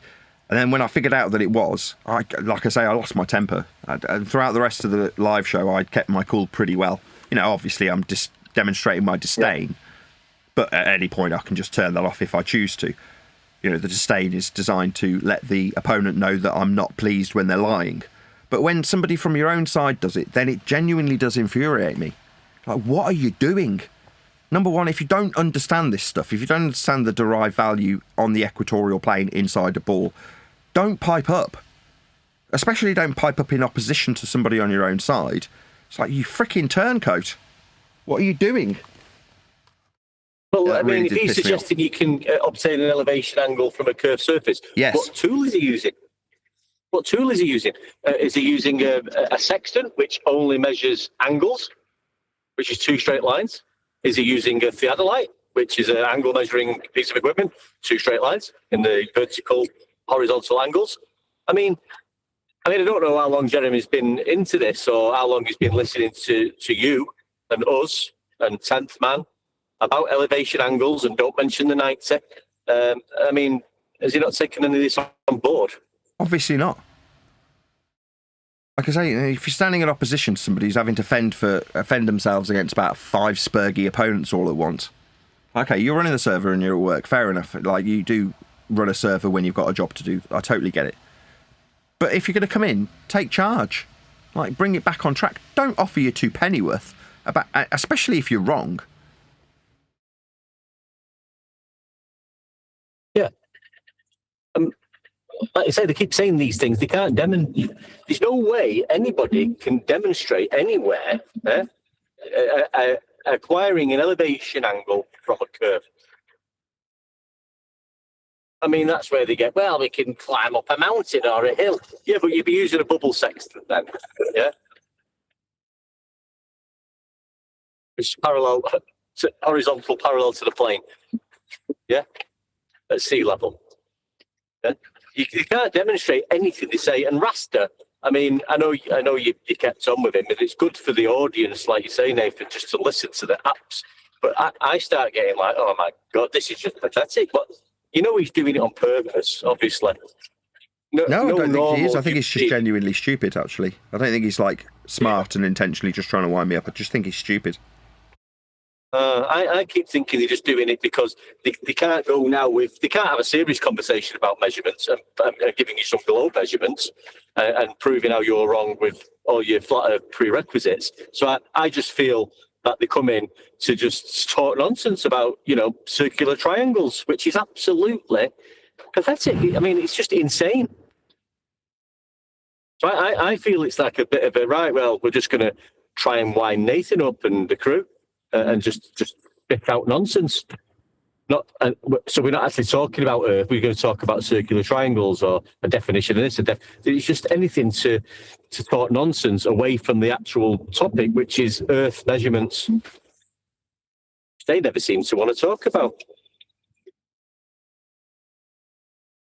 It is funny though, isn't it? How it's nothing to do with the Earth. Never anything to do with the Earth unless it's. Got something to do with globe Earth. Yeah, it's fine to be a global reference after we've used the flat Earth and then we've forgotten about how flat it is. Then it can be a global reference. Yeah, and like you say, I don't know, 4 or 5 of them have already. Yeah. It's flat, it's horizontal. We understand that, but now I'm going to ask you another question. Well, like you said, it's fucking over at that point. It's over. It's done. My job's done. You've just admitted we're going to be using a level plane of reference. It's horizontal, azimuth, horizontal. That's it. End of story. Don't start asking me another question now. Yeah, that guy's response was, yeah, but we're not talking about Earth. We're not talking about how flat Earth is. You're like, are you serious? That's all we're talking about. Oh, but the problem is that we've got a flat Earth measurement that needs to be made for you to ask this question. So for now, can we just forget this has anything to do with Earth? Because we're going to be measuring it flat for my question. So let's just forget this has anything to do with Earth for now. Yeah, it's crazy, isn't it? Yeah, we're measuring horizontal, we're measuring angles, we're measuring from sea level, but it's got nothing to do with the Earth that we're measuring. Crazy times, man. Fucking crazy times. We're back in the flip side now, are we still wherever we was? Yeah, we're in flip side now. Yeah, well, Jeremy needs to have a little think about a few things. Well, if I'd have initially realised it was Jeremy, I might have been a bit more cordial with him. But it did piss me off. Like I say, I'd already got angry with him, and then I found out it was him, which made me even more angry. Yeah. I don't think you lost your temper. I did know you was a little bit more thingy today with him, a little bit more like a bit more on the not aggressive side, a bit more. I think on the other shows you've been a bit more relaxed. And I was thinking before to myself, if I'm having a chat with one of these guys, I'm saying now to myself, as soon as I get to a situation where a grown person in this topic or conversation he's going to tell me level is not level, it's curved. In my mind, I have I'm ending that conversation right there and putting a winning stamp on it for myself, because at that point you can't argue that.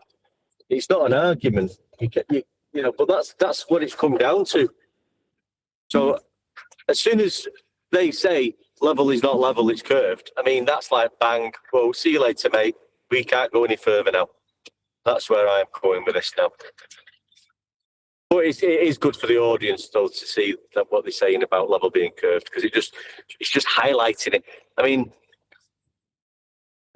there was a part in that show, I was jumping in and out a little bit, but where they're not talking about anything on subject. It's just like 3 or 4 of them talking, Arwen, this, Neil, that, one deck, that, and it's just like, get a grip, for God's sake. Grown men, get a grip.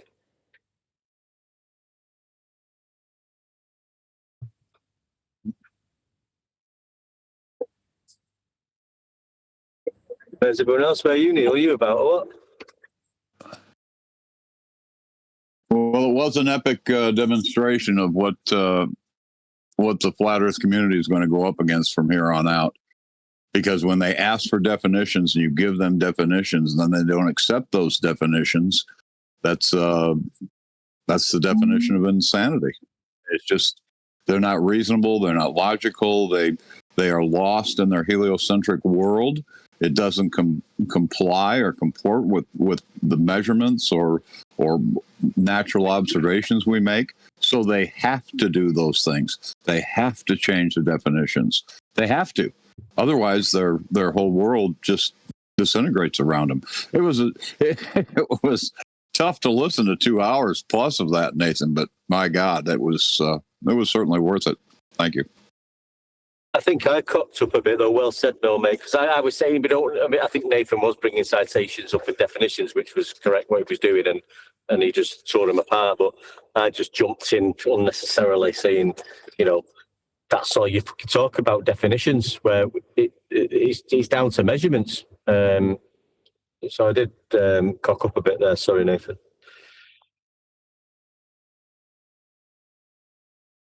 Because Nathan was I can't remember. He was using the definitions of probably elevation angle, actually, at the time. Hey, one deck. While the guy left and I got a minute to talk, Jeremy is a freaking idiot. Eli has been on him for doing this type of stuff for years now. It's a moron, Jeremy. I don't even know the guy, to tell you the truth. But Nathan was saying he was a flat earther on our side, and then he came in when Nathan asked him about, how do you obtain an elevation angle from? He said from the average mean sea level. No, he came in one deck. He came in first. They don't really get an elevation from the elevation angle. Idiot. He can't be a flat earther. He can't be. Might claim to be one, but he's not. So once you've been in this arena, like I just said to Nathan, and we've been talking about elevation angles, cell nav for how many years now? Yeah. No, but this is what happens when you hang around ballers. You become Jeremy.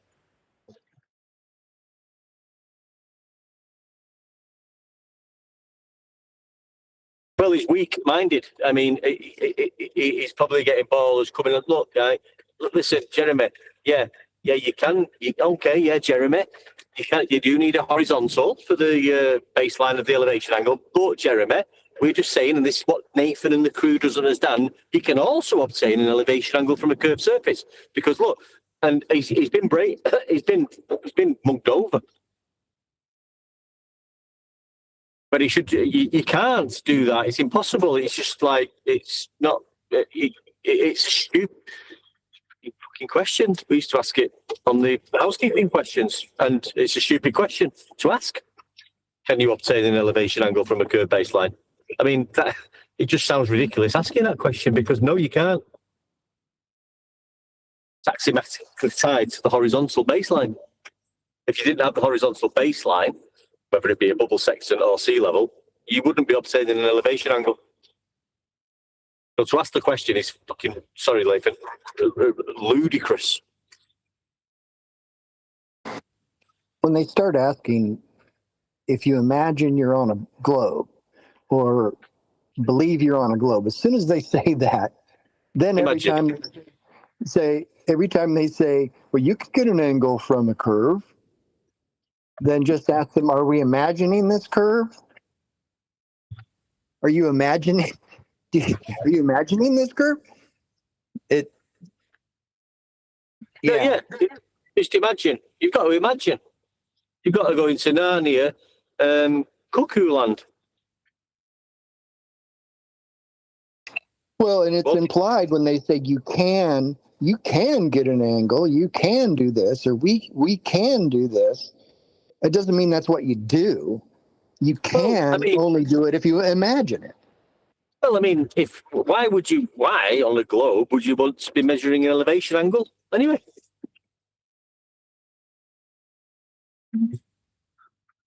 You wouldn't be interested in elevation angles from a globe because you can't get the elevation angle. So you'd be getting something else. I don't know what it's called, but it wouldn't be an elevation angle. A curval whorvel, or it might be a curval whorvel angle. Spherical Kerr angles exist. Yeah. But, I mean, I'm listening to these things now, and it's like, God, this is pathetic. Absolutely pathetic. Not us, them. The reaction. Even, Sogbuster. He's in the background just talking nonsense. None of them have got anything. These people we're talking to are absolute nobody's losers. I mean, I don't know. We need to get this new rhetoric to more professional people instead of losers. And we did try the geography channel, but that didn't work. We need Brian Cox and DeGrasse Tyson. See if we can need. Did you reply to you, Neil?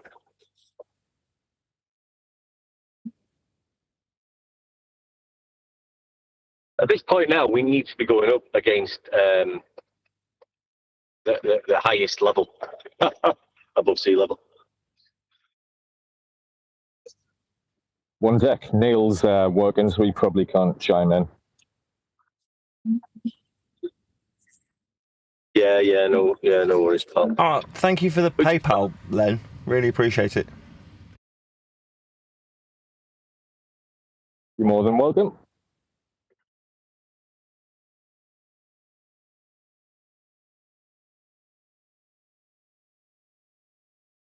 Read the Lunatics chapter today. I've been so busy. Like I said to you, Nathan, when I do like a book ritual. If I've ever bought books, I do like a book ritual. I've got to look at it and put it down, and I can't just pick a book up and read a couple of paragraphs and then think, I'll come back. I need to think, right, I'm not going to be disturbed now for a couple of hours, and I'm going to have a nice read with no disturbances, no one around me mithering me, no jobs going on, no phone ringing. And I've not had that for about, worked all weekend, probably since Wednesday. But I did manage, the Lunatics chapter I read today, so that's completed probably. So I'm going through it slowly at my own pace. Don't want to rush it. I want to read it when I want to read it, and I know I've got the time because I don't want to rush it.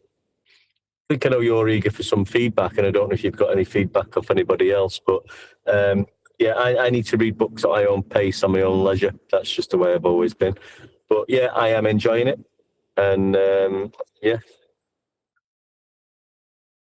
how's the sales doing, mate?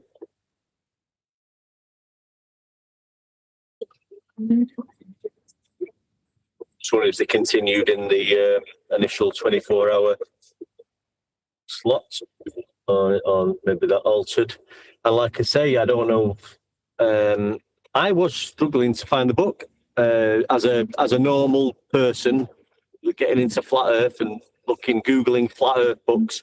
I couldn't find it, which I thought I'd like to be finding your book like pretty soon on a search. I don't know if that's because it's just sort of only been released and there's other things going on with Chuck or whatever, but I couldn't find it. Even when I texted dinner the other day and you said, oh, do this, do that, and I couldn't find it. And we need people to find it. People who are typing in Flat Earth books need to find your book.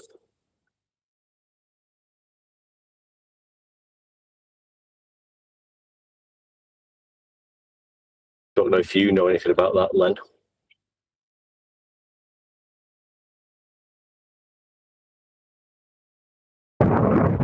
Sorry, I only half got that, mate. I'm currently riding my bike. I would just say, it sounds a bit windy there, mate. I was just saying, I said to Nathan, I couldn't find Nathan's book. I've got the book. Obviously, I was sent a link to it. But if I didn't know about the book and I was searching Flat Earth books, I couldn't find it easily.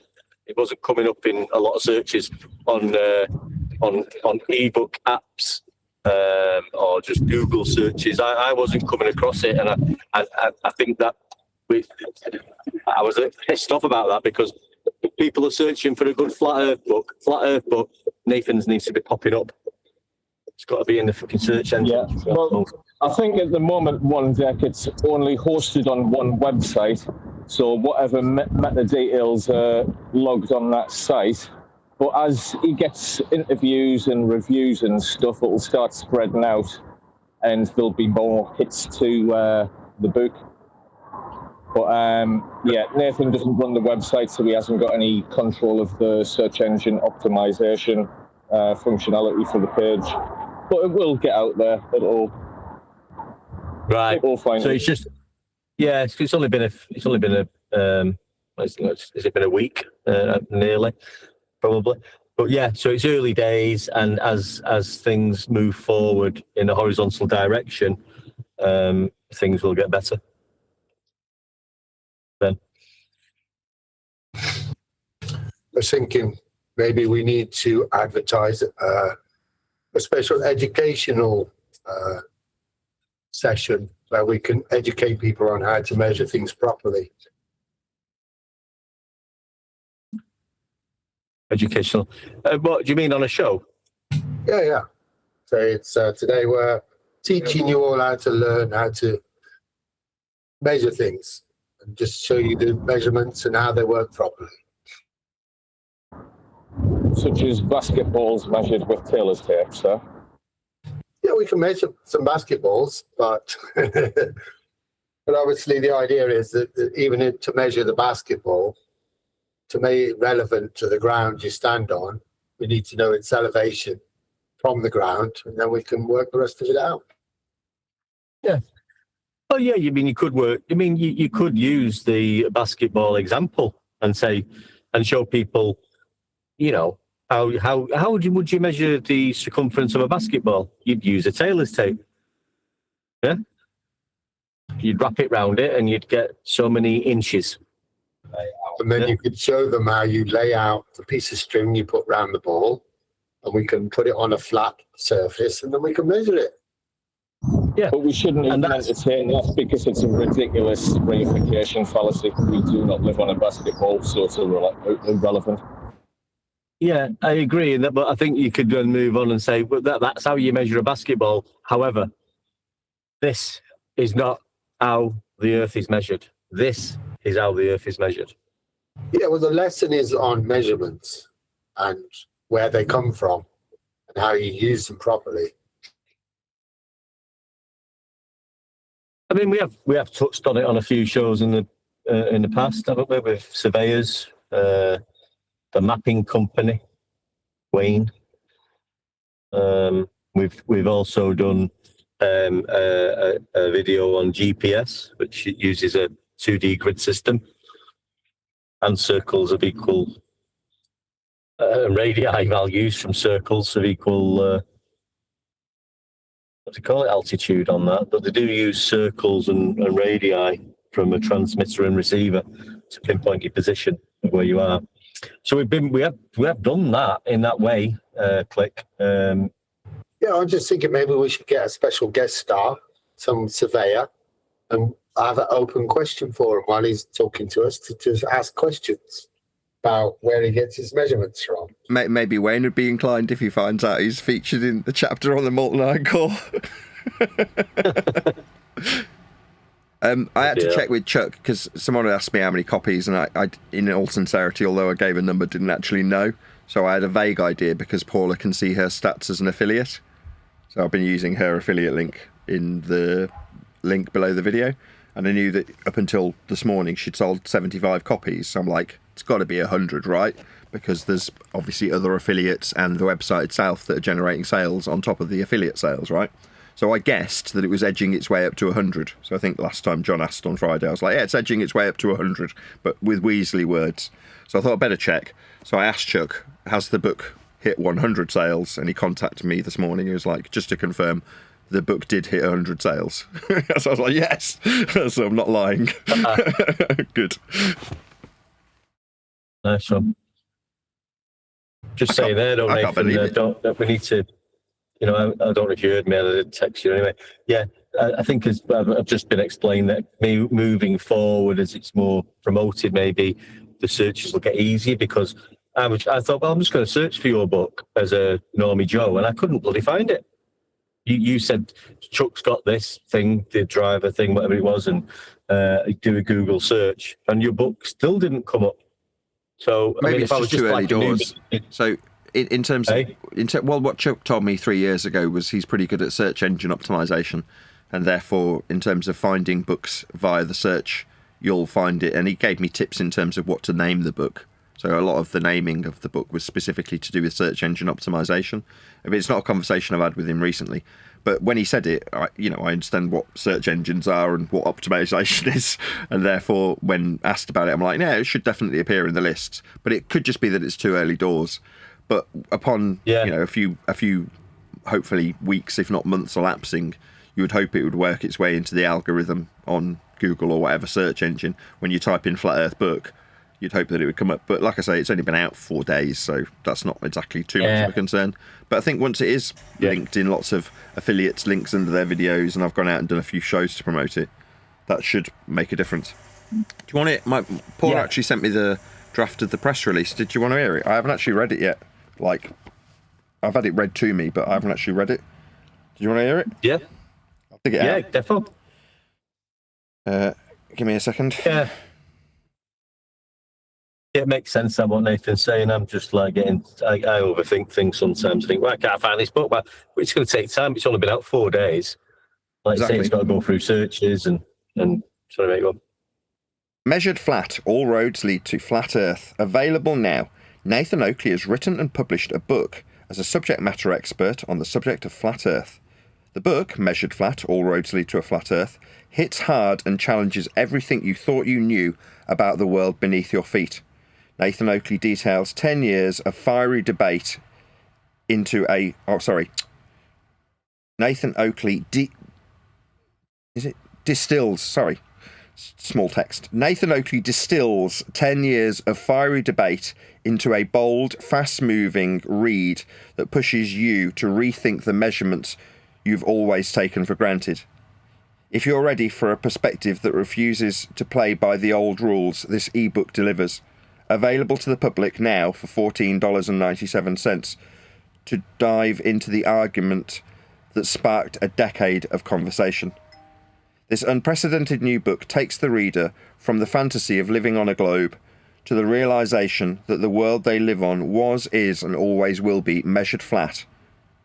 And the chances are you knew it all along. The reader will be taken on a journey which expands upon the known universe to a point of focus, which is the fundamental flat measurements your world is based on.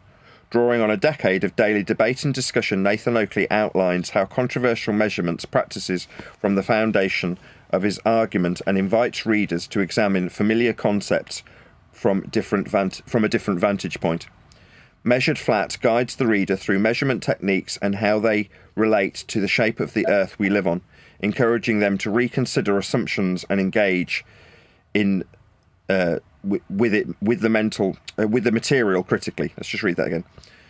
encouraging them to reconsider assumptions and engage with the material critically.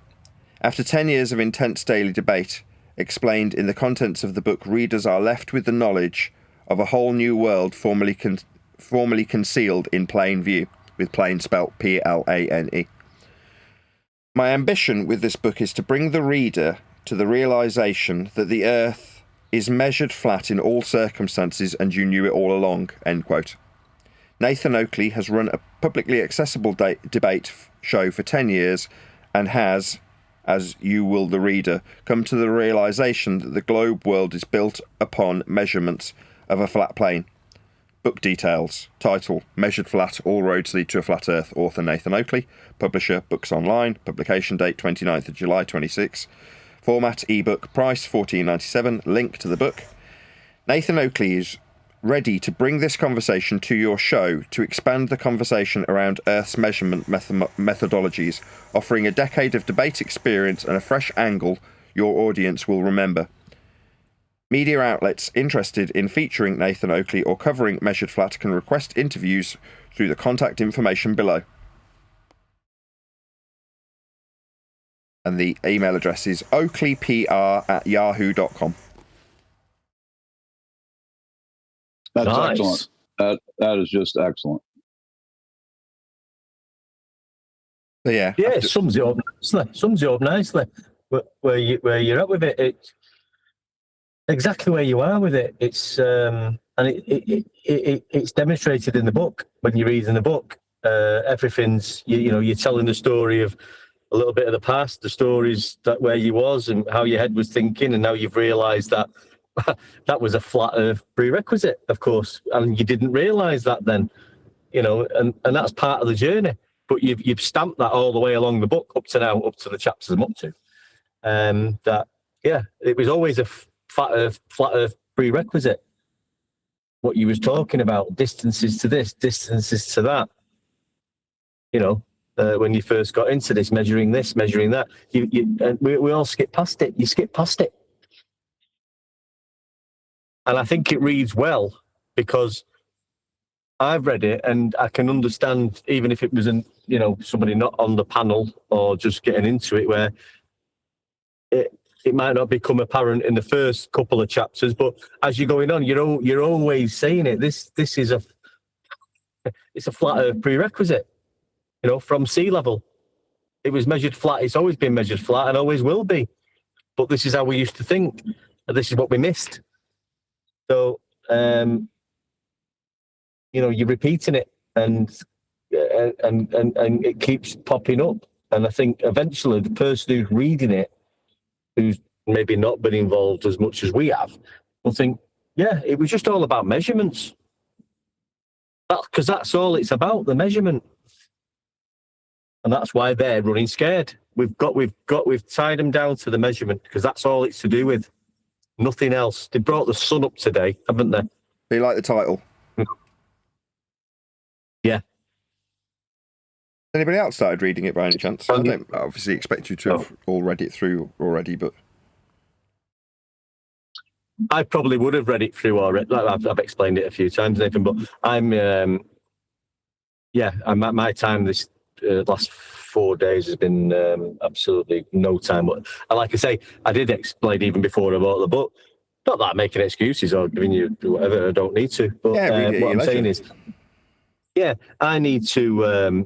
I have a book ritual thing. When I buy a book, I will not read it straight away. I put it on the table. I look at it. I look at the back in front of it, and I think, right, I'm going to prepare myself to read this book. I call it a ritual, and I have to start reading it at a certain time. I have to be in a certain mood and I know that my head's not going to be. Oh, stop it, one deck. Just read the darn book and give some feedback.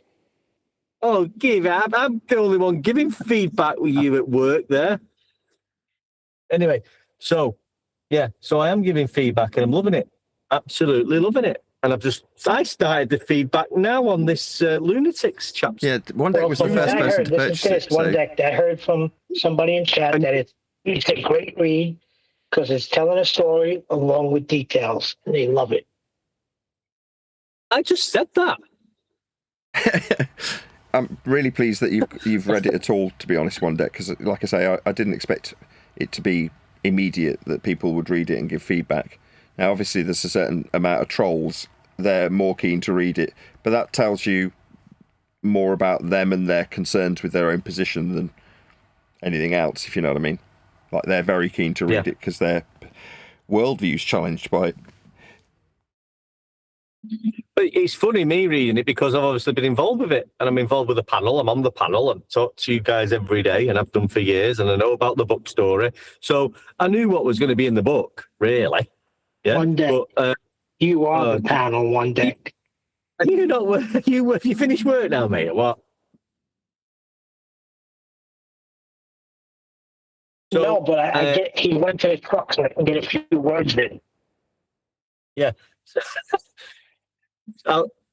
So what I'm saying is, even though, I mean, I could probably turn around and say, well, I don't need to read the book because I know everything that's going to be in it. I probably have been involved with everything Nathan's going to say, yeah, and all that. Not that I would never read the book, but you could probably say, well, I've been involved with this book. I've been on this journey with Nathan for, I don't know how long I've been involved with it. 6 years, I don't know, 6 years or something, 5, 6 years, whatever it is. But I wanted to read the book to see how it read and think, well, yeah. And like I just explained, it's a story and it's about Nathan. It's not, I said this yesterday, it's not a textbook. It's not a reference book for an argument. You know, you got the characters in there, which is funny, bringing you was in the lunatic chapter, Neil, I think. But so yeah, it's good. It's funny. It's got some quirky bits. Bits people think, well, who's that? Who's Nathan talking about there? And what's all this about the video and you know, online, you know, doing this and that. But it's always coming back to flat Earth, and Nathan's not held anything back in the respect that we all missed it, and Nathan missed it.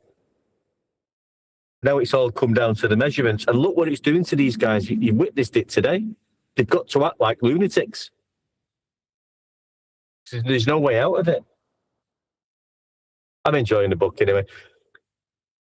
Like I say, I need to read it. I need to read it at my own pace, and when I've got that time. I've not even finished work now. I'm sort of driving back home, and then take the bloody dog out, have a shower, get tea, and then before I know it, I'll be in bloody bed at 9 o'clock, getting up at 6 o'clock. It's crazy at the moment, but yeah, I am enjoying it.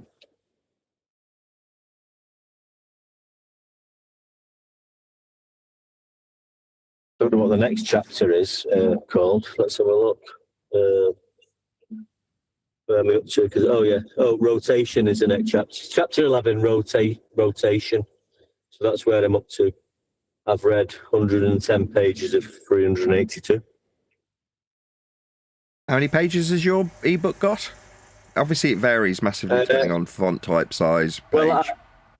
Well, I'm on page 110 of 382. So for you, it's 382. Wow. So when I first got the draft to approve, like a couple of drafts ago, the first time I opened it on my iPad, and it was done in tiny text. And the first thing I was concerned with was how many pages. I wanted it to be 200 plus pages, right? Just to offer decent value. Like, that's how big a book should be. Like, in my opinion, it should be 200 plus pages. So when I first got it, it was 60 pages on my iPad. And my heart sank. I was like, 60 pages? What the hell? It wasn't. It was 4x. So each it had 2 double-sided pages when you had the iPad horizontally. You know what I mean? So it's like 240 pages. But the way it presented it was each 2-page spread was presented as a page, and it counted that as 1 page. It's just, I can't remember who it was earlier. Someone like, I think it was Rob Noxious, was like, it's a 180-page book. And it's like, okay, so I'm getting an idea of how many pages people see on whatever format they've got it on. So the lowest number so far has been 180. Other than me seeing it as 60. Well, I'm just reading at the moment. I'm just reading on my iPhone, so I don't know if that's got anything to do with the size of the screen or anything like that.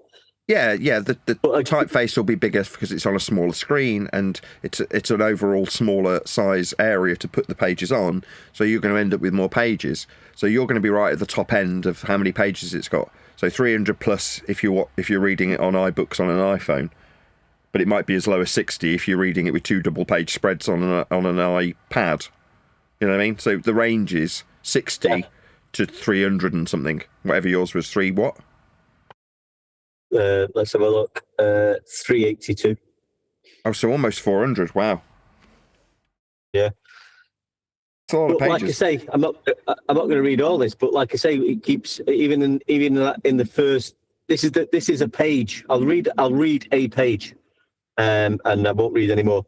But it also gives an example of what I was saying is in every where Nathan brings up the flat Earth prerequisites. So this is chapter 11, rotation. It is not incumbent upon me to prove that Earth is not moving. This would be a logical fallacy, proving non-existence. Instead, as with other housekeeping questions, it is the claimant's responsibility to prove their claim. The heliocentric assertion is that the Earth rotates at over 1,000 miles per hour at the equator, and that it rotates from west to east. Now here we go. In brackets, a flat Earth planar description of directionality. So if you're new reading that, you think, well, what does he mean? Well, a bloody call coming through. Shit. I'll try and decline. Are we still there? Yeah. Oh, yeah.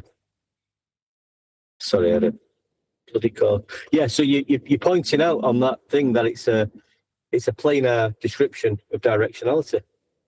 West to east. It's planar. You know, they get back to your compass. Someone might think, well, what does Nathan mean there? Planar. So they might have to think about that if they've not been in the conversation too long. Well, what does he mean? Because you're just saying it's a planar description of direction. So the direction is west to east. So someone who's not been into it might think, well, what does he mean? It's planar. So I don't know. Maybe you might go. I've not read this chapter fully. I'm only going to read that up to there. But then there's no further. You are just making a statement there, and not. I mean, I don't know if you go on to say, well, west to east, if using a compass is, horizontally held parallel to the surface of the Earth, because someone might be at that point thinking, well, what does he mean? Planar description of directionality. It's still a newer person might not get that. I get it because I've been involved with the conversation. But I think as it goes on, which I don't know yet because I'm only on chapter 11, rotation, you might get into more of that. But yeah, so there you go. So that's happening all the time. You're saying their claims of, I mean, even the miles per hour, miles is a linear distance. Per hour is a time, which is a measured flat with the sundial, with the elevation angle of the sun. So there's a couple of things there. So every opportunity we're saying all these heliocentric assertions of the movement of the planets and the speed of the rotation all rely on a flat Earth. And in this instance, it's a direction. So that's what I'm picking up on. And I think it'll just keep. I remember when I was sat in some of the book after shows, and when you was talking and Paula was talking and going over and how do we word this, and I'm thinking, I kept hearing you, Nathan, say things like this, and thinking, it did sound like you was going on about it a bit too much. Do you know what I mean? Thinking, every opportunity is saying, well, it's a planar. But now that was just in the show and the after show book show. But now I'm reading the book. It doesn't seem like you're saying this too much. You're just nicely pointing it out. It doesn't seem like stop bloody hell, Nathan, you're going on and on and on and on and on about this prerequisites. You're mentioning what their claim is and pointing out that it's got something to do with a flat Earth measurement. There you go, a bit more critique there, Neil, for you. Great.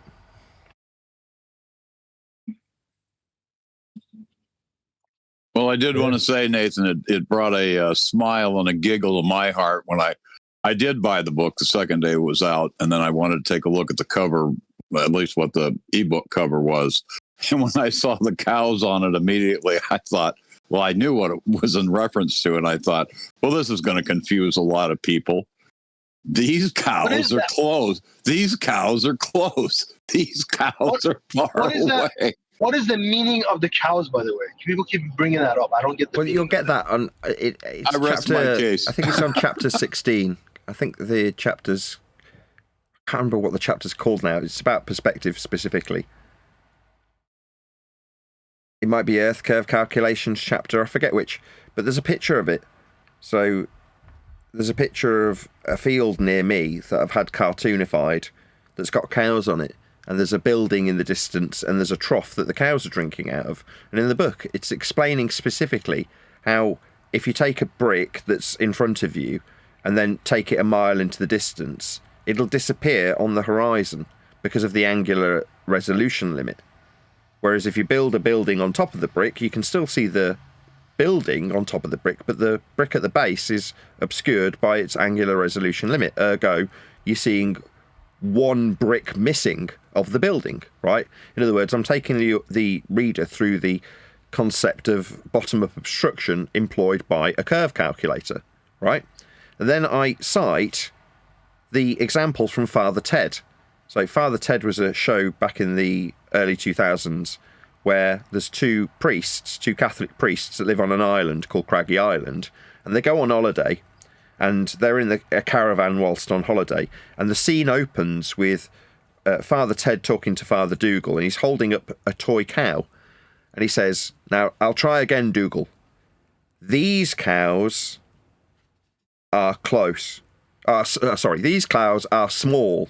And then he looks out the window and goes, "And the ones out there are far away." Yeah, that's what it is. Yeah, see, thanks for explaining that, because these Globers are basically saying you're trying to reference them as the cows, but that doesn't make sense to me anyway. Like, you would have put sheeps in the cover, right? Not cows. You've hit perfectly on why I picked it. I intentionally picked it because it's, number one, without foreknowledge, open to interpretation. And a quite wide interpretation, clearly, which is just brilliant. You know, and most people are self-absorbed. These cows are because of me. That's brilliant.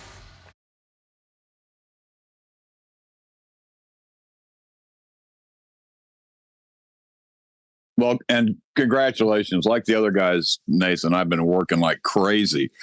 I listen when I can listen, driving up to work, and then I get too busy, and I just got to jump off, and I can't interact. I can't say anything. So today has been my first day off. So I've got to find a format to download this thing too, although it's purchased. But I know as a writer, I know there's great peace in your heart right now, going through an outline, an idea, an outline, a treatment, the scripting, all that it takes to script it, all the people that come against you, and then to finally see it come to fruition and be in print. I know that's a wonderful feeling. So congratulations and God bless you, Nathan. Way to go. Way to go. Thank you very much. I'm delighted. Like I say, the fact that it's gone over 100 sales now is brilliant. Because I didn't actually know how many it had sold. I just guessed. And I was hoping it was edging its way up to 100, which is why I said that. But I got confirmation from the publisher that it had actually sold 100 plus copies. So I'm very, very pleased, considering it's only been out for 4 days. Yeah, and I did the same thing. Retracted. Congratulations, Paula. She's actually not here. She's out on play dates, but yeah, I'll let her know. I did the same thing that One Deck did too. I wanted to, search bar and see where it was coming up, and go into different platforms and find out if it was available yet, or or at least being advertised. And I couldn't find it either, but the same thought crossed my mind was, it's only been out 2 days, 3 days, 4 days, whatever. It will come in time. It definitely will come in time. But for an ebook, that's pretty good. For an ebook, that's pretty good, because a lot of people, when they buy a book, they kind of want hard copy, but like for an ebook to sell that much, it's pretty good. Yeah, I made up. I hoped it would sell half a dozen to a dozen copies, like half a dozen copies immediately, and then over its opening weekend, a dozen copies. So to have sold 100, I'm like, that's ace. I just took a quick thought. I had a conversation with AI. I don't like AI, but it's manipulable. So I asked it, what's Nathan Oakley's book called? And it was a bit confused. So I posted up my little quick conversation with AI and confirmed at the end of it that in future he will confirm to anybody who asks the correct information. Ooh. So it's, it's like AI, though, the problem with AI is part of the Google system, which is the globe. That's the only issue. Yeah, but you can push things up by just talking about it a lot. It will push it up.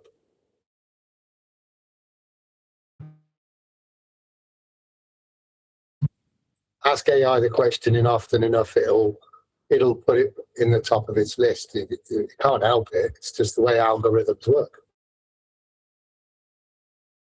And like Google is going to have some decisions it's going to have to make, because the sources, on today's show, Nathan's show, a number of people wanted to Google it. Google, get the definition from Google. Well, you get the definition from Google, and Google tells you exactly, what Google says in regards to the surface of the Earth and horizontal planes on a sphere. There are none. And it's not just curvature, it's perpetual curvature in all directions. And Google was very explicit on those definitions. So, they got some decisions to make. They got to decide whether they're going to be heliocentric or whether they're going to adhere to geometry and geography and ultimately trigonometry. So it's going to be interesting to see how all this pans out. It's just good to be on the good team. By the way, someone was typing in there that, Earth Awakenings is a flat Earth server. It's like, no, it's not. I don't know why they keep saying this. Well, I see it as a flat Earth server, but there's of the servers that I go in, there's some that people consider neutral that I don't. I feel that they've got a bias towards the ball. There's some that feel are flat Earth biased that I don't have any influence over. So, for instance, that particular server is good because I see it as a flat Earther server or a flat Earth run server, but I don't have any control over it. Whereas, what's the other one we were in yesterday? Worldwide Debates. Worldwide Debates, I see as a baller server. Now, they say they're neutral, but they would. That's what ballers do. But in that server, I do have control. So although I see it as a globe bias server, it's a server I do have an element of control in. Like Flipside, that's a flat Earth bias server that I do have control in when I'm pushed into a room that they want me to have control in. Whereas Politics and Gem server and a few others, you could consider to be more on the globe or what they would call more on the neutral side. But I like to have a variety of servers. So this is a deemed to be flat earthy server, but I don't have any control in there, which makes, the people who go in there feel happy that they're getting a fair crack, if you know what I mean. But here's the thing, man. Worldwide Debates, first of all, the owner is a flat earther, right? So this idea that it's a globe server, the people that come in there, yes, there's a lot of globers. You already know, they have you on follow. Everywhere you go, you're going to see Elder Bear, Buck, and all these guys show up. So yeah, these are not the server representatives. But I would say Worldwide Debates is not really a global server, though. You say is or isn't? It isn't. Oh, right. I would suggest I would say it's a neutral platform. I don't know. It's got more globers in there, therefore how can it be neutral? Yeah, but there's no such thing as globers. That's what I mean. So No, but that's what I mean, though. So the people in there's a lot of globers, just like you see with all these servers. Like today in Geos, right? 90% of the people were globers today. That doesn't mean like it's a globe server, right? Well, when the owner of the server tells me that you can get elevation angles from a globe, I mean, what more do I need to say? Gio saying that or Jeremy? Say again? Jeremy. Was it Gio saying that or Jeremy? Jeremy. Yeah, he's not the owner of the server. He's just a moderator there. And I also don't agree with what he did today because to me, it's like rule 101. If a show host comes to your server and he's going at 30 people as the only moderator present in the room, the last thing you want to do is dogpile with those 30 people against Oakley, right? I don't agree with what he did there, but again, that just shows you a different level of moderation. Exactly. I've managed to retain some degree of control when there's 4 or 5 people at once all going. And then although I do at some stage get to bat them off individually and deal with their claims individually, the claim that's being made is incongruent with the Earth that's being measured with elevation angles. So when I thought he was the owner of the server, but regardless, the moderator in the server comes in and sides with what you've taken apart for an hour solid, that's so frustrating. Like you called it dogpiling on their side. I just, it's like all that the opponent then does is, oh, well, even this person from your own side agrees with us. It's like it's not an agree-disagree subject. But when he does that, Nathan, it's like, well, you can get an elevation angle from a curve surface. Well, can you just demonstrate that for us then, please? Because he won't be able to. And then I'm perceived to be arguing with someone on my own side then, aren't I? Well, I mean, he's making a claim that that's the thing. It's all right saying these words that fall out of your mouth and off your tongue, but can you demonstrate in physical reality obtaining an elevation angle from a curved surface? Can you do it, and how? Can you do it, and how? Yeah. That's what we want to know. Not what the fucking definition is or anything else. Can you demonstrate how this is done? Who does it? When is it done? Is it done in surveying? Well, what tools used? Nathan is asking, well, he's supposed to be on my side, quote unquote, because he's a flat earther. The problem is some of these flat earthers, when you get into their arguments, man, they're worse than the Globers, right? Like some of these guys are crazy, man. Well, the anti-Globers, aren't they? So, they're trying to debunk the globe, but then, like Neil might have said before, the Globers have been into his head, trying to pussyfoot around him. We'll get him on side, we'll brainwash him a little bit, and he's come to the understanding that, well, okay, yeah, you can obtain an elevation angle from a horizontal baseline, but I've been talking to the Globe guys, and I'm willing to listen to everybody, because that's the type of guy I am, and you can actually obtain one from a curved surface, but he's not giving us an example of how to demonstrate that. Can you show us or give us examples of what trades or professions do this and what equipment's used to do it? Because if he says a theodolite, well, it won't be a theodolite because that just measures angles, which has got nothing to do with curvature. If he mentions any type of sextant, that will be incorrect because they're used and they only measure angles, 2 straight lines. He needs to start talking about the equipment that's used that incorporates curvature and what professional people use this particular tool that does that. And he won't be able to do that. He's not like saying it. Demonstrate it to us then in physical reality. That's what I'm saying. Don't need the definition of it. We don't need your definition. We don't need a definition from any dictionary. Just explain who does it and how it's done and what equipment's used. And we can look into that, all of us. But you won't be able to do that. Well, I found it interesting. I found it interesting this morning that the Globers didn't even want to go into the ball to get their angles from the equatorial plane, but they wanted to stay on the surface of the globe, which is where Nathan was taking them for angles and measurements and things like that. But then they can only reference the tangent plane that sits on a single point. And that came up again in their rhetoric and their conversations was, yes, you can get an angle from a point. Well, no, you cannot. So it's just contradiction after contradiction. And, that's the great part of the knowledge that we have because of this program and Nathan and all you guys on the panel is that you understand there's only two places to get those angles. It's either on the equatorial plane or it's on the tangential plane that sits on top of the ball at one point. I'm still not convinced that they even understand their own model. Maybe they do, but no, they don't. Definitely not. There's certain people that understand their model and will obfuscate based on their understanding. That is to say, they're familiar with how it fails. So people like Buck and Rumpus, and there's a few others that are familiar with the model intricately. Therefore, they can avoid pitfalls. Like they're so familiar that they're not going to be caught out on something that they're unfamiliar with. They know what not to say to make it worse. Whereas other people don't know what to say. That's why Buck and Toon were incongruent with one another's position. Toon is ignorant. He genuinely doesn't know half the time what he's talking about. Right? He's got a very basic understanding of heliocentrism. Whereas someone like Buck understands its shortfalls, therefore knows what not to say. But often that will be incongruent with somebody who's just bullshitting. That's why he fundamentally undermined McToon's lie. Because at some point, obviously, the elevation angle's got to be tied to Earth to make a claim with it.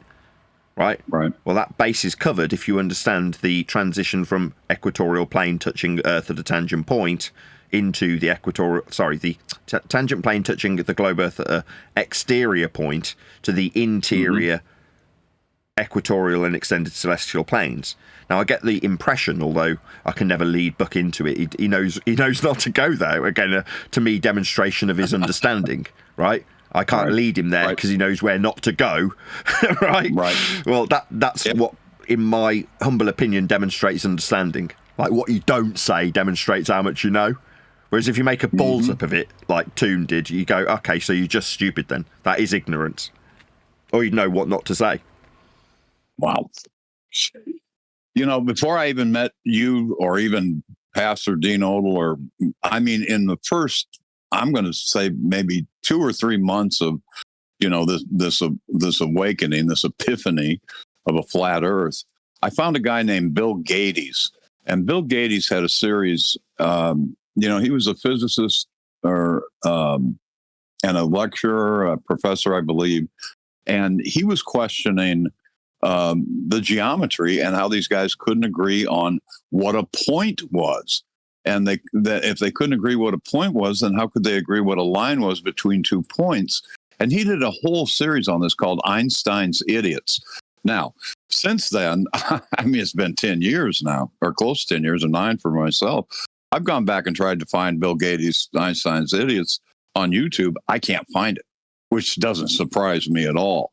But Gates was talking about the fundamental basics of geometry in that regard, and how all these so-called experts and mathematicians and physics people couldn't agree. They couldn't agree.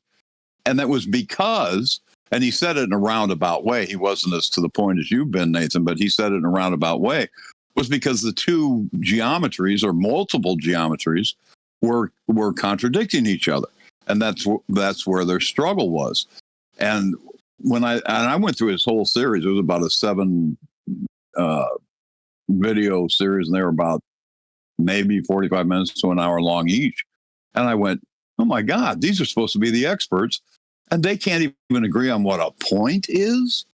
It was amazing. And then it's just led from, that point to where we are right now today. But yeah, there's a few people out there that get it, a very few people that get it, even though it's taught at a elementary and high school and higher learning level. Amazing to me, just amazing. I think Bill Gates is. I think that Bill Gates guy is a friend with that Elon Musk.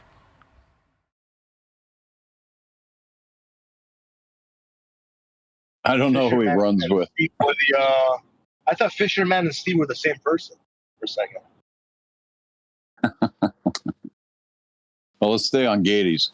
He was popular back in the 70s. This is the early 70s stuff that he was doing. No, I've got the wrong person. He's friends with that Kevin Bezos guy.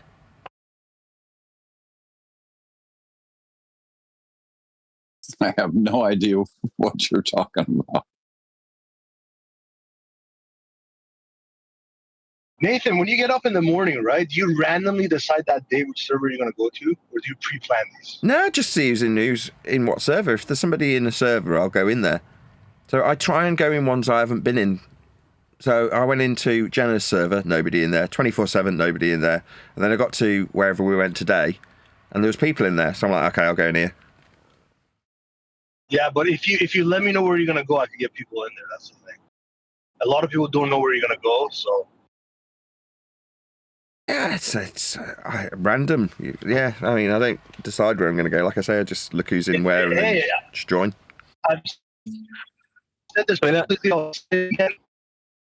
You gotta get credit. You're like down everywhere. I mean, that's to be given credit for. I don't care what anyone says. So that's very good to see, man.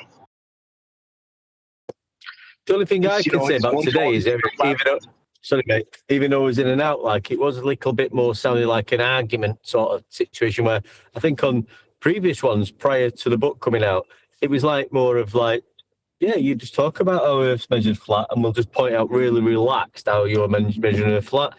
And I know you got wound up with Jeremy at one point, but this isn't like it's not negative feedback, it's just an honest opinion. I was listening today and I could hear I could sense a bit of like, it's not that there's an argument, bit more frustration. Where I thought we'd lost that previously, and we got into a really relaxed state of letting them nonsense waffle a bit and just having a few jokes and laughs and saying. But I think they've cottoned on to that, and that's why I think today it's circular triangles. But we can't bite. It's like I said before, we can't bite at circular triangles. I said before, as soon as I get to a point now with him in this discussion and someone says level's not level, as far as I'm concerned, I ain't going to start arguing and shouting about level's level and defining. We all know what bloody level is. Yeah. Once you get to that point, you've won. Level's level. Yeah, my frustration is that previously they're trying to explain their rhetoric poorly and then losing, which is easy to, sit back and laugh at. Whereas at this point, right, they're now lying. They're now having to lie about stuff, and that really does frustrate me. Right, it does get me angry because you're like, no, you're just lying. And when you've got an audience, I value my audience. I don't want them to hear lies. So with Rumpus back in the day, when it reached a point that I could demonstrably show that what he was doing was lying, and he doubled and tripled down on the lie, that was at the point that I was like, don't ever come back. Right, you're not worthy of our time. You're just here to deceive. And that's what I felt was demonstrated today. They're content to just lie.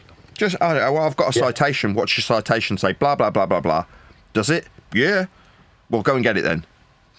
No, well, it doesn't say what I said it said. It says something completely different. It's like, so in other words, they're happy to just make shit up. And same with Buck. Like, at the point where he's like, when you were contradicting Toon, it was specifically tied to the ground with a tangent plane touching the point of the globe Earth, right? That's what contradicted Toon. This time he's gone, no, better to align with the lie of Toon and fall on my own sword and start saying, no, it's got nothing to do with the ground. You're like, so in other words, you're content to lie. Which pisses me off. It's like, don't be a liar. Yeah. Yeah, you've always hated liars, and that's where you was today with it, because there was lies going on. But in one sense, it is, I mean, you've just said you don't want your audience to hear it, but in one sense, it is good for the audience to hear the lie, which you did do naturally and calmly. And when you listen back, you'll hear, if somebody's listening with as a neutral person, they'll think, what's that globe Earth talking about a circular triangle? It's worse than that. It's not what are they thinking about.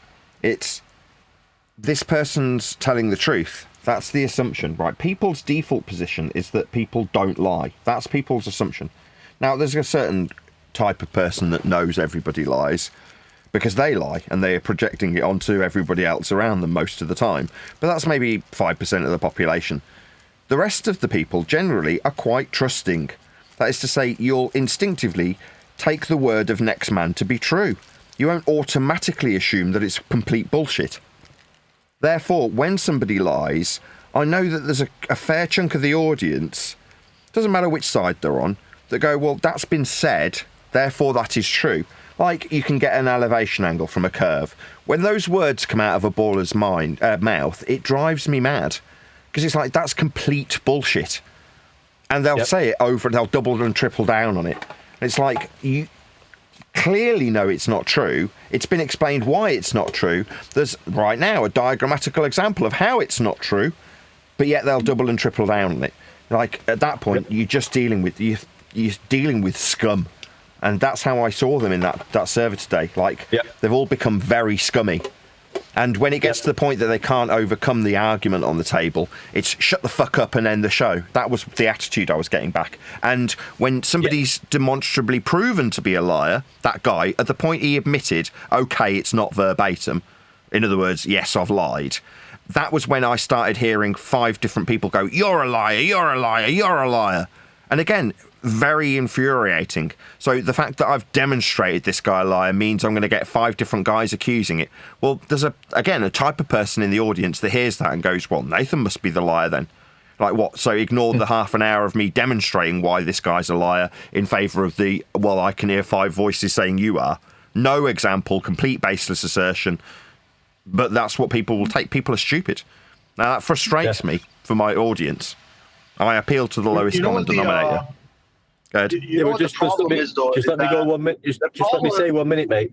I'm just saying. Go ahead. Like 5 years ago, like with that show today, remember the Kumu virus and all that, and talking nonsense. We're all like, yeah, fucking, we want to get in there and fucking no, fucking that level's not fucking the curve. Everyone's jumping on that. Me and Neil and the crew, and at the time, you know, Kempf and Brian and Adam and everybody else and Arwin, and everybody jumping in, no, level, no power, all getting this point across. Now, I mean, I'm just listening and thinking, I don't really need to jump in and start saying about what level is, whereas 5 years ago, you'd be thinking, I'm going to argue about you about what level is.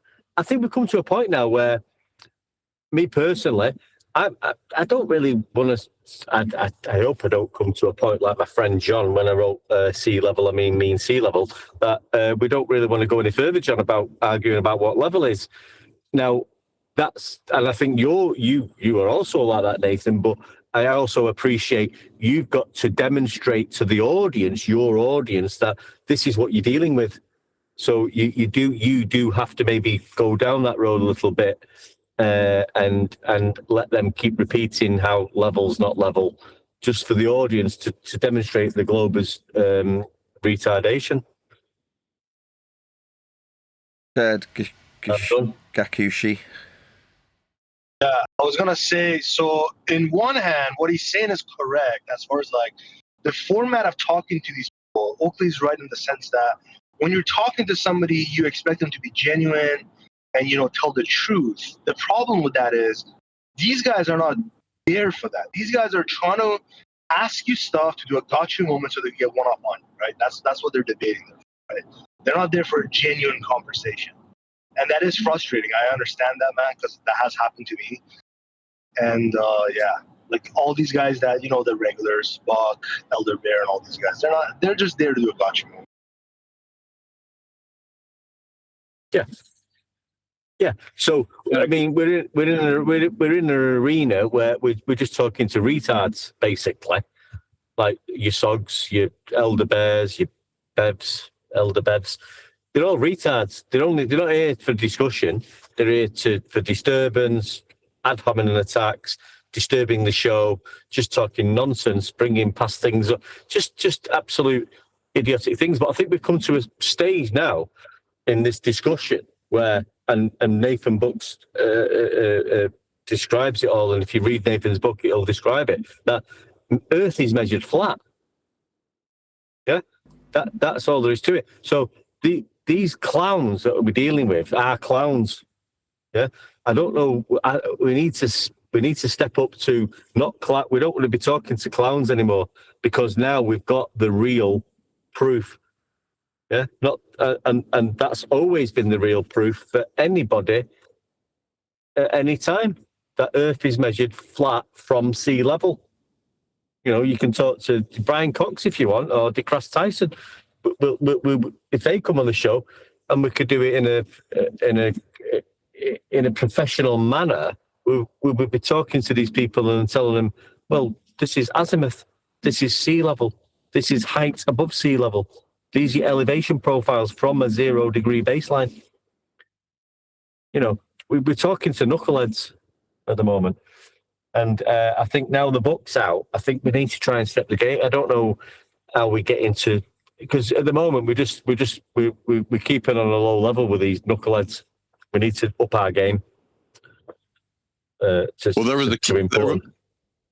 Excuse me, Wendek. There was a key moment in today's chaotic presentation where Nathan tried to lead them into practical application after all the definitions and wrong definitions of elevation angles and tangent planes and level horizontal planes. Nathan said, well, what is it we're trying to navigate? What is it we're trying to navigate? You know, and the answer was, we're trying to navigate where we live. Whether we're out on the ocean, whether we're on the land and we have to go up hills and down valleys and across topography, he tried to take them into practical application. And for a moment, a split second, you could tell that their minds were like tweaking. They were freaking out. I believe that's the next step forward, and do what you will. But when you put it into those terms of, well, how are you going to get from point A to point B? And Nathan tried to lead them there, and they didn't want to go there, and that's just a reprobate mind. That's all. They're just turned over. But anyway, I thought it was brilliant on Nathan's behalf. Oh, thank you.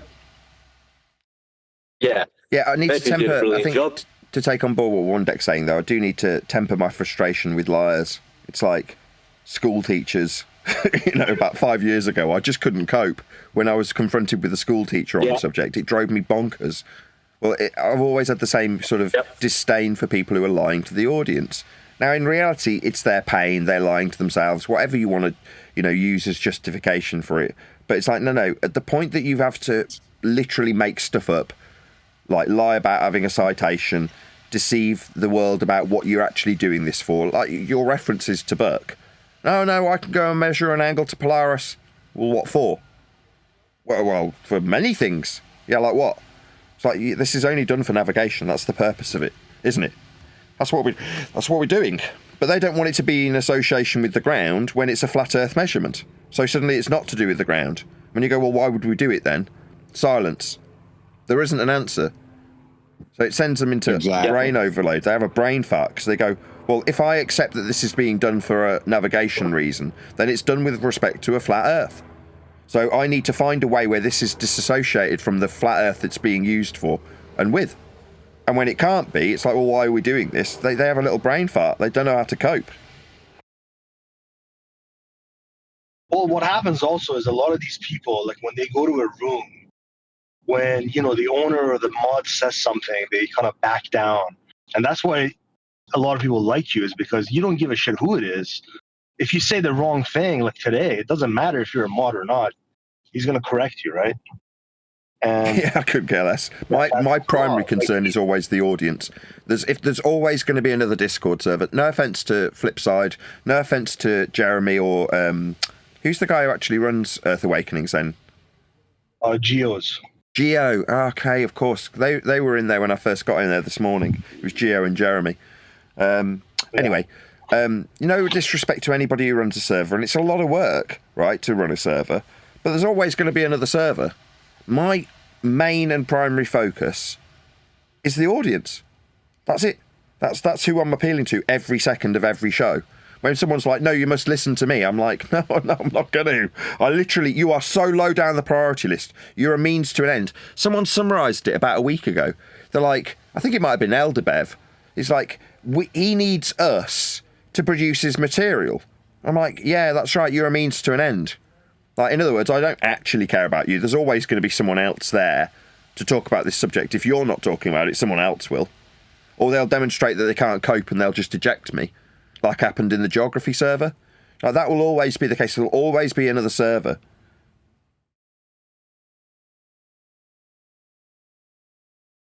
Everyone's vanishing from the G Plus panel. It's for a football game or something. Did you ever get a concession from Book? Or did he just keep changing the questions? No, the minute he brought up that he'd got his sextant for the use of CellNav, I then immediately pinned him to, well, that's with respect to the ground then. Someone else then jumped in. Yeah. Then it went on to GPs and trying to tie him back to the ground, but he was refusing for fucking ages. But you're doing exactly right with that. Don't let them move on or anything else. Just smug. Go into bloody Arnold Rimmer mode and just be smug about it, and just hold the toes to the fire. It was very well done, and you could sense you were getting frustrated by the end of it. But you're demolishing them. They're just making tits of themselves.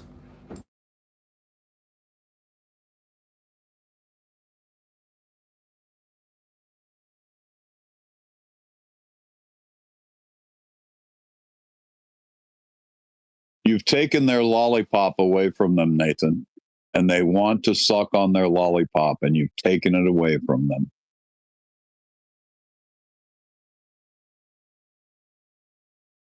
It kind of reminds me of when Owen Benjamin was becoming a flat earther, and he's like, "Oh, I don't want to be a flat Earth guy," and just his pain of realization.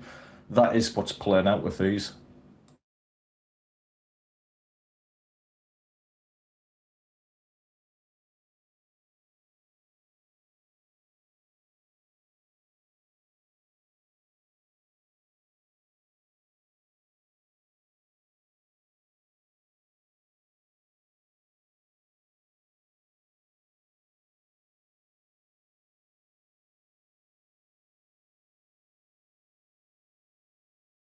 I'm just on the phone to my mother who wants to purchase one of my copies of my book, so I'm just talking her through it. Hopefully the conversation doesn't die. I just want on the phone to my mum.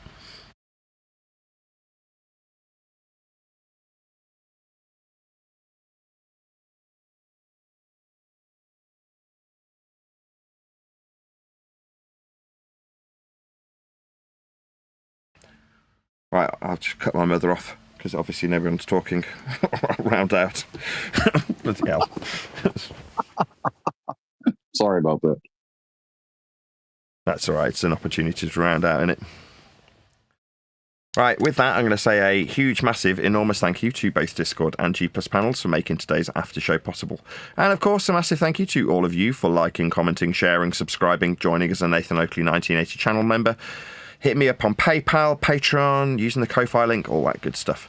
You can also purchase a copy of Measured Flat in the info box below this video, together with the link to become an affiliate. So if you did want to earn 30% of the sale of each book, then you can join via that link and put a link to the book below your video and earn 30% from the sale of that book. So please purchase a copy if you did just want to read it. I've been Nathan Oakley, and I'll see you all in the next video. Millimeter, it be accurately measured. It's measured flat, direction up and down. Flat level we at, flight over ground.